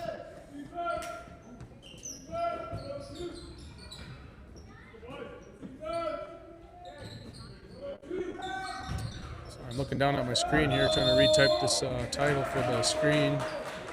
Clarence Dewey tries to drive in, and he was bumped, and they called him for a travel, and he put both his hands up like he was expecting a fall, so he's a little bit frustrated on that call, but you don't want to piss Clarence off, because then he starts playing hard, and then it's a whole other animal. Speaking of an animal, Stuart Earhart, he can turn into an animal too out on that floor. He's a legend in my book. He's won several championships with that Tanana group that really tore it up for many years. Stu and Clay and Mark's brothers. Several of them playing here. Another one from Tanana, Francis Sweetser. He puts a 2 in, part of that legacy. They're getting fired up, Hog River. Timmy Jimmy has the ball. Tim Chase, there's a legend. Speaking of legends, 20 years ago when all of us were just fresh out of high school, we had a basketball team. Timmy was our team elder. We were all 19, 20 years old, and Timmy was probably 30. He got the ball to our team organizer back in the day, Derek Picca. It was Derek, myself, Othni Umatuk, Derek Turner, a bunch of us. I see Aaron Roth here. He used to play with us. We won a couple of these tournaments with that group, but Tim is our team leader. Foul on Skoden.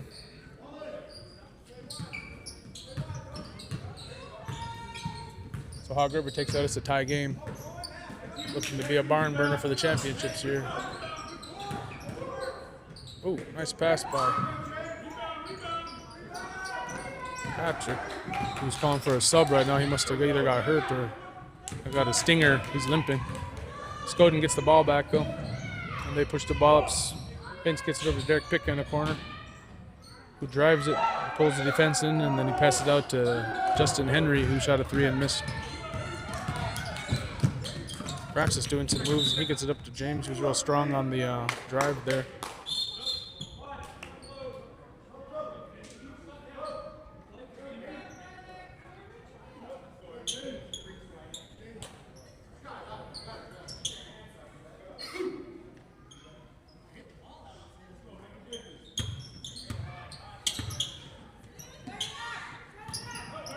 Hog River takes it out and passes it over to James, who dribbles it out and gives it over to passes to Skyler, and he just keeps the ball and gives it over to Francis at the top. Francis puts up a pump fake, gets it out to James. I think it's a nice screen from Skyler.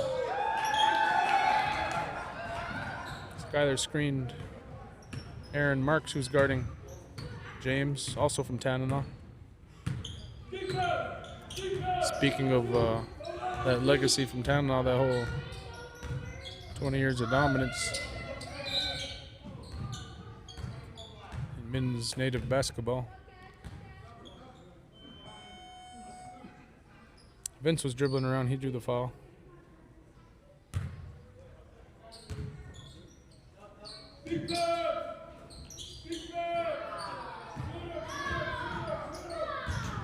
The men's championship game for 35 and over. I should probably add that to the text on the screen right now. Oops. Sorry about that. This new system we have for streaming these games is actually pretty nice. It's called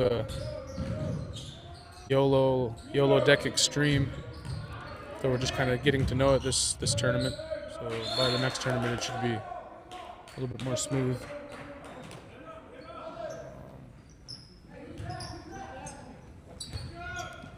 Make sure we identify this as men's 35 plus championship and not the men's championship. So there you go, men's 35 plus championship. The OG's out here balling. Skylar gets the ball and off James Johnson's missed 3. Skylar Webb puts it in for 2. He's really turned into a strong player. I remember just out of high school, he was a little bit thinner, and but when he put on a little bit of muscle and got a little bit bigger, he really uses that weight, and he's really good at it. He has good players here, both teams. Hog River kind of went on a run there a little bit and used their energy. Clay checks in the game, finally. Their main scorer on Hog River. Justin makes the first 2 free throws. It was the end 1, I believe, already. I mean, 1 and 1, I mean, bonus. He missed the second one. Hog River's pushing it up. They get it up to Paul, who gives it to James on the baseline. He gets bumped pretty hard by Aaron Marks, and then, but as he was falling out, he threw it in back to Skylar Webb, who cut the lane and put in 2. Clarence proposed across court over to Justin, but then looked like a bowling ball went through the group there, and a couple of them ended up on the floor. And the ref must have called a loose ball foul on Skoden, I'm guessing. I'm not sure who that was on, but Ethan checks in the game and for Aaron.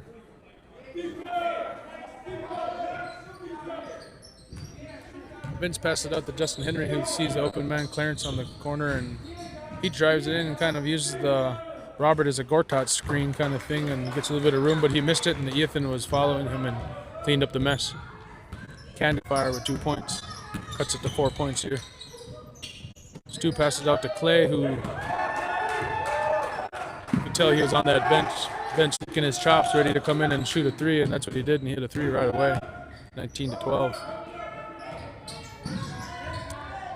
Justin goes in and almost gets the ball taken. Good defense by Stu. But then he shot and missed and got his own rebound. Good energy by Justin Henry.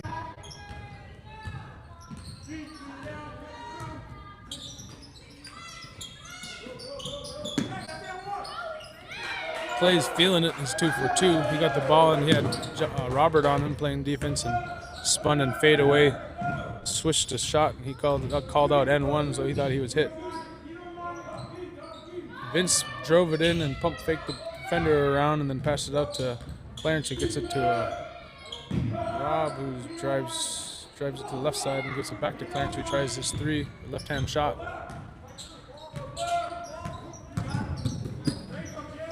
James throws it high off the glass, real pretty shot. He has his arms up in the air like he thinks he had a one-on-one, but the refs are calling it both ways, so letting him play here in the men's 35 and over bracket.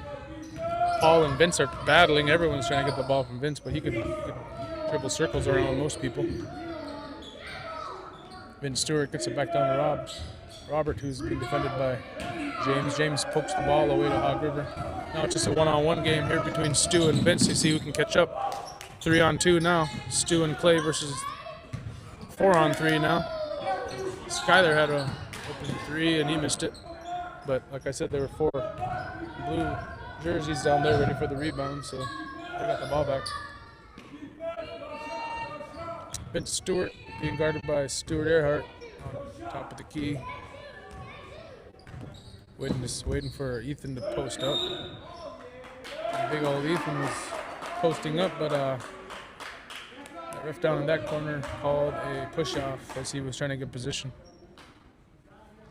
When you're twice as big as your defender, you don't get the benefit of the doubt on those when you're making the positions, kind of like Shaq had to deal with all those years. The little guy gets to get away with everything because he can't see it, but then the big guy puts a finger on him and goes flying and it's a foul.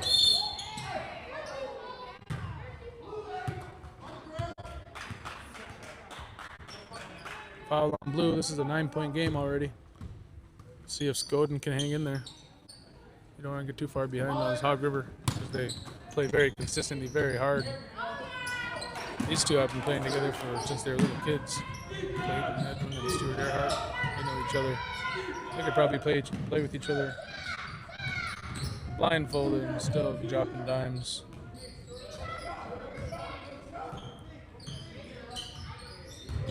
Vince puts the move on Stu.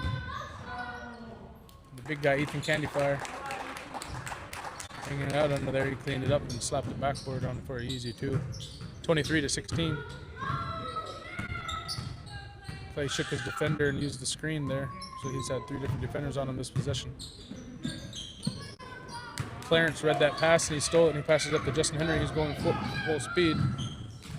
Clay caught up to him, but Justin still made it up to the rim and put his finger roll off in front of the rim. So Skoden made a little run here to make sure that they weren't getting too far behind, 23-18, playing hard.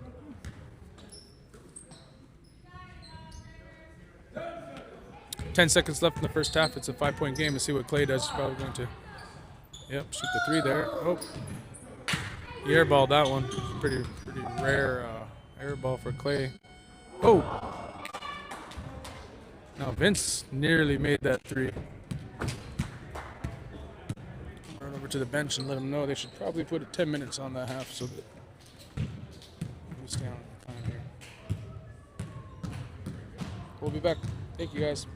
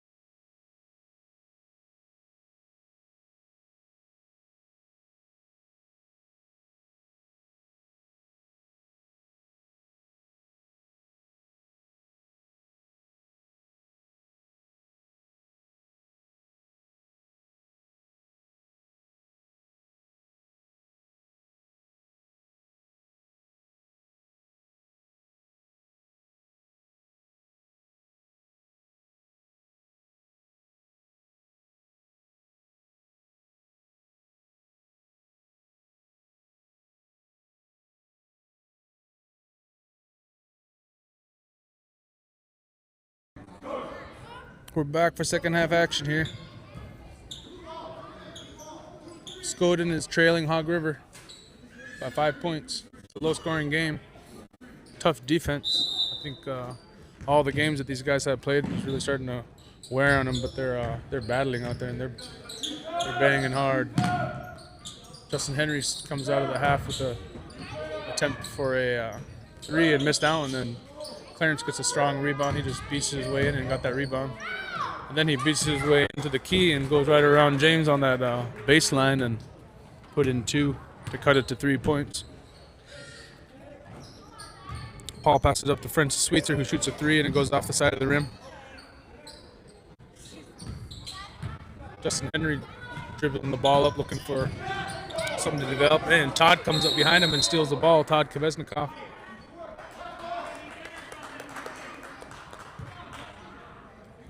This is the 35 and over bracket. Todd's twice that. Todd Kvesnikov with the ball, dribbling it up. Representing the OGs, like Todd told me. Hey, okay, this is the camera that's on the, I think it's okay. My daughter sat in front of the camera, my daughter Kaya Ray Erickson. She made it over here, my sweetheart, with her friend Josiah. As I was saying, before, you know, Clarence is playing really tough and he puts in 2 more. But as I was saying, I mentioned this earlier for those of you who just starting to tune in.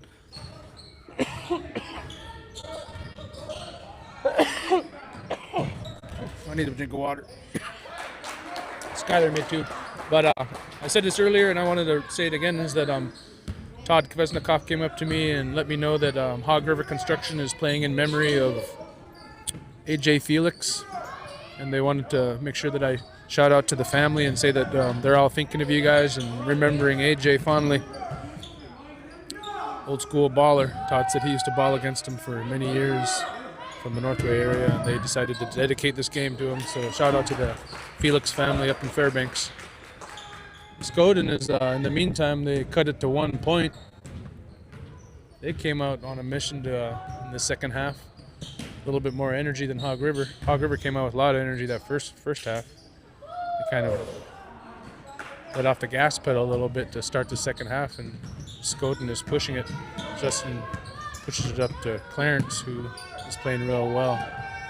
They get it over to Ethan. Man, beautiful high-low between Ethan and Clarence. Everybody saw Ethan get the ball up there, and everybody was scared that he was going to dribble in, so they all kind of turned their heads towards him, and that left Clarence there waiting for the ball for an open 2. Clarence Dewey. Oh! Clarence ran and he tripped on Francis's leg, and they called the tripping foul, and that was an offensive loose ball foul. So Skoden came back and took the lead, and they're up by 1, and now they have the ball. Appreciate the comments online. Good to see people tuning in from around the world. Aloha, Chris, I see you if you're still online. Really thankful for the group out there in Hawaii, the Lomakai Media. They've been helping our team here develop our capacity. Man, they're camping out in the key there. Should have been a 3 seconds. Loose ball foul. Ethan wasn't happy about that. But going back to Lomakai, I really appreciate their our supporting partner down in Hawaii. Part of the Hawaii Hub is part of the Rising Voices Changing Coast project. It's a national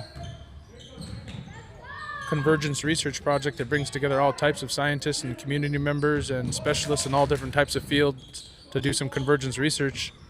I'm the Alaska Hub coordinator, so I help coordinate the Alaska convergence research we're doing with that. And we're doing some really cool things up in the Bering Strait region.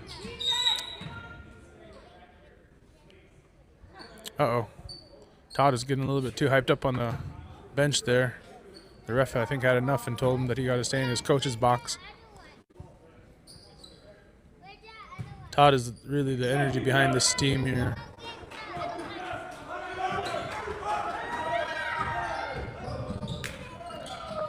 And sure enough, on cue, they get the energy there after Todd hyped him up and they stole the ball, but they missed the layup. Here comes Skoden, and they're Hog River's fired up on defense, first of all. But Skoden goes in and Rob does a real pretty shot off the backboard for Skoden. He's from Nenana. What's up, guys? What's up, guys? You guys want to say hi? Say what's your name? Marks. Or Maris, what's your name? Merrick. Okay, where are you guys from?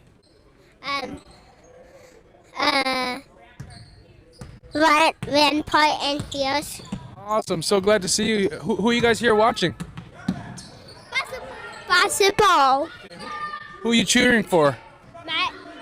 For black team. You're cheering for the black team? Cool. So you're cheering for Hog River. I think with a white Cool. Man, we got a couple young. with a black team. Yep, he's definitely cheering for the black team, cheering for their dads. Yeah. Two cute boys here cheering for Hog River. They're over here playing and they wanted to spin on the chair. Hey, and now my son pulls up too, my 9-year-old son, Kyo. Hi, my buddy. I love you so much. How's your leg? Good. What's your name? Kyok. Kyok. What's wrong with your leg? I got hurt when I was skiing. So he was downhill skiing a couple days ago and he couldn't even walk yesterday. We tried to bring him to the ER room, but the ER was so full we decided to see if he'll just walk it off. And he's still limping though. So back to the game here. It's a 1-point game. Skoden is putting up a good fight. They came out of the second half just really playing hard, and this is going to be a battle. It's going to come down probably to the last possessions here if we continue this back and forth game, 28-27. Clayton's starting to get serious. He came into the game a little bit later, but he can turn that on at a moment's notice. Unfortunately, that pass went out of bounds when he was trying to pass it to his old-time teammate from Tanana, Stuart Earhart.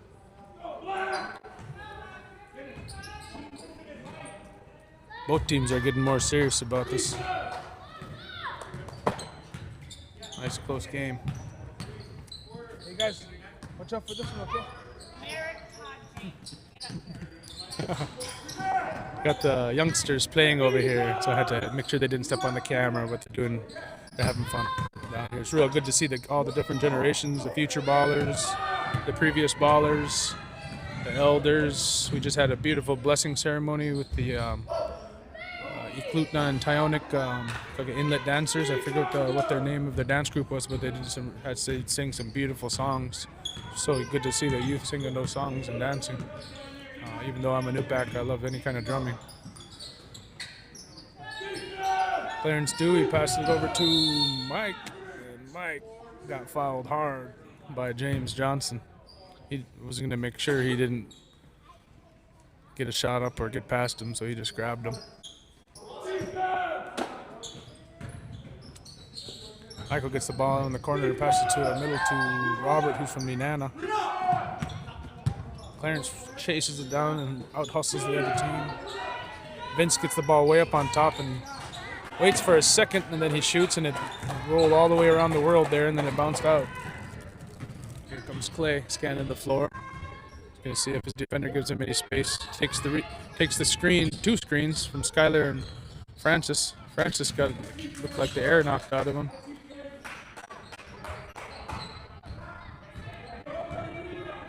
Rebound to Clarence. The crowd is yelling at Hog River, come on, we need some rebounding. Michael has the ball up on top. Coach K is on the bench telling him to play D, trying to wake up his team. It's good to have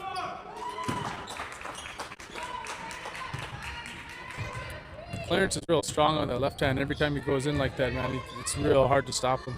You got to really follow him hard if you want to prevent him from scoring. Francis gets the ball underneath and he tries to go up, but the longer arm defender, Robert, was able to jump at the ball and get a piece of it. And Skoden brings the ball up. It's a 3-point game. Skoden's winning. Vince steps into a 3 and he drains it. Extends the lead to 6. The tables have turned. Let's see how Hog River responds. You know Clay is going to be attacking the hoop here. You can give him a little bit of room, and man, when he dials in, it's over. He hits that 3. He cuts it to 3 points. Robert had the ball and Clay encouraged him to shoot it. He's playing defense on him and he shoots and misses the three. Hog River Stu got the loose ball there and got it back out to Skylar, and Skylar missed the. Sorry for the kids that are playing over here. And their moms are making sure that they stay out of our way, so appreciate you guys. Mike has the ball on top and he passes it into a cutting Rob, who spins around a few times and tries to get it to Mike, but then he missed him, so he jumps into the backcourt to prevent the fast break. Mike just chased it down and grabbed the ball, so that they call over and back. 3-point game, Skoden. This is kind of a surprise might be a surprise to some folks. Hog River kind of won the first game. I don't remember if it was, I think it was a close game, that first one, but Clay decided to turn it on in this last quarter of the game, and he hits another three. They were just down by 6, but Clay had 2 back-to-back threes. Clayton Edwin from Canada. You know, he played some basketball in Nenana. I know that for a fact because I played against him my senior year, and he was a senior back in 2003 at State. We played against each other in the losers bracket. 2003 at State. Heidelberg won that year. Robert drives the baseline real strong and puts in 2. Gives them a 2-point lead. Clayton is just kind of doing some moves and getting his defenders kind of shaking and baking him, but then he gives it over to Stu in the corner, who's looking for Clayton again. I wouldn't doubt if Clay makes a move here and uses that screen and shoots a 3 if he steps back. Oh, no, he gives it to a slipping Skylar for the nice pick and roll. It was beautiful, but because not enough sauce on that shot came out. Clay's going to take another 3. And he was trying to draw the foul. That could have went either way, but they did call the foul on that 3. Skoden is not happy about it. We got Stu walking back in this backcourt holding his finger. Looked like he must have jammed his finger. So here comes Clay at the line for 3, and if he makes all 3 of these, they'll be up by 1. They're up by 2 right now. Wearing number 8, which I assume is for Kobe.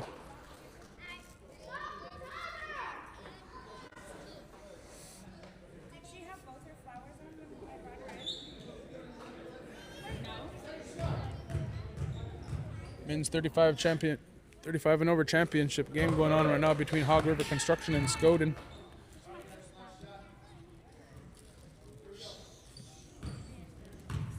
It's been a fun tournament. The 35 and over bracket is starting to get more competitive as some of us ballers age. Maybe that's just what us ballers, old ballers, think. Some of these young guys are running circles around us.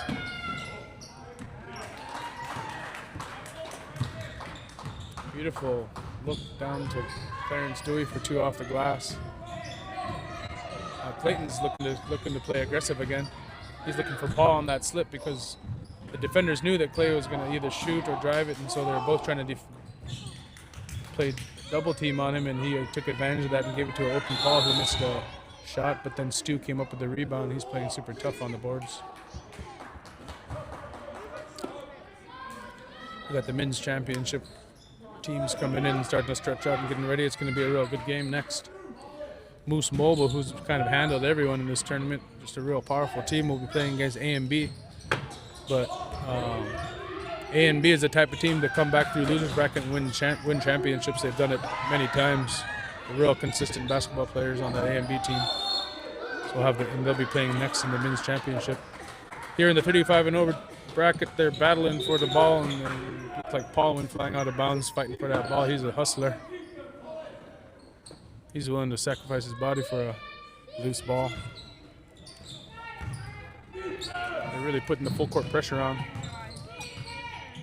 Hog River. They'll probably play that way for the rest of the game. Vince thought he got hacked, kind of laughing about it, but then he gets the ball back again. Good defense by Paul. He does a little move and gets a little bit of space, shoots the 3, and it hits the side of the rim, and then Hog River comes up with it. Here comes Francis Sweetser. He gives a bounce pass to Clay. It almost went out of bounds. He had to fall out of bounds, saving it. He tries to save it, but Vince read that pass and he came in and stole that kind of inerrant pass. So now it's a 3-point game for Skoden. James hesitates a little bit and drives down, but there's another kind of a bad pass. Todd on the bench tells them to watch their passes. Come on, guys, take care of the ball. Here comes Skyler playing real hard. But that defense by Clarence was really nice.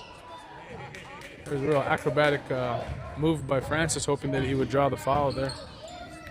But no call, so Skoden has the ball and he's walking it up. We got a timeout called here. Take a little break on the mic and play some music in the building to wake the audience up. Thank you guys for tuning in. I see 47 of you guys online. Be right back.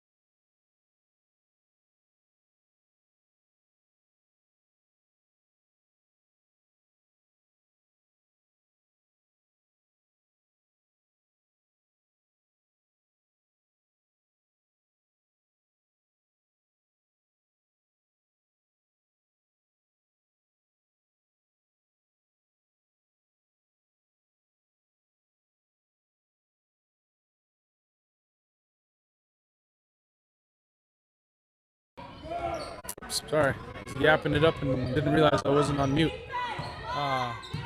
Mike has the ball and he passed it over to Clarence for Skoden. Skoden lost the lead here. Nice spin move by Clarence. He missed that floater in the lane. He had 3 defenders helping. 3 minutes left and Hog River has a 1-point lead, 40-39. Pretty low scoring game for all the offensive power that's on the floor. James gets the ball out on the 3 and missed. 2 people fell down and they're going for the rebounds, both Francis and Clarence. The ball ends back up in Hog River's hands. And they drain a 3. Mike brings the ball down and tries to get it to Rob, who is being held by Clay on the inbound pass. If he didn't hold him, he would have probably got position. He had Clay on his back. Robert from Nenana takes the ball out and gives it over to Dewey, representing Koyuk, who shoots, hits the front of the rim.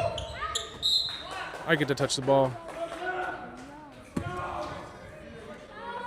Almost took out the computer there. Here comes Clay driving, bringing the ball up by 4 points with 2 minutes. They've taken the lead back, Hog River. Let's see if Skoden can make a stop here. Clay's making the move and gets it over to the open Stu in the middle, and then he cuts right through the middle and he gets the ball. And hard to stop that fadeaway shot. Dewey with a nice pass to Henry, who hip checked really hard. He's holding his hip. But looks like he's okay. Got a minute 33 seconds. Oh, clock's running. Yeah, the clock was running about 5-6 seconds right off there. There you go. Clarence. He's a beast. He cuts it to 4. Ooh, he almost could have been called for a intentional there. I've seen a few calls today that could have been intentional. He's got to be careful with that. They're trying to get them on the line. They want to get to the bonus here. A minute left with the 4-point game.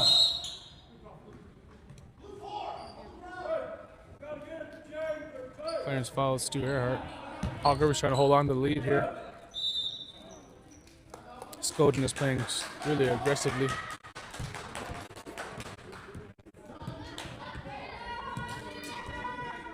Yeah, shout out to the bench warmers who won the women's bracket pretty handily. They played a real good game earlier. Zoes put up a real good fight though. They played super hard. They cut it to, I think, 17 or 18 points they ended up losing by, but bench warmers, there's a lot of firepower on their team. So congratulations to the bench warmers for winning the women's bracket.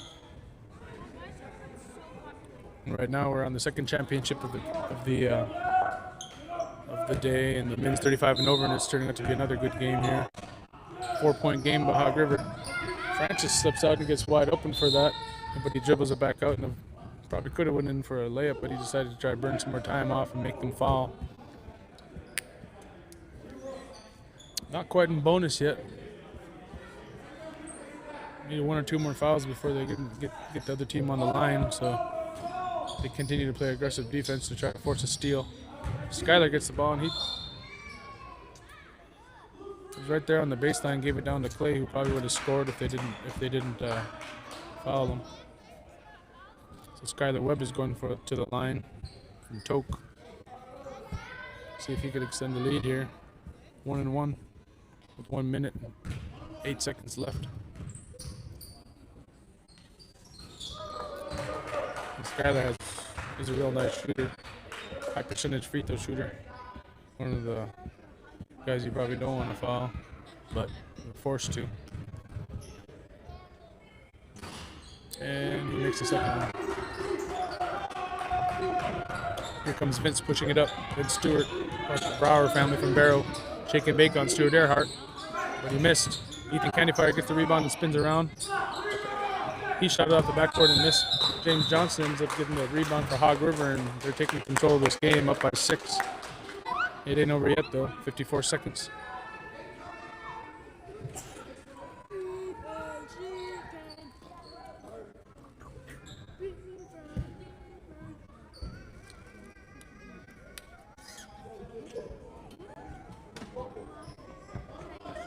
It's so good to see all the kids here at the game.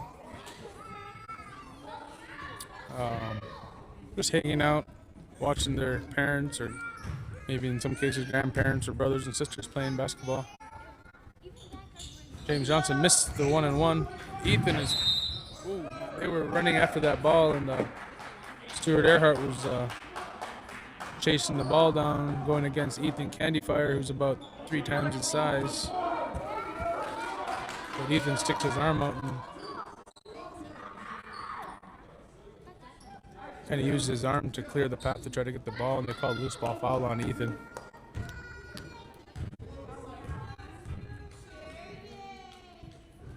Stuart Earhart shoots the 1-and-1 and missed it.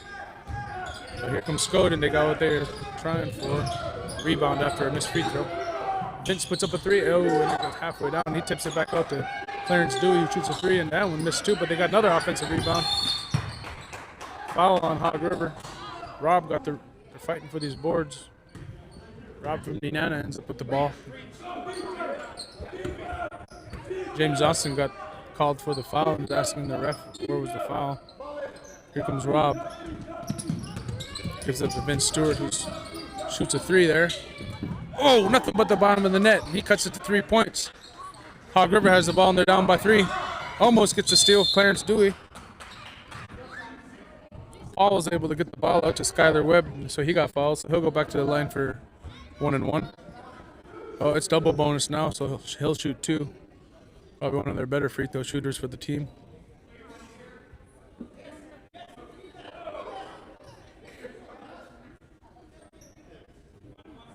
Vince is telling his team, man, they got to get a rebound down there, so they better get in there on them. Just fill every spot they can. And of course, Skyler makes his first free throw. Sends the lead to 4 points, 48-44 with 30 seconds left. Hog River's winning. And he hits the second one. Here they come. Let's see if they can hit a 3. Rob from United gets up to Dustin, who has it on the top, and he passes it over to Vince, who just hit a 3, and he fakes his man and gets him in the air. Stewart wasn't happy with that call. In fact, the ref was ready to blow his whistle because he blew that pretty quick. But, yep, yeah, there was a lot of body on that, so he's making sure that he was behind the 3-point line, and the other ref agreed. Here's a timeout by Hog River Construction. 20 seconds left with the 5-point lead. Vince is going to the line for 3 points for Skoden. So if he makes these 3, it'll cut it to 2 with 20 seconds left, so we'll see.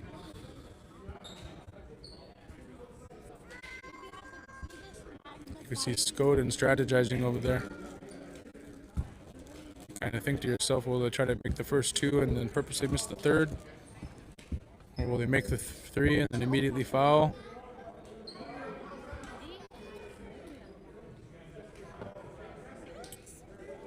Everybody on the court has been playing decades of basketball, all their lives, so a couple hundred years worth of experience out there on the court. I'm starting to feel a little old. Even the people I see as youngsters are starting to play in the 35 and over league.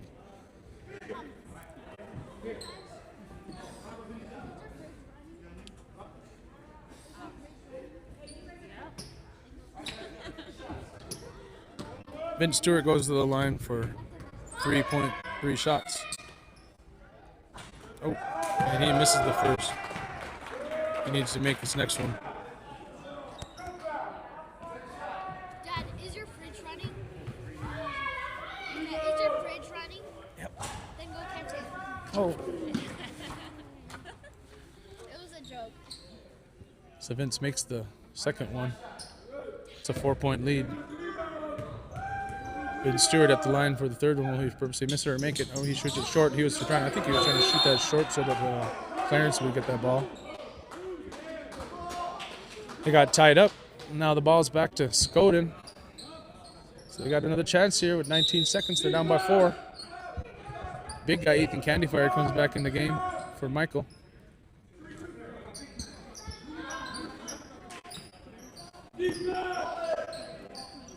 See what happens here. Gets it out to Vince, and Vince is going to shoot a 3 at bed, but he pump fakes and gets his man in the air and shoots one, and he makes the 3, and they're down by 1. It's a 1-point game with 13 seconds. Let's see what Clay does. He got sandwiched by Vince and Clarence. 10 seconds, 1-point game. Skoden willed their way back.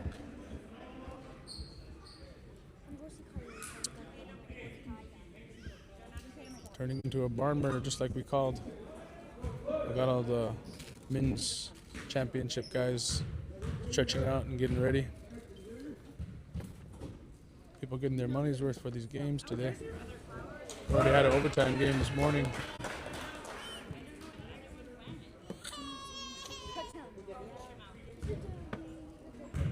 Clayton makes the first one to make it a 2-point game. There's 10 seconds left. Let's see if he'll extend it to 3. And they do have a timeout, so Skoden calls that timeout down by 3. They got a chance here to tie it.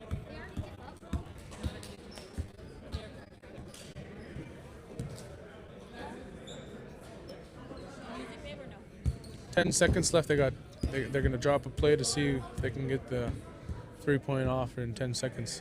I would assume that they'll try to get the ball up as fast as they can to get a good. Try to look for a shot where there'll be enough time to maybe potentially get a rebound if needed. So If I were them, I would try to push it up really quick and see if I can drop a play for a quick shot. Have at least a few seconds to potentially get a rebound for another try.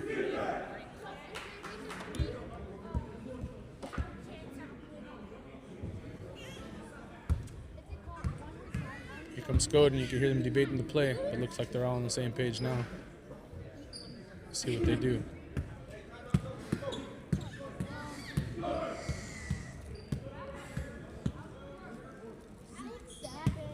Hey guys.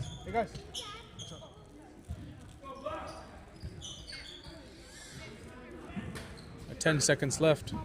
It's a 3-point game. Let's see what Skoden draws up. Ethan Candyfire taking the ball out. He's running up. He's looking for Rob. Oh, Paul comes up with a steal at the end of the game. His hustle. He did this yesterday. He willed their team to a win. Paul, who drove all the way down from Nooksut, 20-hour drive, came out here and stole the ball on the inbound pass and totally took the game away from Skoden. Unless something crazy happens here, because Clay's at the line and he's a real good shooter, so he hits his first free throw, and that kind of is the nail in the coffin. It's a 4-point game now with 4 seconds. Hog River Construction out here playing in memory of AJ Felix. Shouting out to the family up there in Fairbanks. They dedicated the game to him, who had just passed away a few days ago. Old school baller up there. Todd Kvesnikov came over and made sure that I mentioned that on the radio. Clayton Edwin puts a second one in. It's a 5-point game, but this game's just about over. Stu almost gets a steal at the end of the game. And that's game over. It's a 5-point game. Congratulations to Hog River Construction. Shout out to Tyler Huntington, who owns the company, doing good work out there. These guys came down here and played a real good tournament, both in the open and this 35 and over bracket. We can all just hope that we're still out there balling when we're in our 60s like Todd. Congratulations to Hog River. Congratulations to the Benchwarmer ladies team who won the championship earlier. And we have a next game coming up at 8 o'clock in 19 minutes for the men's championship. So we appreciate you guys tuning in. See you soon.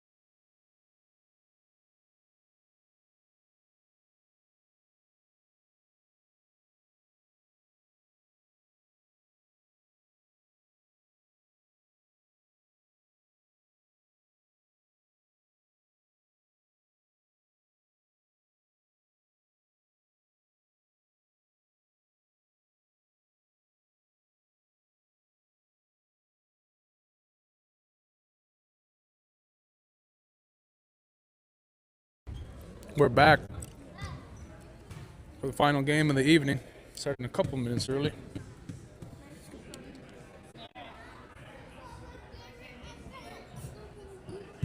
The last one was a real good game. The 35 and over championships, Hog River Construction pulled out the win over Skoden. Nice close battle. We'll see if A and B can keep a little bit closer. Keontae almost hit his head on the rim. Just warming up here. He just jumped up and he touched his hair on the rim a second ago. Guy got some hoops. He goes to jump ball against Rob. Moose Mobile has kind of handled most of the teams this tournament. We'll see if A and B can make a push for another championship on there. Oh, Carly kind of starts off with a little mistake. He tried to pass it and then he realized it wasn't there, and he actually picked up his dribble and had to throw it before he put his foot down. So they got the jump ball and handed it over to Moose Mobile, and they got an easy 2 points to start the game. Oh, starting off kind of sloppy here.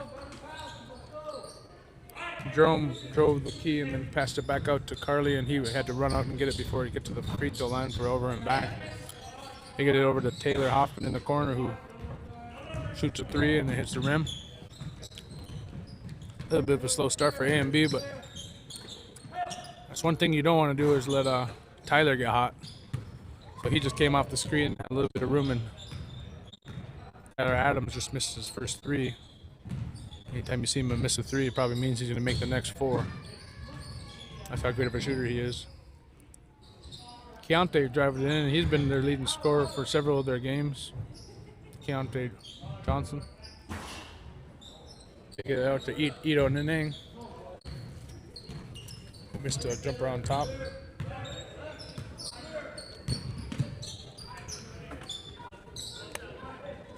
Christian Lickband has it on the corner with a fresh cut.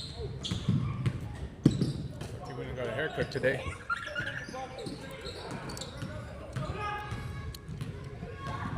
Maybe too clean fade. They missed that fade away. But they D up on Jerome, who kind of dribbles between several defenders. They gave the foul to Jamal Alstrom for Moose Mobile. Keontae Johnson has the ball on the corner. Gets it over to Jerome Carl. Dribbling around on top of the key. Taylor Hoffman has the ball, and he takes the screen from Jerome and goes to the middle and shoots a high arcing shot. And it rimmed out.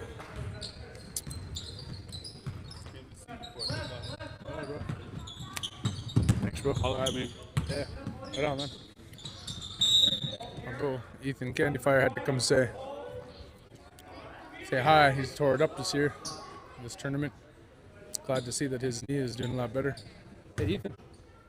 In-game interview? In-game interview? Yeah. We got Mr. Ethan Candyfire, and if you were watching that last game, he's the beast on the Skoden. So, Ethan, tell me a little bit about yourself. Where are you from? I'm from Carnegie, Oklahoma. I'm Kiowa, Apache, and Arapaho. I've been in Alaska for about 14 years. My kids are half Aleut, so coming to this tournament, seeing the community, seeing all the families come out here, it's a really good atmosphere, good place to play basketball. It's healthy. I mean, not to be too cheesy, but basketball feels ceremonial sometimes. We have a hard winter. We look forward to this stuff. And then even the AFN, it's before we're going into winter, it's a good little pick-me-up, So. Appreciate it, man. That's some good words. Tell me a little bit about your background. So you went to Haskell, correct? Yeah, I went down to Haskell, graduated with Indigenous American Indian Studies down there.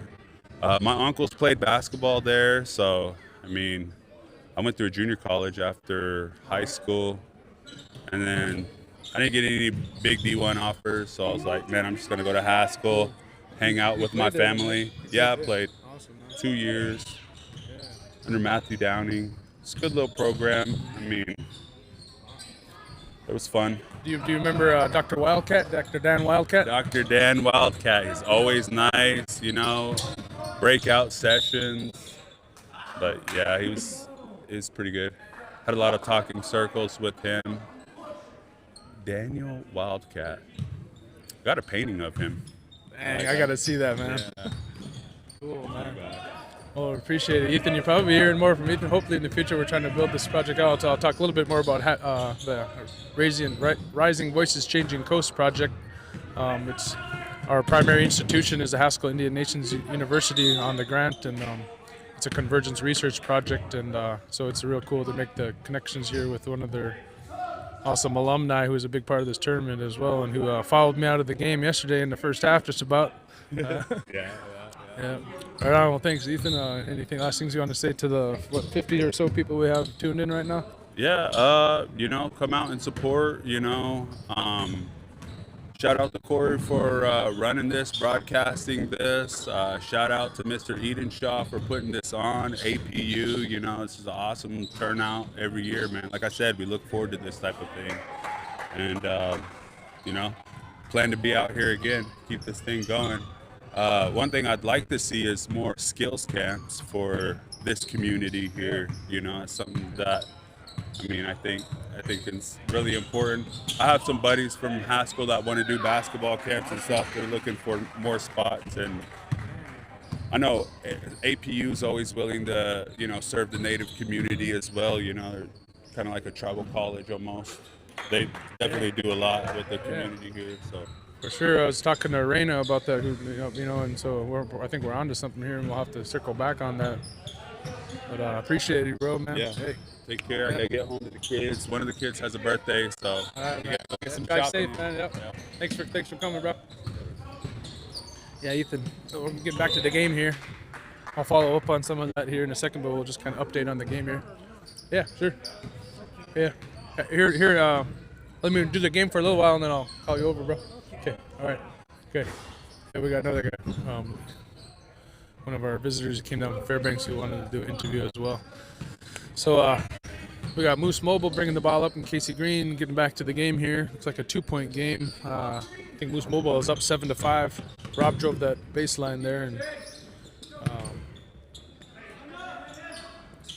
trap.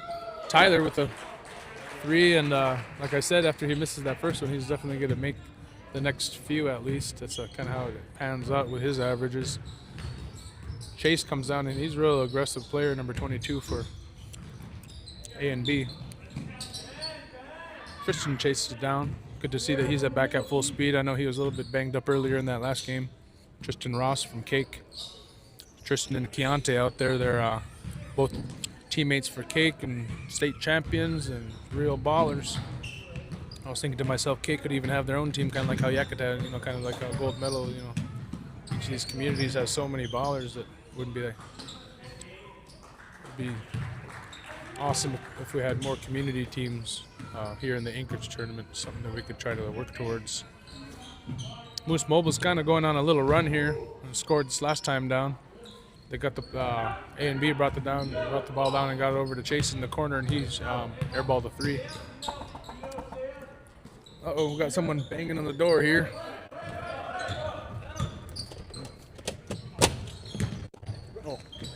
Oh yeah. Okay, that was Clay. I thought it was an emergency. There's someone pounding on the door here.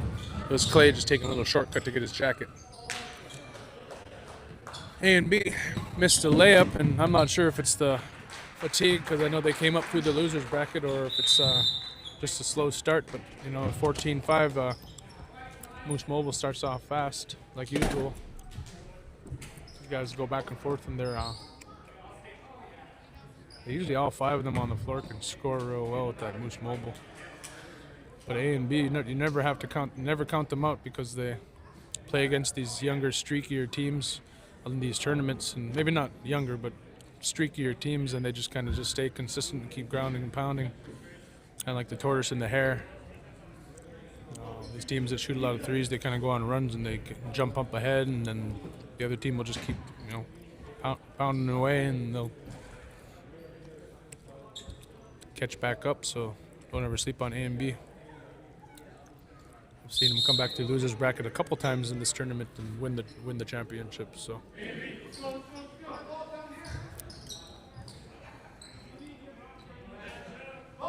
Jerome takes it out and sends it into Ito.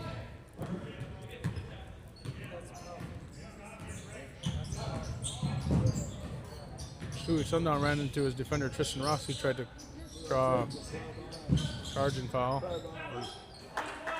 To get the ball down to Jerome Carl, who threw the pump fake up and Christian jumped at it. And then Jerome put it in. He said N1. Jerome's taking on the task of guarding Christian. They collapsed on Christian. That allowed Robert to have a little bit of room, and they passed it out to him. He was waiting for his set shot, and he put a sweet 3 in and right down to the bottom of the net. Chase drives in and pulls 3 defenders over to him and gets it over to Carly, who goes in with a finger roll, scores 2. Cuts it to an 8-point game. Here comes Tyler. If Ito gives him any room at all, you know he's going to shoot. Christian's trying to give him a screen. Tyler pump fakes, gets his guy in the air. All the defenders are watching him over there in the corner, which allows his brother to run down the baseline and get an open layup. Trey. Now here's AMB. Passing it around, and it bounced off the head of Chase, looked like. 19-9, it's a 10-point game. Let's see if AMB will make a stop here.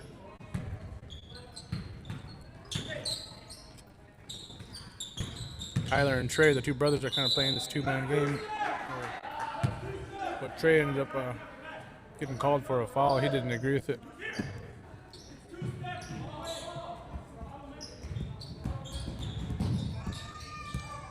Carly has the ball, and he pump fakes and gets the ball back out to Chase. Carly wants to use his speed to get by the defender there. He had Christian defending him, but then another defender came over. I think that was Trey who came over and contested the shot after Carly drove the lane, and ball back over to Moose Mobile. Tyler walks it up and looks around and see what develops here. And of course, Christian was waiting to give him a screen. Pulled the defense over, which allowed a little bit of room for Stewie Sundown to get the ball, and he shoots a corner 3 that rimmed out. A&B fought for that board and got it back, and they bring it down and give it to Jerome in the corner, who hits a 3. Like I said, A&B will claw back anytime they get down. 19-12, it's a 7-point lead.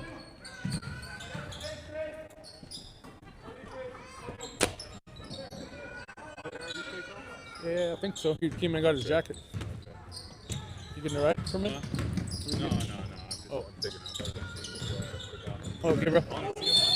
Right on, man. Got another person knocking on the emergency door over here. That was Ethan. He was looking to say goodbye to Clay because he wanted to. Said he sees him once in a year, so I'll have to send that message to him. Christian's at the line for Moose Mobile. Alapa, it's cold over here. Anchorage has gotten a little cold spell. He's up north. Natives brought all the cold down with them, I guess. I'm getting spoiled here in Anchorage. Not living in the Ville for a few years, but looking forward to getting out there this spring. I'm sorry, I see someone online asking who's playing. I'm going to keep trying to put these overlays on. Whoops, that's the wrong caption. So right now it is Moose Mobile versus A&B for the men's championship. Let me fix this text on the screen here for you guys. We've had a lot of games and they move fast, so sometimes we get behind on updating the screen here. This is the men's championship game, final game of the tournament. Chase shoots a 3. Hits a 3 for A&B. They needed that one. They're down by 9. He cuts it back to 7. I'm sorry, they're down by 10. Christian gets the ball and Chase is a smaller defender, but Chase is strong, but Christian still used that size and spun around him and drew the foul. Christian Lickband from Nome, Alaska.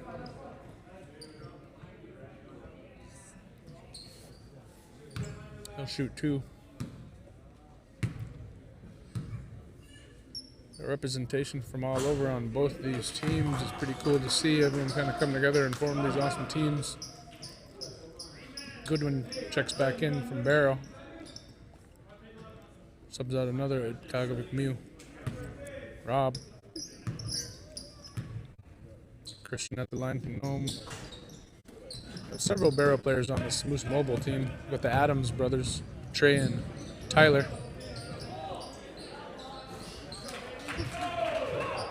Got a three-pointer bar for A and B. I'm trying to rewrite these text things on the name of the team name, so I apologize. I didn't see who made that three.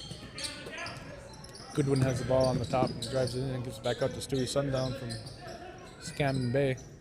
Tyler has just a little bit of room, but I think the defense was just close enough to affect his shot a little bit. He shot a quick shot way out there. Wow, that was an awesome block. They went up, they were way above. Keontae got blocked by Christian, I believe. Moose Mobile got the ball and pushed it down and got Stewie back in that same corner, and this time he switched it. Stewie Sundown.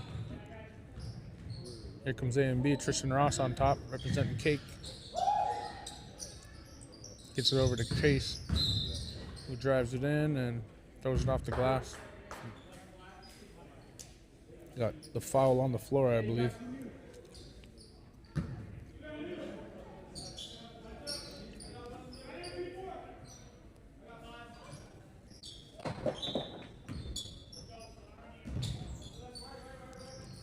A and B gets it over to Keontae, who's got called for the travel. And he's a youngster, so some of these little things will weed him out of his game and get better and better as he grows. But he's definitely one of the top players in this whole tournament already. One of the top players in 2A basketball for the last couple of years. Oh, wow. Trey goes up for the shot, and then I think he kicks Tristan in the family jewels. I think the ref missed that one, and I'm not sure if that was on purpose or not, but probably not. I think he was just going in and trying to bounce. Trey's real athletic, so he was going up for that shot. He was just trying to correct himself, and I think it was an inadvertent kick to the gonads.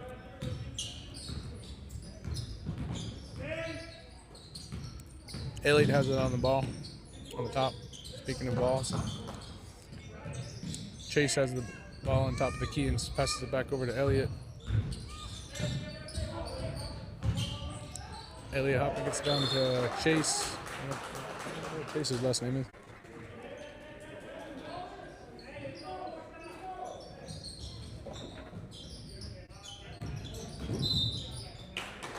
Okay, now I think I got the text right. Men's Championship, Moose Mobile versus A&B on the Day 5 championship day for Rondy. Although it is a 10-point game, I do believe that I think A&B will claw back in this game just because of the way they play so consistently. Here's Stewie out on the three-point line, dribbling around. He gets it over to Ryan Morgan, who I think this is his first time in the game. Over to Rob on the three-point line. Gives it over back out to Goodwin. Goodwin slashes in and goes in, tries to go in for the left hand, but Elliott played some good defense. Jerome chases down, outlet pass just in time, and then he picks it up and shoots. And missed the three from the corner there. He likes that corner shot. Let's see if Stewie can hit another three. It hits the front of the rim. Trey is totally wide open for the rebound and putback. It's a 12-point lead. Moose Mobile. A&B is going to have to clamp down on defense if they're going to want to have a chance here. It looks like Tracy Jackson, who organizes this team, is there to help coach his team over there on the bench for A&B. He organizes the A&B team for the last several years, but this year he's playing with the Yakat boys that came up, so the third place team.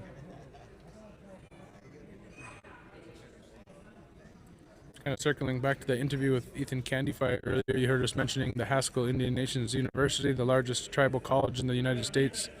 That's the main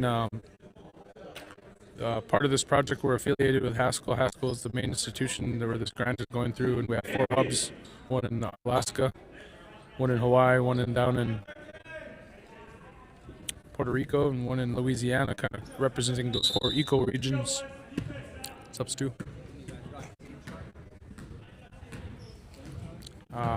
You heard mentioned Dr. Wildcat. He's the principal investigator on this program, the Rising Voices Changing Coast. Hey, Stu. Smile, you're on candid camera. Yeah. Also have a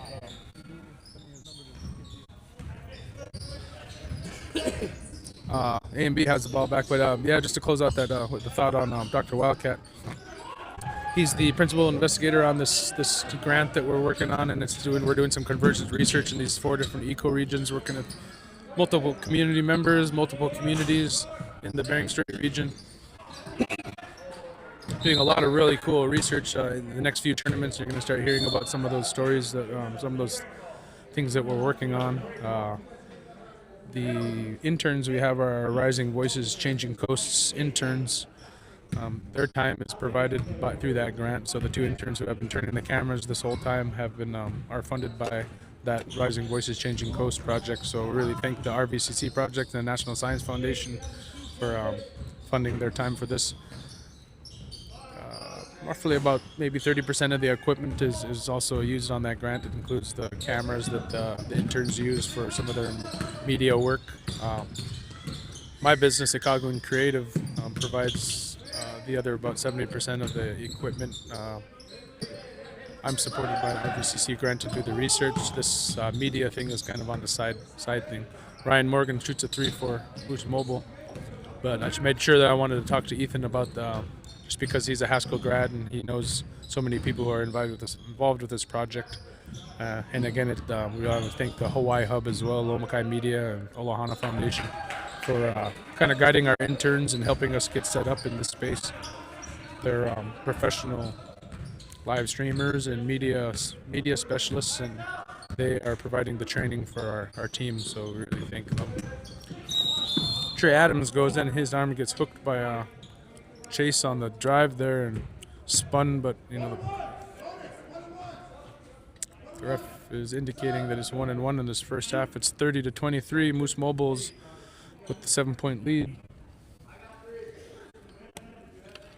Oh, right there.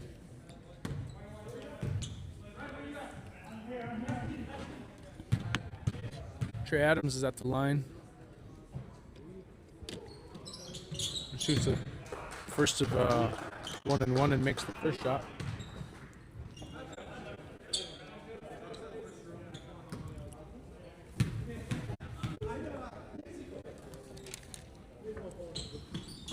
Yeah, what's up, bro? Right here. Goes home too.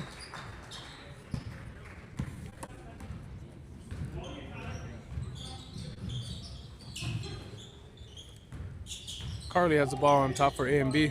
He gets it over to Ito Neneng. Ouch. Oh man, something happened to his knee. Uh-oh.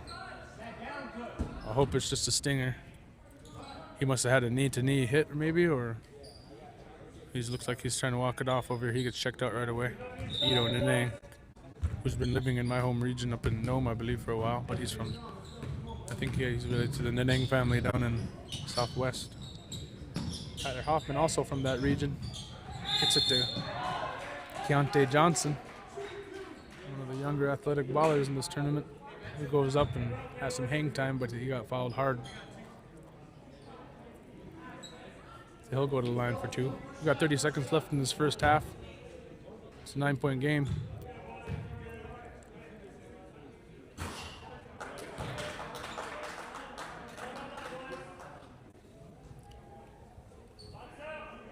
It's the men's championship. We're about to go into our halftime, and then we'll have another last half of basketball for the Rondy 2026. I'd like to shout out to the women's championship team, bench warmers.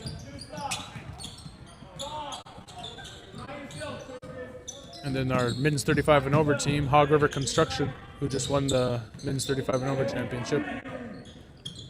And now we're in our last game of the tournament for the championship game, and right now Who's Mobile's winning by now 10. Rob with the beautiful layup. I should say the pass was even prettier than the layup. Oh, he almost gets a three-quarter court shot there. So we'll go ahead and turn the mic off for a few minutes here, and then right before we start the second half, I have another interview coming up with a fellow from Fairbanks. So, see you guys in a second. Thanks.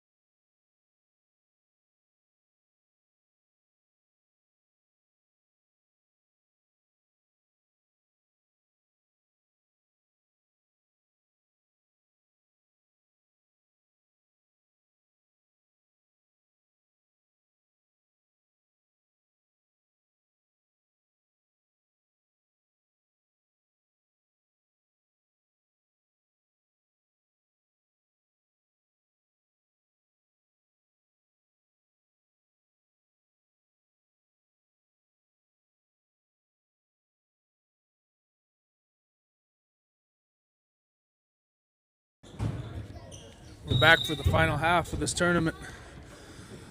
We'll see if A and B can make a push for it here, which I expect them to do so. That's how you got to do it. You got to be real close to Tyler like that. And so that was a good hand. Good defense by Ito. Keontae gets it over to Ito Nene, who shook Tyler and see if he could make one. Oh, went halfway down.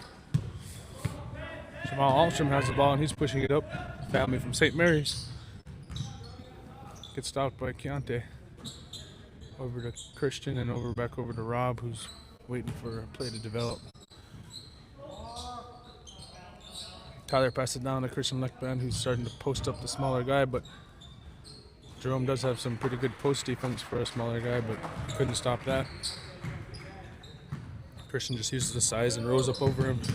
Now it's Keontae's turn.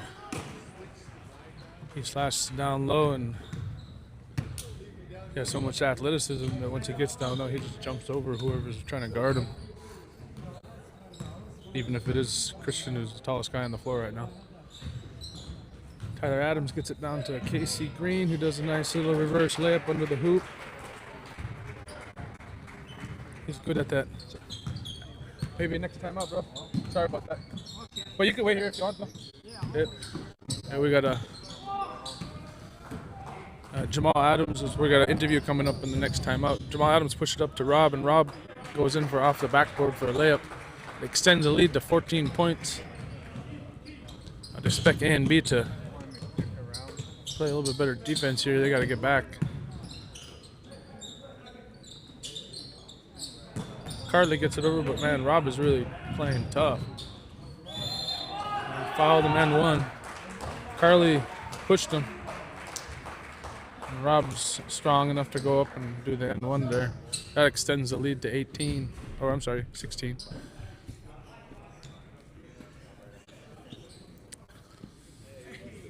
Man, it is pretty chilly in here, man. I've got my jacket on and I'm still shivering.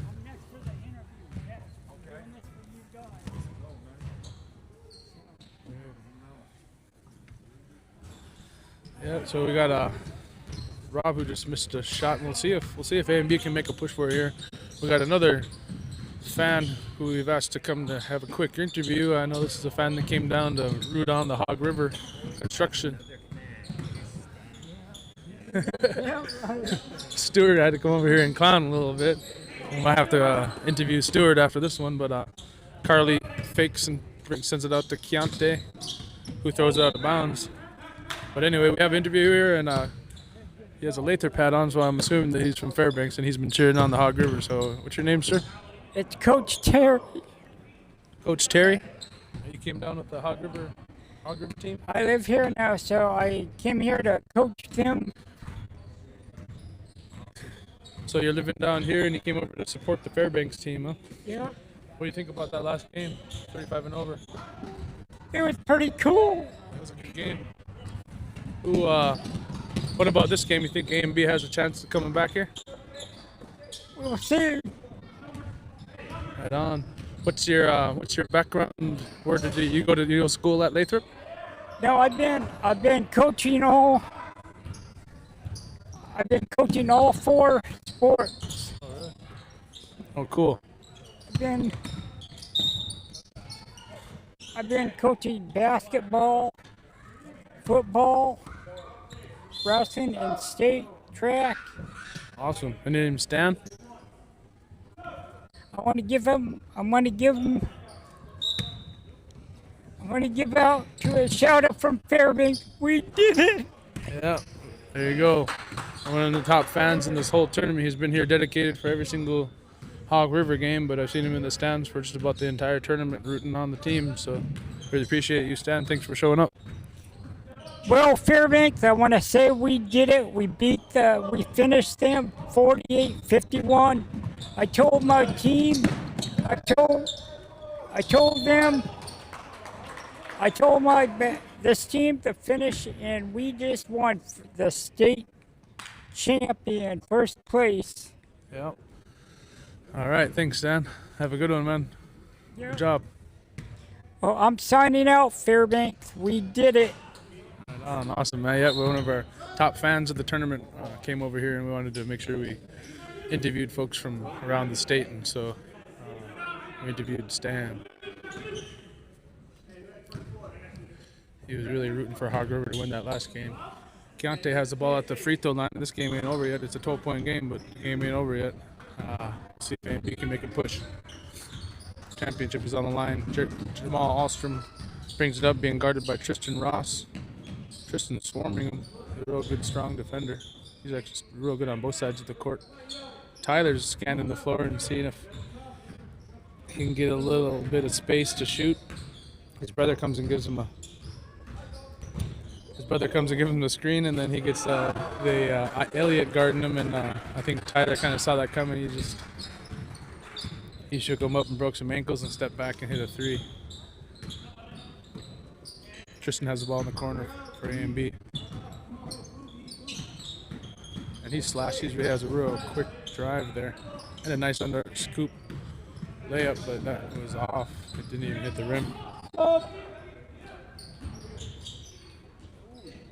Casey Green reeled the ball in. It was about to go out of bounds. I get it out to Christian again, Tyler, and who used the screen to get a little bit of room. He probably could have used the screen to get another mismatch and then just shook his guy and stepped back for another three, but A&B brought the ball down, got it over to Edo in the corner, and he drove down and got fouled for two. Time is running, though, with the 15-point lead. That's not good for A&B.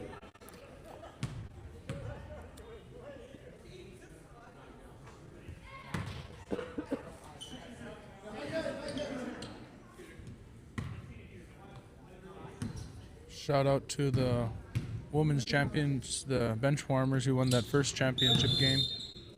These brackets are not quite updated, but you can see how they kind of evolved over the last 3 days. These are pictures taken off the wall over there. And then our 35 and over champions, the Hog River Construction.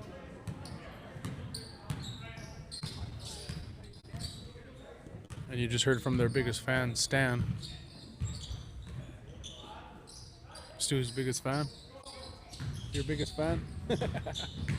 Stu Earhart sitting over here, sitting by me. Trying to keep warm though, we're by this door over here, so it's kind of chilly. Uh-oh. Christian's getting cocky. I like to watch these types of games where there's a lot of passion involved on both teams. So as long as they're not fighting or no one getting hurt, then it's good fun.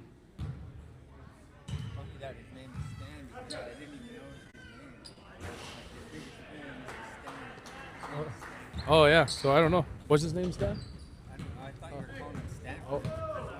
Oh yeah, I'm not sure. We'll have to confirm that the name of the. Oh, Terry. Okay, we just interviewed Terry. I apologize. I think he just went with it once we started calling him Stan. He just went with it up. But yeah, he's definitely a real good fan for the basketball here. It's good to see the fans getting what they came here for. Tristan shoots a three. He's hit a bunch of threes this tournament, so if I were him, I would keep shooting. It's a 16-point game. Here comes Moose Mobile. This is kind of how they played every game. They've never let off that gas pedal. And they just keep pouring on the points. 11 minutes left in the second half. You get over to Jamal Alstrom in the corner. He gets it back out to Trey Adams. We threw it right between the legs of Casey Green. And then it came up in Chase's hands, who does that's a beautiful pass he just gave to Taylor Hoffman. And then Taylor fell backwards, and as he was falling, he gave the ball back to Chase, who cut the lead to 14 points. A&B is going to have to play some intense defense and leave it all on the floor here if they're going to want to make some more stops, because Moose Mobile, they've been continuing to score. Carly almost knocks the ball away from Christian, who doesn't move up on top of the key. Tyler with a beautiful feed to his brother who cut after Tyler kind of pulled the defense over to him. As soon as Tyler's open and he's dribbling out to the three-point line, everybody jumps at him because they think he's going to drain a three. But he's really good at seeing defenders run the lanes, and his brother Trey is really good at running those lanes because he's probably played with these guys that played all together all their lives. So he just threaded the needle and passed it right down to his little bro. Trey played at Diamond the last couple years ago. Chase is inbounding the ball for A and B. They need to score quick in these possessions, but they do need to take good, solid shots. And then Trey goes up and volleyball blocks Carly when he's trying to do the off the backboard shot there on the side. And Jamal came down and shot a three and extended the lead to 19. Starting to get away from him. See how A and B answers here. Chase has the ball and Chase can really drive that ball. You gotta kind of guard that drive when you're playing against Chase, force him to shoot. Although he can get hot and shoot too.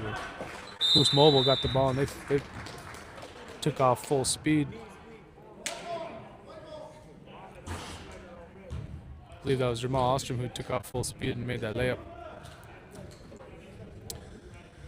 That is 21-point game now with 8 minutes and 54 seconds left. The final game of this tournament. We have a couple more activities lined up, or I should say tournaments lined up for the Chicago and Creative live streaming. We know that we're going to make it out to Shishmaref for the Spring Carnival tournament out in Shishmaref in spring. It's kind of where this all started a couple years ago.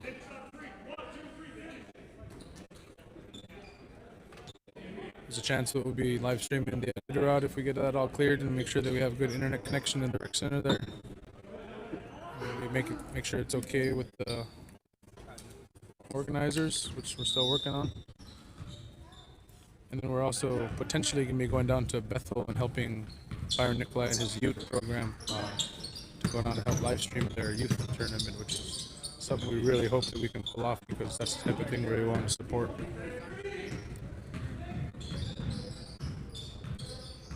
Pay attention to our channel, Chicago and Creative, on Facebook and YouTube. If you just like or subscribe to them, then you'll see the updates and see the live streams of all these events I'm referring to. Chase goes down and shoots and then chases his own rebound and puts it back up and misses. Could have potentially had that end one. He's real upset with himself. But he does have 2 shots. So he'll see if he'll make them count. It's the first one. It's a 20-point game.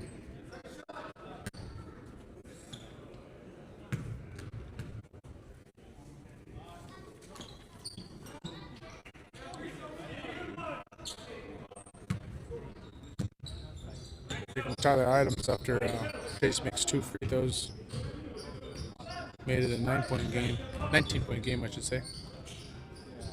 Pretty pass over to Ryan Morgan from Tyler Adams, and the defenders were all over the place, and so the ball goes kind of flying around, and Tristan ended up with it, and he pushing the ball up. Tristan Ross gets it over to Ito, who did a spin move and turned around and saw that he had a little bit of room, so he went in and shot that free throw area, from the free throw area.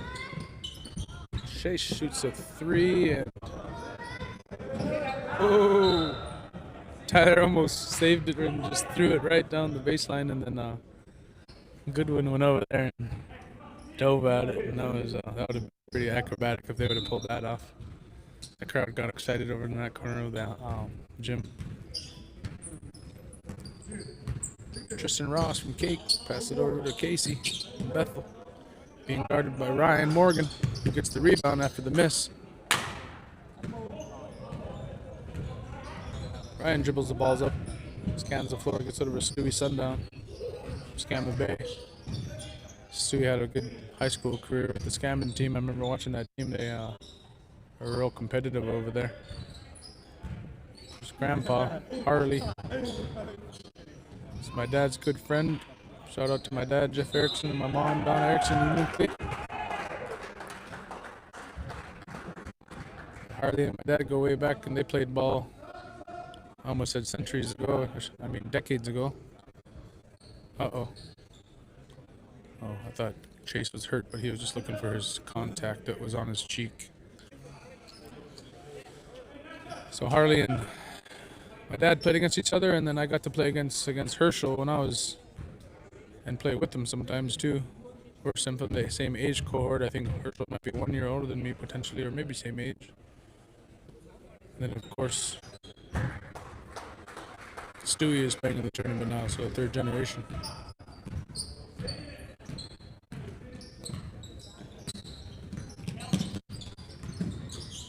Here comes Jerome Carl, and he takes the screen from Carly. Carly passes over to Ito, who takes a three. Oh, and as they were fighting for the ball. What? Okay. Yeah, I might disagree with that call, but I don't have the whistle in my hand. I got the mic in my hand, so.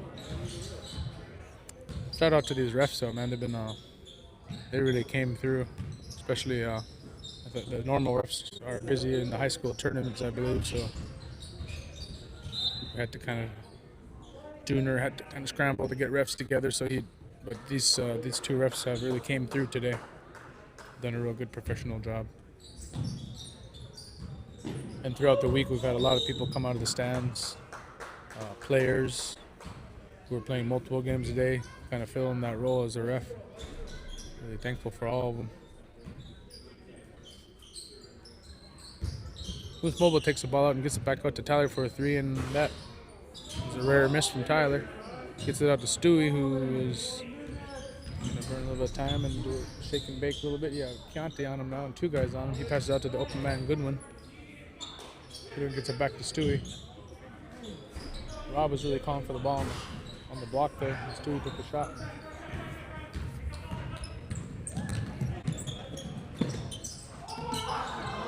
Keontae missed a layup there. Gets it out to his former teammate from Cake.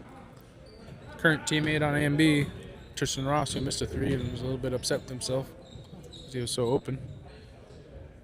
Rob has the ball on the call timeout. Pretty cool hairdo he got.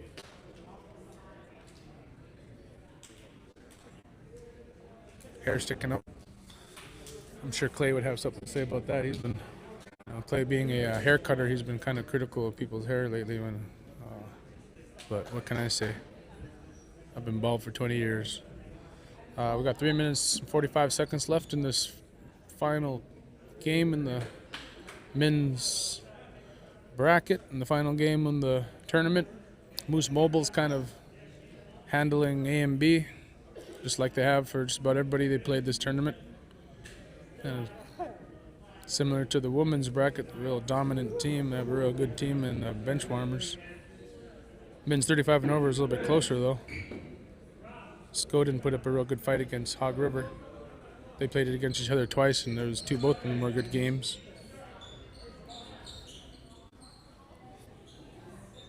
This live stream provided by Ikagun Creative. Support from Rising Voices Changing Coasts. Lomakai Media, Lahana Foundation, they've helped out a lot from Hawaii, helping us get on our feet. Haskell Indian Nations University has kicked some butt in this project. Jerome gets a steal and puts it in, which is probably a little bit too late, but still a 20-point game with 33 minutes and 21 seconds.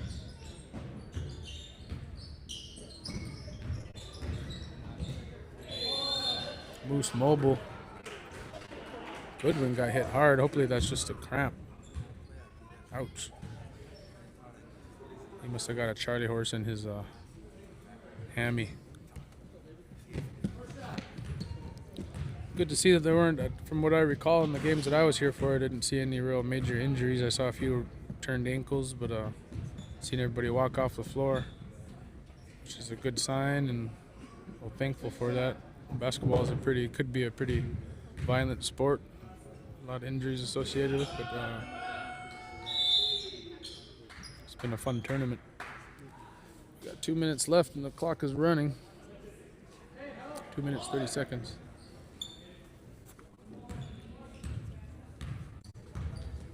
Moose Mobile is about to, looks like, win the championship against A and B. Ooh. Unless Tristan has something to say about it. He just hit a 3, bottom of the net. Jamal Adams is dribbling around out there. I'm sorry. I'm getting everybody mixed up. It's been a long week. Jamal Alstrom.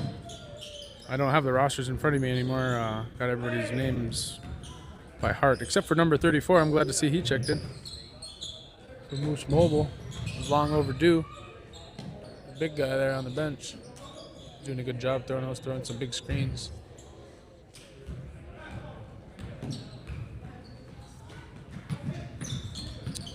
Ito passed it over to Carly, who wanted to shoot, but I think he couldn't get his hand on the ball in time, so he was going to drive it, but then he lost it. Ball back to A&B with 1 minute and 33 seconds left. 17-point lead for Moose Mobile. Ooh. Nice hard foul. He's got all 5 to give still, so he ain't worried. He's going to make sure that Keontae doesn't score.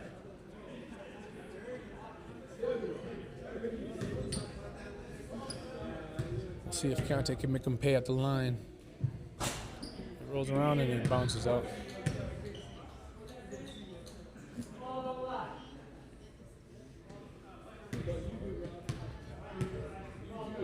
At this point of the game, the players are having fun with each other, joking around and having a good time. All in fun.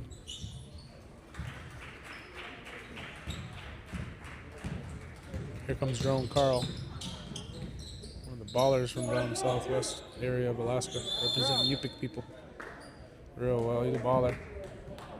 Or the Yupik region, I should say.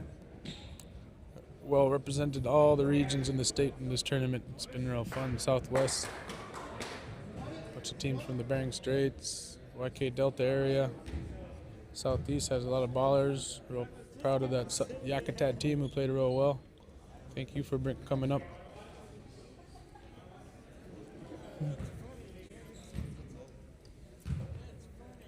North representing well. Moose Mobile, a lot of guys from the North Slope here.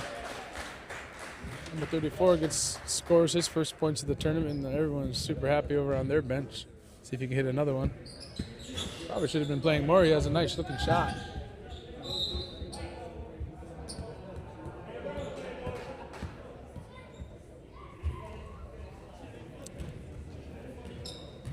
Here comes Keontae with 1 minute left, down by 19. Ito shoots an open 3. Hits the rim. Now they're walking, letting this time burn off. Probably see a couple dunks here. Keontae didn't let him have the easy one. He stopped 34 from shooting the easy layup. He wants to go down. Stewie's not going to let him dunk. Oh, his teammates are even telling him, let him dunk, let him dunk. It's against his nature to let someone score on him. He's shaking his head. Stewie Sundown didn't want to let Keontae dunk, but his teammates told him to back off. Here comes the 3-pointer by number 34, fan favorite. Mystery man, Mr. 3. Give it back to him. Here comes Tristan with the logo shot. He almost hit it. He's going to get another one, pull off another one, Tristan. Oh, almost goes in.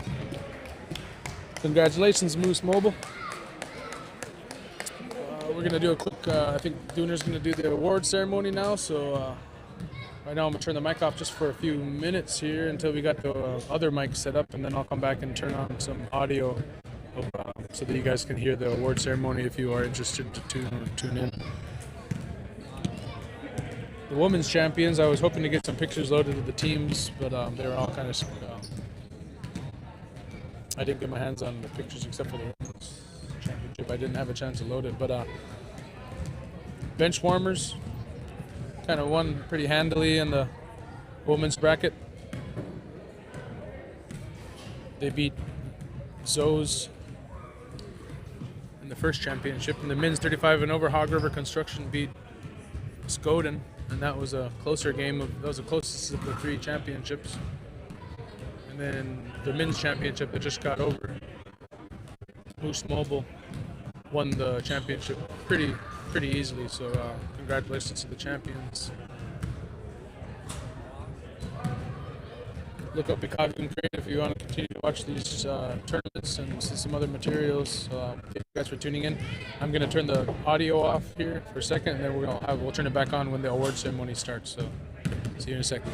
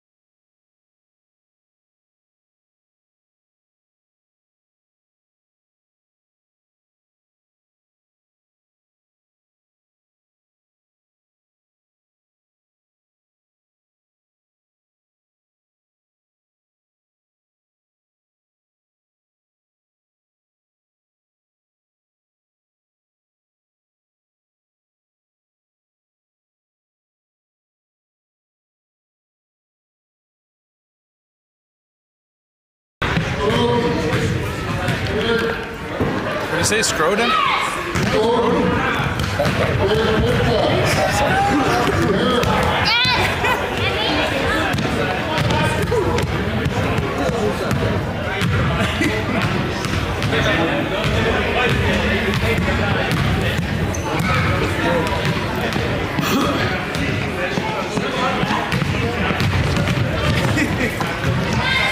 Hey, y'all think about lesbian. I'm playing physical game.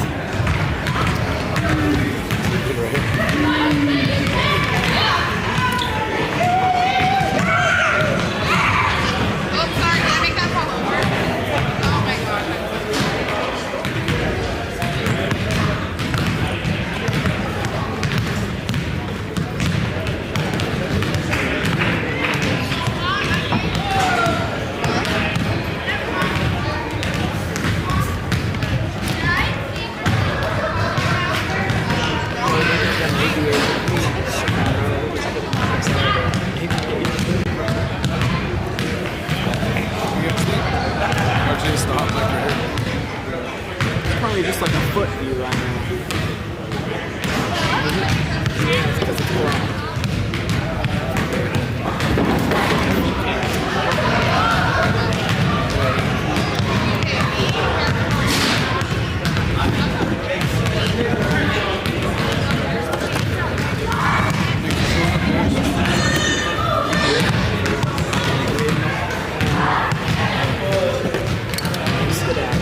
That's my kids, man. I'm always high tension. You guys kick some butt this week.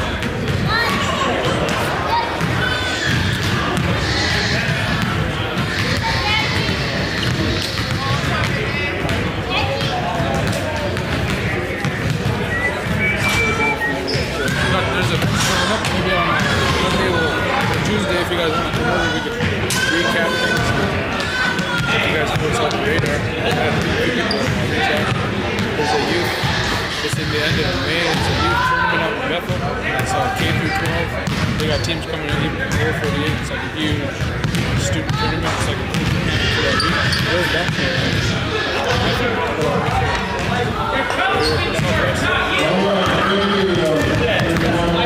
They reached out to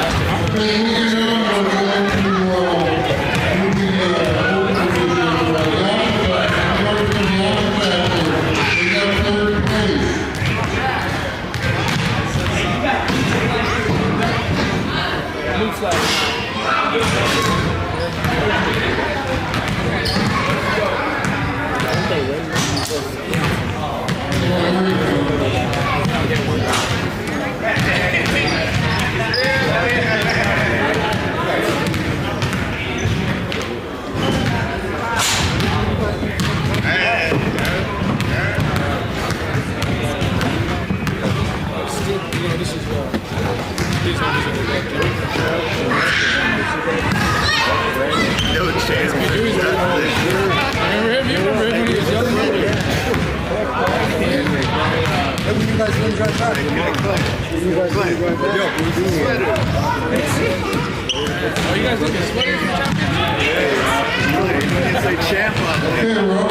These are leftovers.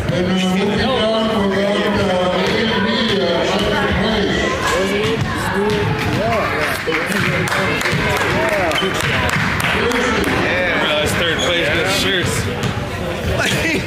Those are ours. I walked up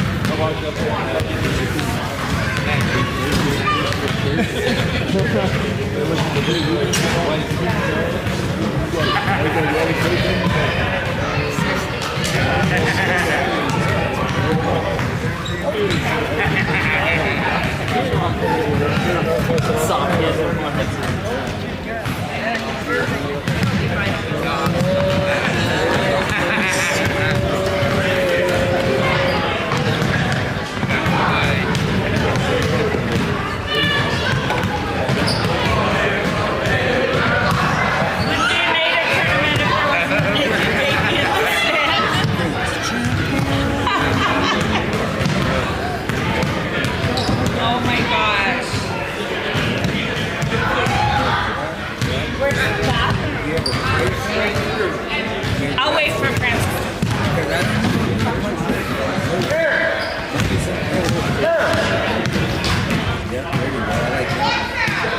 I can believe that.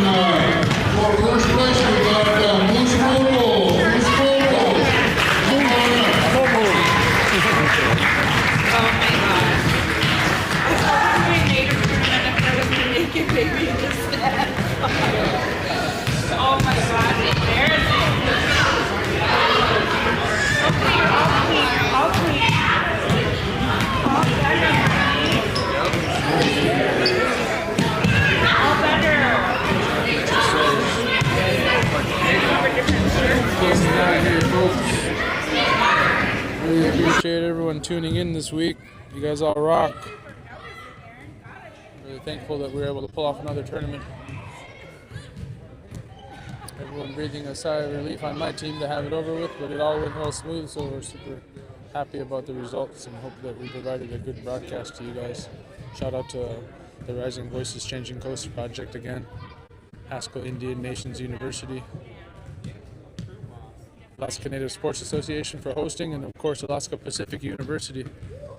They've provided the space for these tournaments for several years, and they just got a Rasmussen Foundation grant to fix up the space, and it's already being utilized by all the generations of our people here. I see these little kids out here having a blast shooting and being inspired by the games and looking forward to being ballers on the court out there. And like someone just said in the stands, it wouldn't be a native tournament without a naked baby running across the court. I almost had one of those when just changing the diaper and she scrambled away from her mom. And it's been a real fun week. So Corey Sekoak Erickson here signing off to you guys. We'll see if Dooner has the last few words.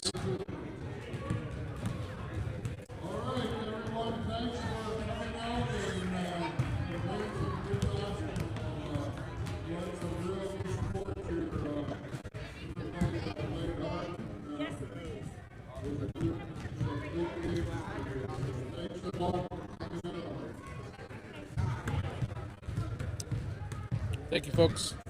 See you at the next one.